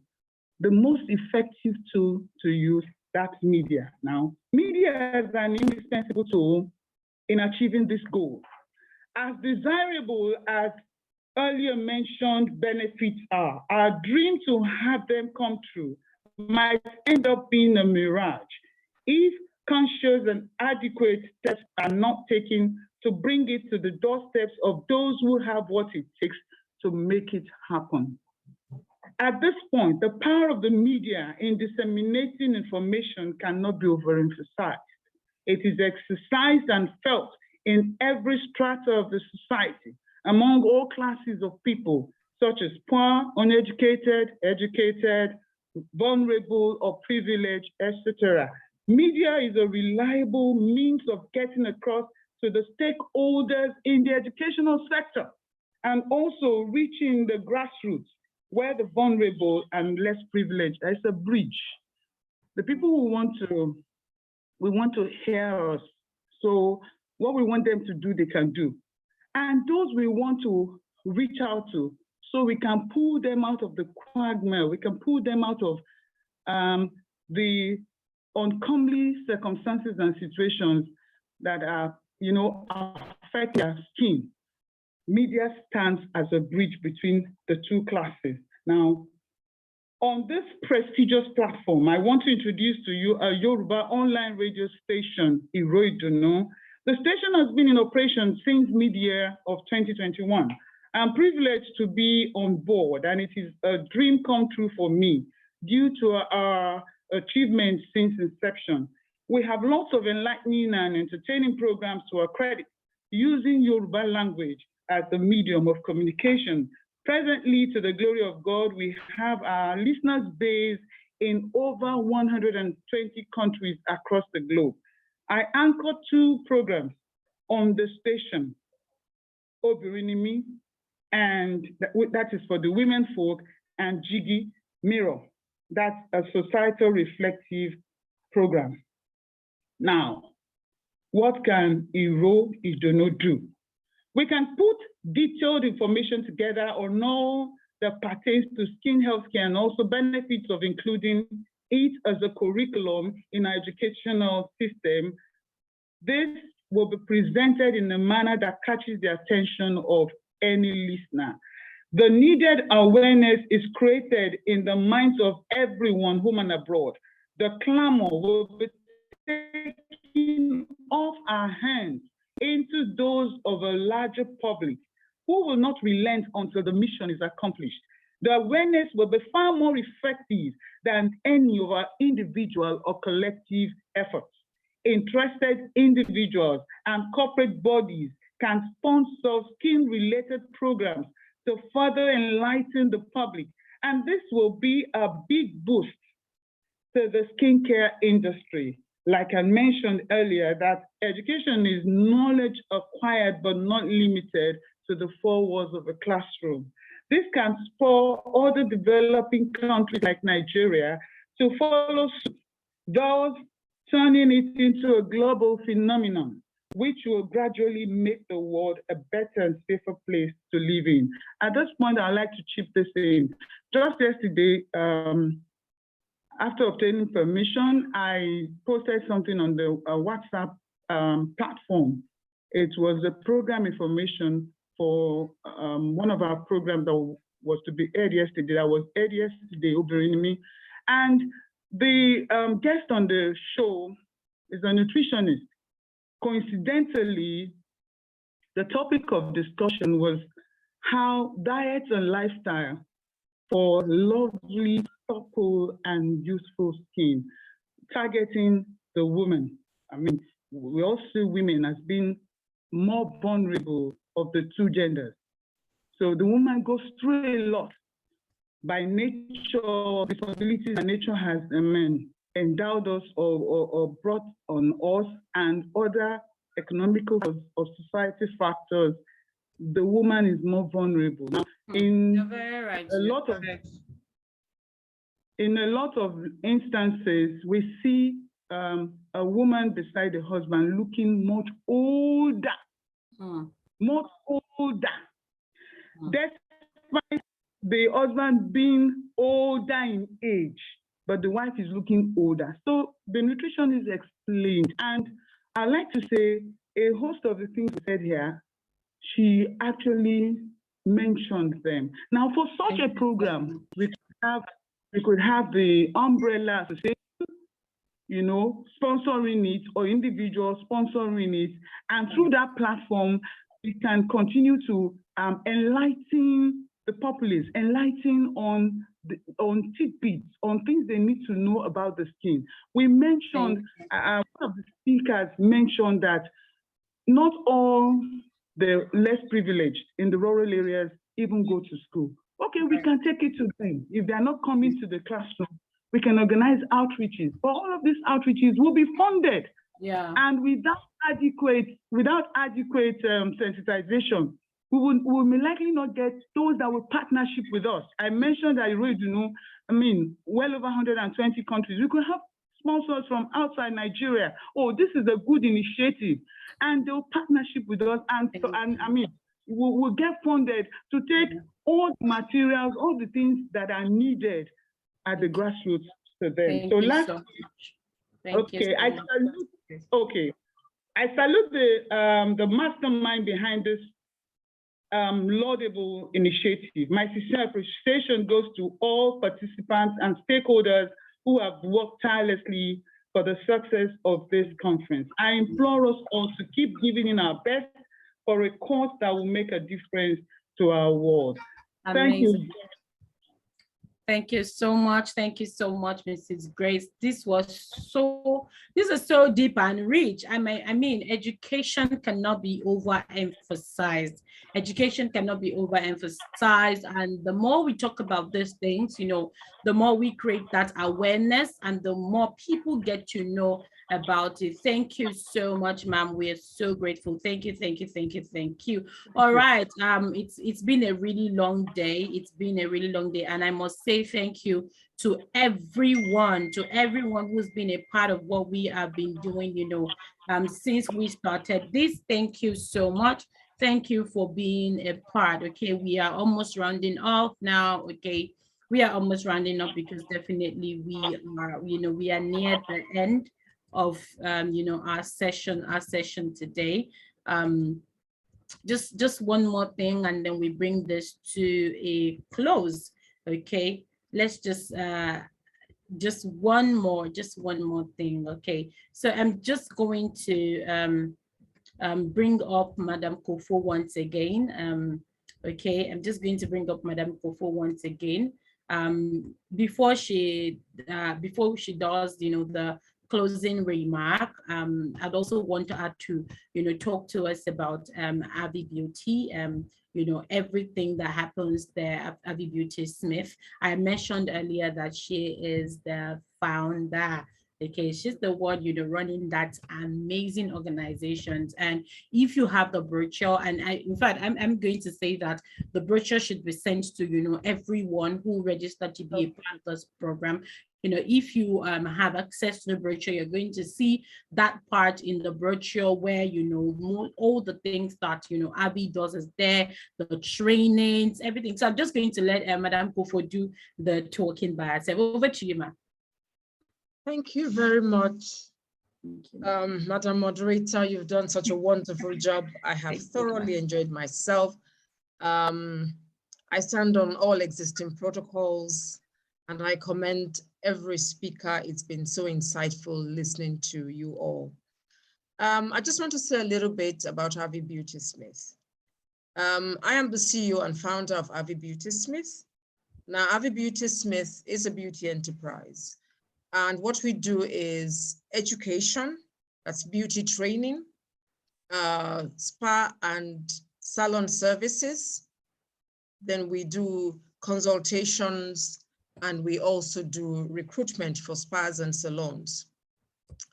The part that's really uppermost on my mind, which is also very relevant to what we're doing, is the training, because a speaker after speaker, it has been reiterated that there's need for education.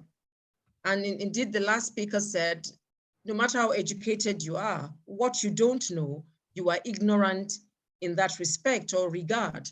Right. So what we do is we offer beauty training, in cosmetology, in aesthetics, which is skincare, in hairdressing, in nail care, in all the aspects of beauty. And we also do it based on a standard. That's one of the things that stands us out. We do it based on a standard, and not just on any standard.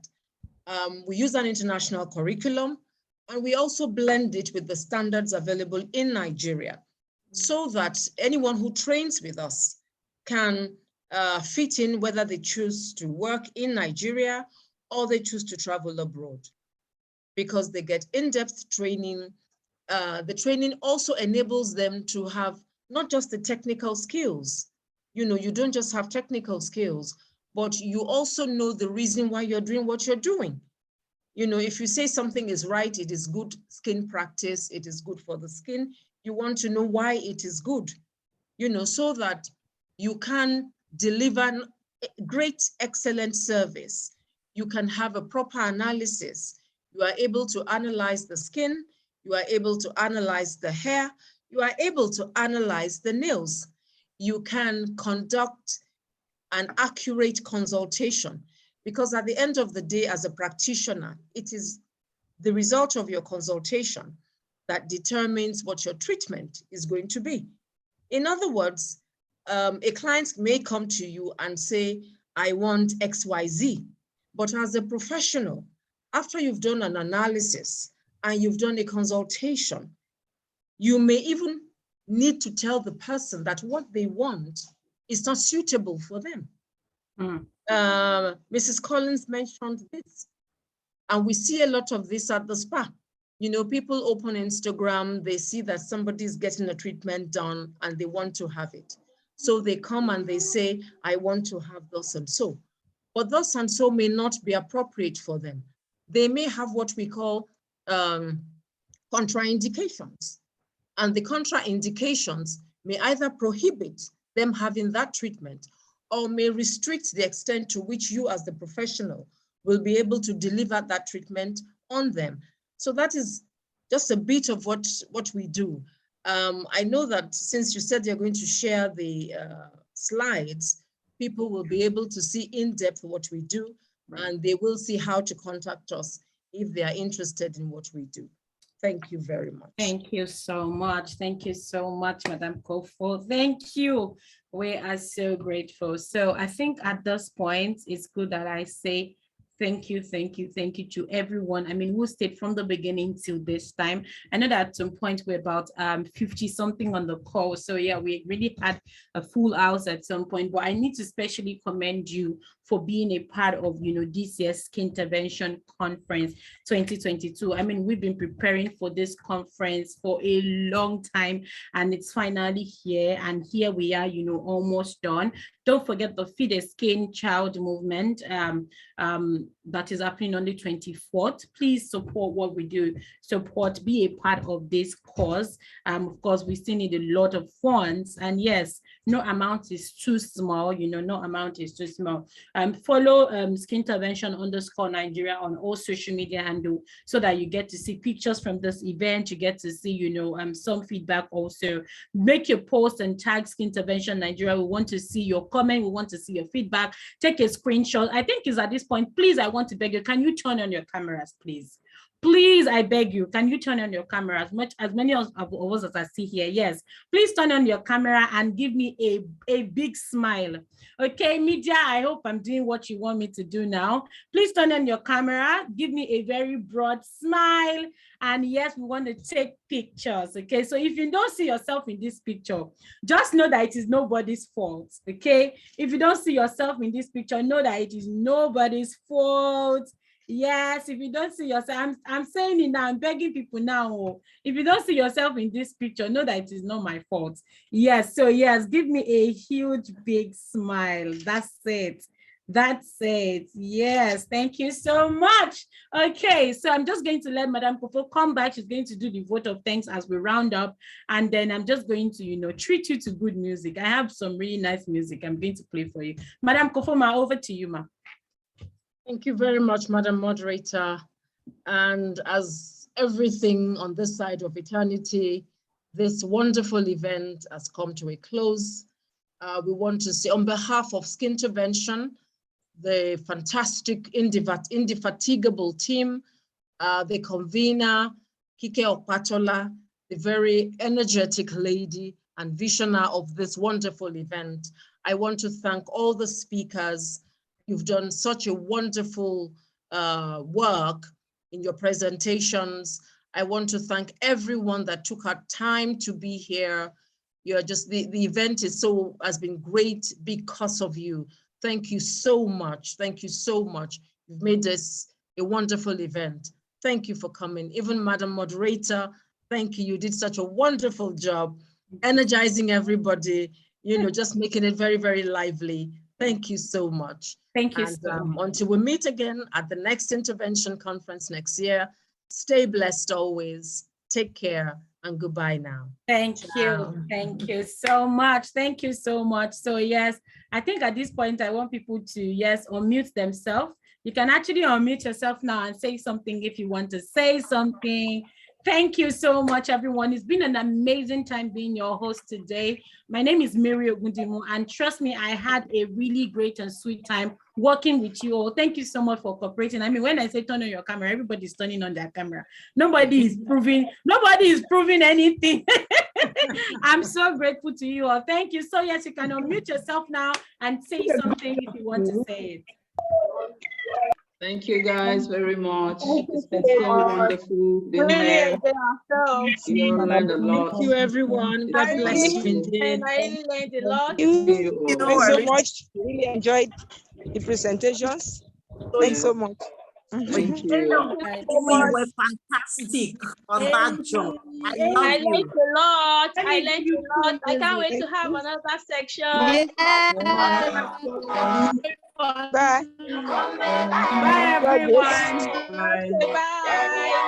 Bye. Bye. Reminder to go to our page, go and leave a comment for the convener. Thank you, everyone. Sister Patola, well done. Thank you. Leave a message for the convener on intervention. Thank you. God bless you. Thank you. Oh, how I love those eyes. When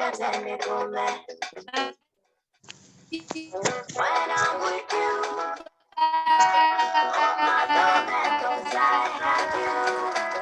No one else competes me.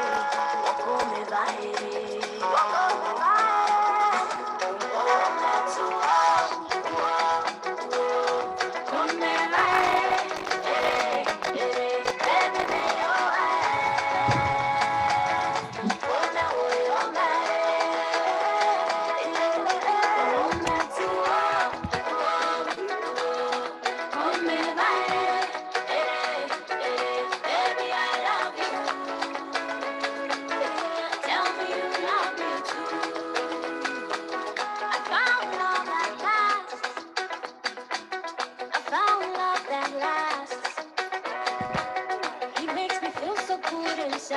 He's always by my side. Oh, when I'm with